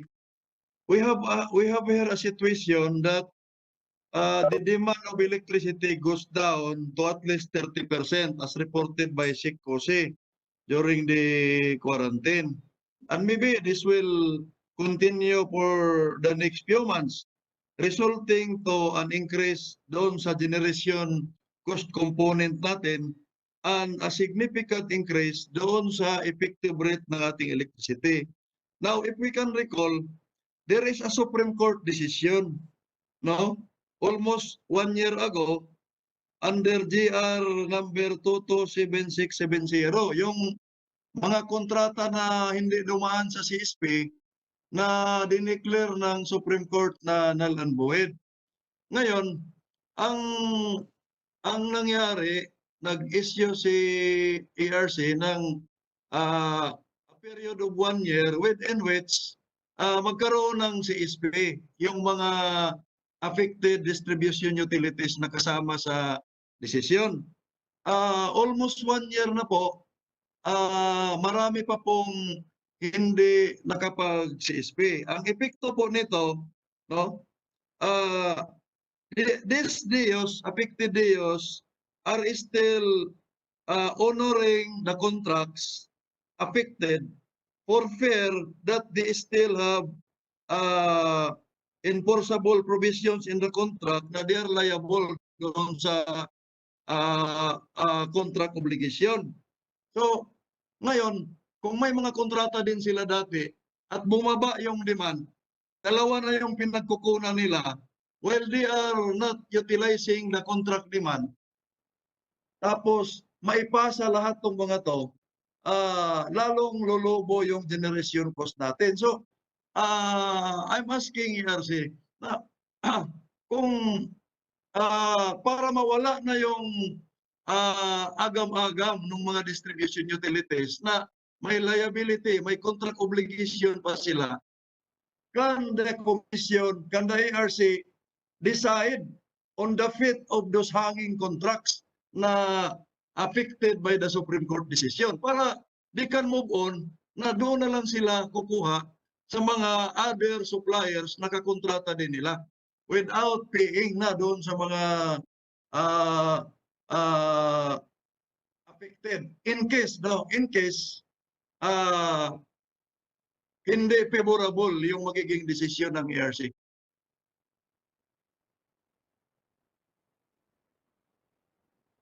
Mr. Chair, Yes, I go am ahead, ready, ma'am. I am ready with an answer, but this is not directly COVID related. Yes, Madam Chair, in a maybe short and concise answer, Okay. just to at least respond to the Okay. query of Congressman Dagao. Okay. Thank you for that question. First, the Supreme Court actually did not declare that the PSAs were void. The Supreme Court just said that since these were filed after June 30, 2015, they should undergo CSP in accordance with the 2018 CSP rules of DOE. Now, what the ERC did is actually require all these affected PSA parties to file with ERC and manifest whether or not they underwent a CSP. And the directive of ERC is for all those who did not really undergo any CSP, they should do so within a year. So yun po yung atin. Para kung meron, katulad ngayon, kung meron talagang problema, makukorek yan with a CSP being conducted. Follow-up question, Mr. Chair. Yun na nga, after the 1 year, magwa 1 year na yung advisory for them to conduct a CSP. Ngayon, hindi pa rin sila nag-conduct. They continue to nominate or hindi na nag-nominate dahil hindi nila kailangan. But the supplier continue to bill them with the contract obligation. So that is the worry. This is COVID related dahil we are talking here of easing the problems of our kababayan. So dagdag na naman to kung hindi ma-resolve. Kasi hindi na pwedeng iwanan. Nakahanging eh. Okay po, Kong Dagi, with your kind indulgence, Chairwoman De Banadera took note of your concern, and ma'am, through a letter na lang po, you can send it to this committee as well as to Congressman Dagaok po. We'll do that. Mr. Chair, with your indulgence, Mr. Chair, pwede tapusin ko na lang yung sa PISAM related. Cost related din to, Mr. Chair. Isa na lang talaga. Yes, Kong Dagi, let's limit it to COVID because that's the agenda that has been given to all of the participants. Yun po yung agenda natin kasi we cannot go into other things other than the COVID, which is specified in the agenda. With your kind indulgence, of course. Dahil may mga iba pa ho tayong magdi-discuss about COVID-related. Okay, thank you, Mr. Chair. Thank you. Thank you. Co-chair Kong Velasco. Thank you, Mr. Chair. Mr. Chair, just want to ask the ERC to look into because it was discussed by Senator Risa regarding the 47 pesos convenience fee that was being passed on to the consumers who uses yung platform in payment of the bills. I believe kasi that the ERC should be seeked for an approval before they do such pass on or a certain platform in payment, because if you look at it, it was also it was said a while ago that the said Paymaya was also a sister company of Meralco. So baka kasi, Mr. Chair, other DUs would follow suit. They would come up with a certain that same style of setup. So I think ERC should look into this before a certain DU would get into a certain setup just like that, for them to approve it first. Because if we look at the said setup, I think the consumers are paying around 47 pesos per transaction, and if you compute that would amount to a lot of income for the said choice platform. Also, going back, I just want to reiterate to Meralco, I am thankful that na-clarify naman natin yung mga ibang questions. But, syempre, we just want to reiterate to Meralco na before sending a bill, if for them to really conduct the actual meter readings and charge their customers only after they have made an accurate basis for the electricity bill. 2, Meralco should assure consumers that the necessary adjustment in their bill will be applied, if any. And at the end of the day, Meralco should really provide a credible basis for the charges and assure its customers that they will only pay for electricity that they actually consumed. So, yun lang, Mr. Chair.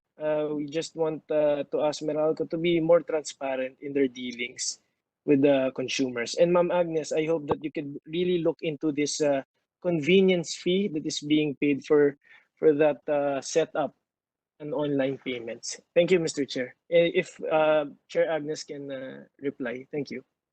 Chair Agnes. Sige po. Sige po, tingnan po namin.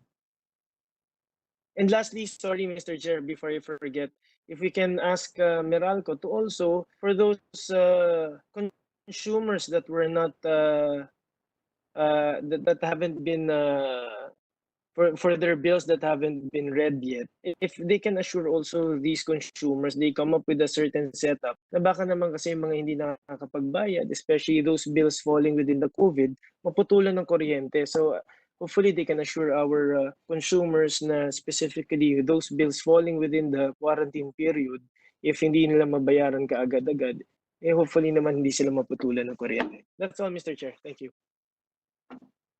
Thank you. Meralco, do you have any reply to that request? Yes, sir. We take the note of Mr. Chairman, and we will be very considerate for the benefit of our customers, sir. Thank you. Thank you. We have 4 groups that signified their intention to make some comments. First is Laban Consumer, represented by Attorney Dimagiba. Attorney, 5 minutes so that we can give other people time to comment. Shorter pa sa 5. Good afternoon, Senator Win and Congressman Velasco. Salamat sa hearing, no? Very exhaustive and comprehensive, no?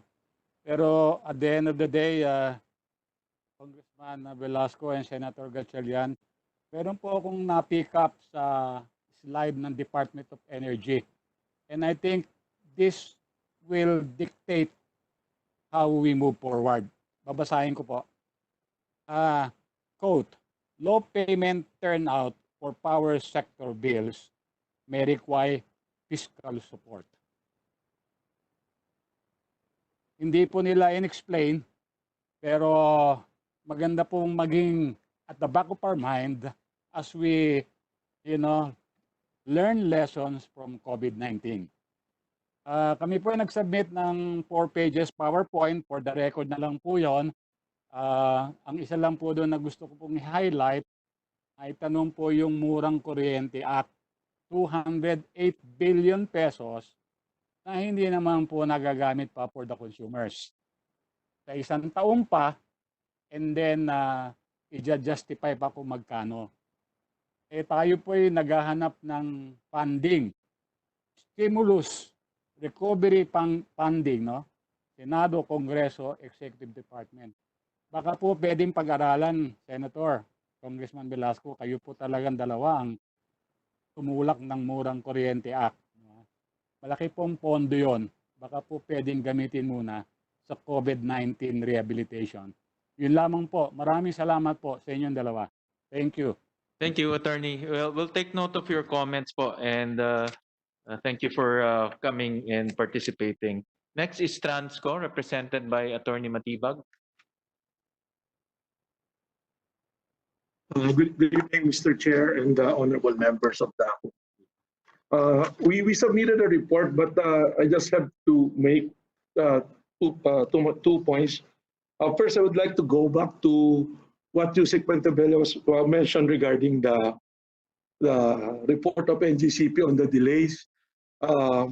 Apparently, the one who reported by NGCP, Attorney Concepcion, reported that there were delays due to COVID. I just like to make it on record that we made already a study of their delays, and as of December 31, most of those projects that they mentioned were already delayed.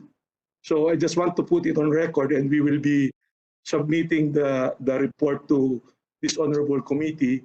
We already submitted it to DOE. So another is our major concern is because of this COVID is our inspection. I know that this committee is already aware the difficulty of us doing the inspection, performing at our mandate due to some reasons that being used by our concessionaire. We are planning to do a lot of adjustment by using virtual interviews and also use some technologies to do our inspection to perform our mandate.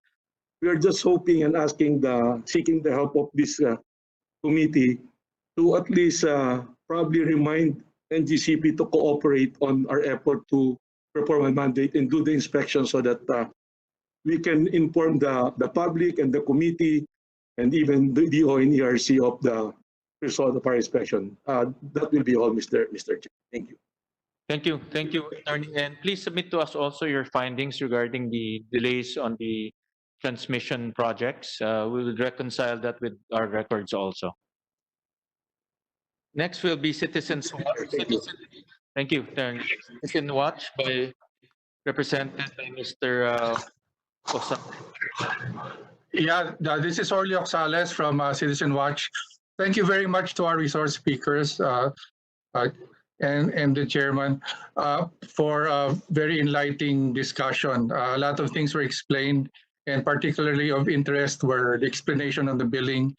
We particularly like the suggestion to wait for the billing that actually reconciles everything, and finally you have a billing where your actual consumption is right there, very clear, and the many months that you will be paying for it. One clarification that I'd like to ask is during these installments, will it be on top of your current billing?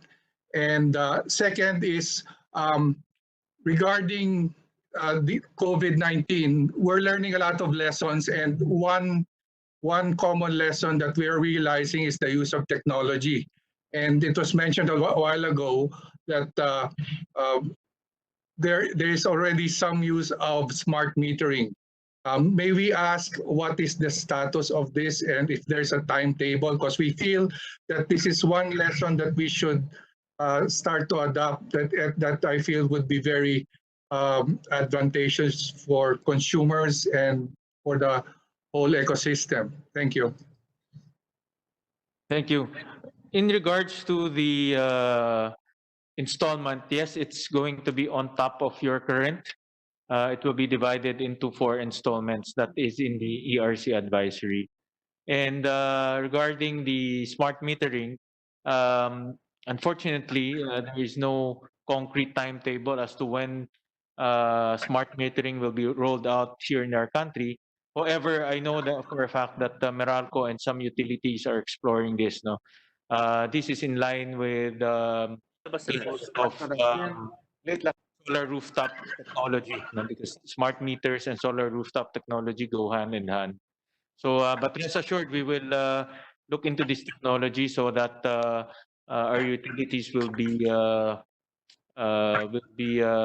recognized on this type of technology in the future. Thank you, Mr. Chairman. Thank you. And the last will be NEA, represented by Administrator Masungsong. Yes, thank you, Mr. Chair.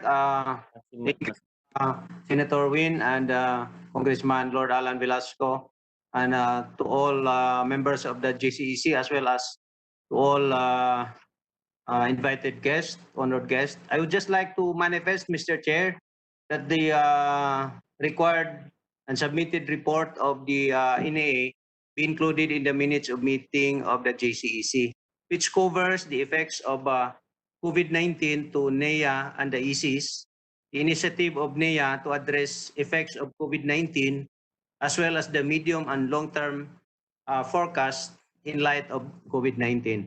That's all, Mr. Chair. Thank you very much, and good evening. Mr. Chairman. Thank you. Thank you. And we're also Mr. Chairman. Mr. Arances. Mr. Chairman. Mr. Chair. Power for the people. Mr. Chair. Yes, Yusek will recognize you after Mr. Arances. Okay, pa. It's about the smart grid. Thank you, Mr. Chair, and to the Honorable Co-Chair for having this timely hearing po. Well appreciated po namin bilang mga electric consumers. Ito pong Meralco bill fiasco ay talaga pong nakaka-heart attack. At importante po sa amin na tingin po namin ito po ay may malinaw na violation sa ERC guidelines. And we would like to urge ERC to actually act on this. Kaysa po magsampa pa po ng kaso o petisyon ang mga electric consumers, mandate naman po yan ng Energy Regulatory Commission. And we would like to urge the ERC to really look into this dahil sa umpisa pa lang po, problemado na po talaga ang transparency nito. Yung mismong actual na pagsasagawa ng billing ng merong amortization ay medyo magulo po yan dahil pagdating po sa mga mahihirap na mga electric consumers, sila po nagbabayad sa bayad center. At importante po na malinaw po kaagad yun kung ano po yung babayaran ng talaga nila at hindi yung buong sum na reflected ng May billing. Marami pong complication dyan at transparency will be a very big issue. At dito rin po sa punto na to, kaya importante po sa amin ito dahil ang kasaysayan po ng Meralco ay napakadami pong overcharging. At bahagi po ng ways forward bilang proteksyon siyempre sa aming mga electric consumers ay baka maigi na i-implement na natin yung refund, matagal na pong refund na pinapanawagan po ng mga electric consumers mula 2003 halos 4 na refund na po yan na kailangang i-implement. At bahagi yun, makakapag-alleviate po talaga yun ng burden ngayon ng mga electric consumers. Doon po sa ilang ways forward at napakaganda po nung ating hearing ngayong araw na ito. Doon sa paano ba natin, napakataas po talaga ng kuryente ng bansa natin, lalo na sa konteksto ngayon na may COVID po tayo, hirap na hirap po ang electric consumers dahil marami sa amin walang trabaho, etc. po. Importante po na tingnan po natin paano ba natin pabababain palalo ang elektrisidad sa bansa. mahigit 50% po ng ating power sector ay dependent na sa coal at magdadagdag pa ng additional 12 gigawatt na walang patutunguhan kundi pataas lang po ng pataas ang electricity dahil imported po ito.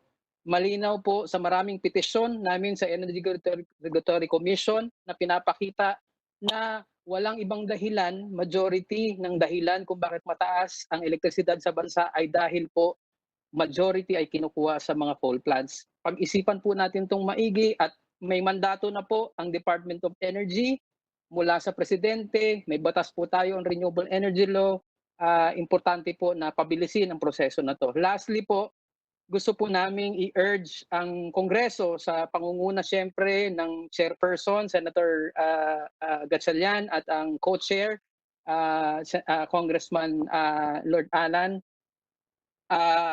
yung usapin po ng microgrids. Hanggang sa kasalukuyan po ay alam po namin at nilolod namin si Senator Gatchalian for filing a bill promoting microgrids dito sa bansa natin. Ang ina-urge lang po namin ay wag lang pong ilimit doon sa mga unserviced areas. Siguro po timely na din na pag-isipan natin na yung posibilidad na magkaroon ng mga microgrids dito sa Greater Manila area mismo. Yung mga subdivisions, ang mga komunidad na pwede na pong magtayo ng sarili nilang microgrids with the support of the private sector. Marami naman pong private sector na gusto at willing.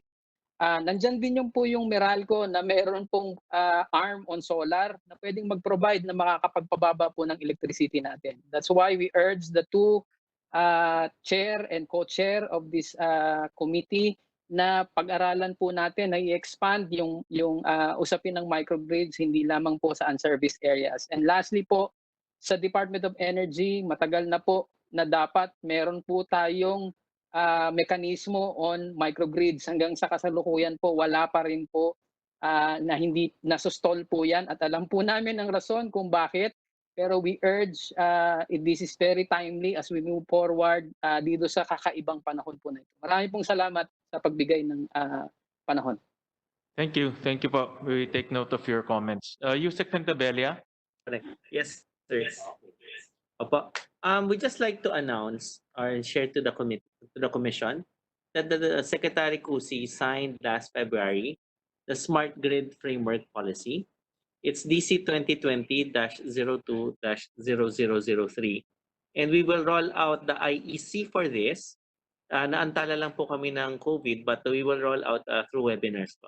So we already have that, and it could be for reference po for future legislation if the commission sees it.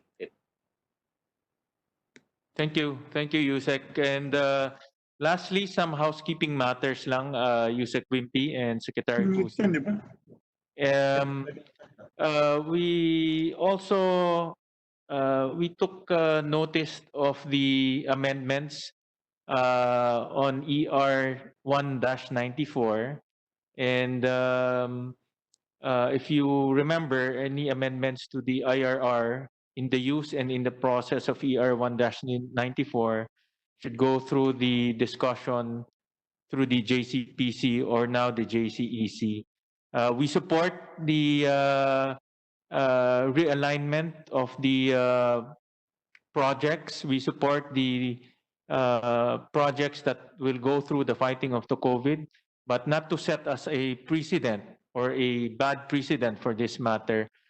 We'd like to request from the department a request from the JCEC on the realignment of the projects and the process. Just to make it on record, I don't have any objections. I talked to Chairman Lord and he also agrees.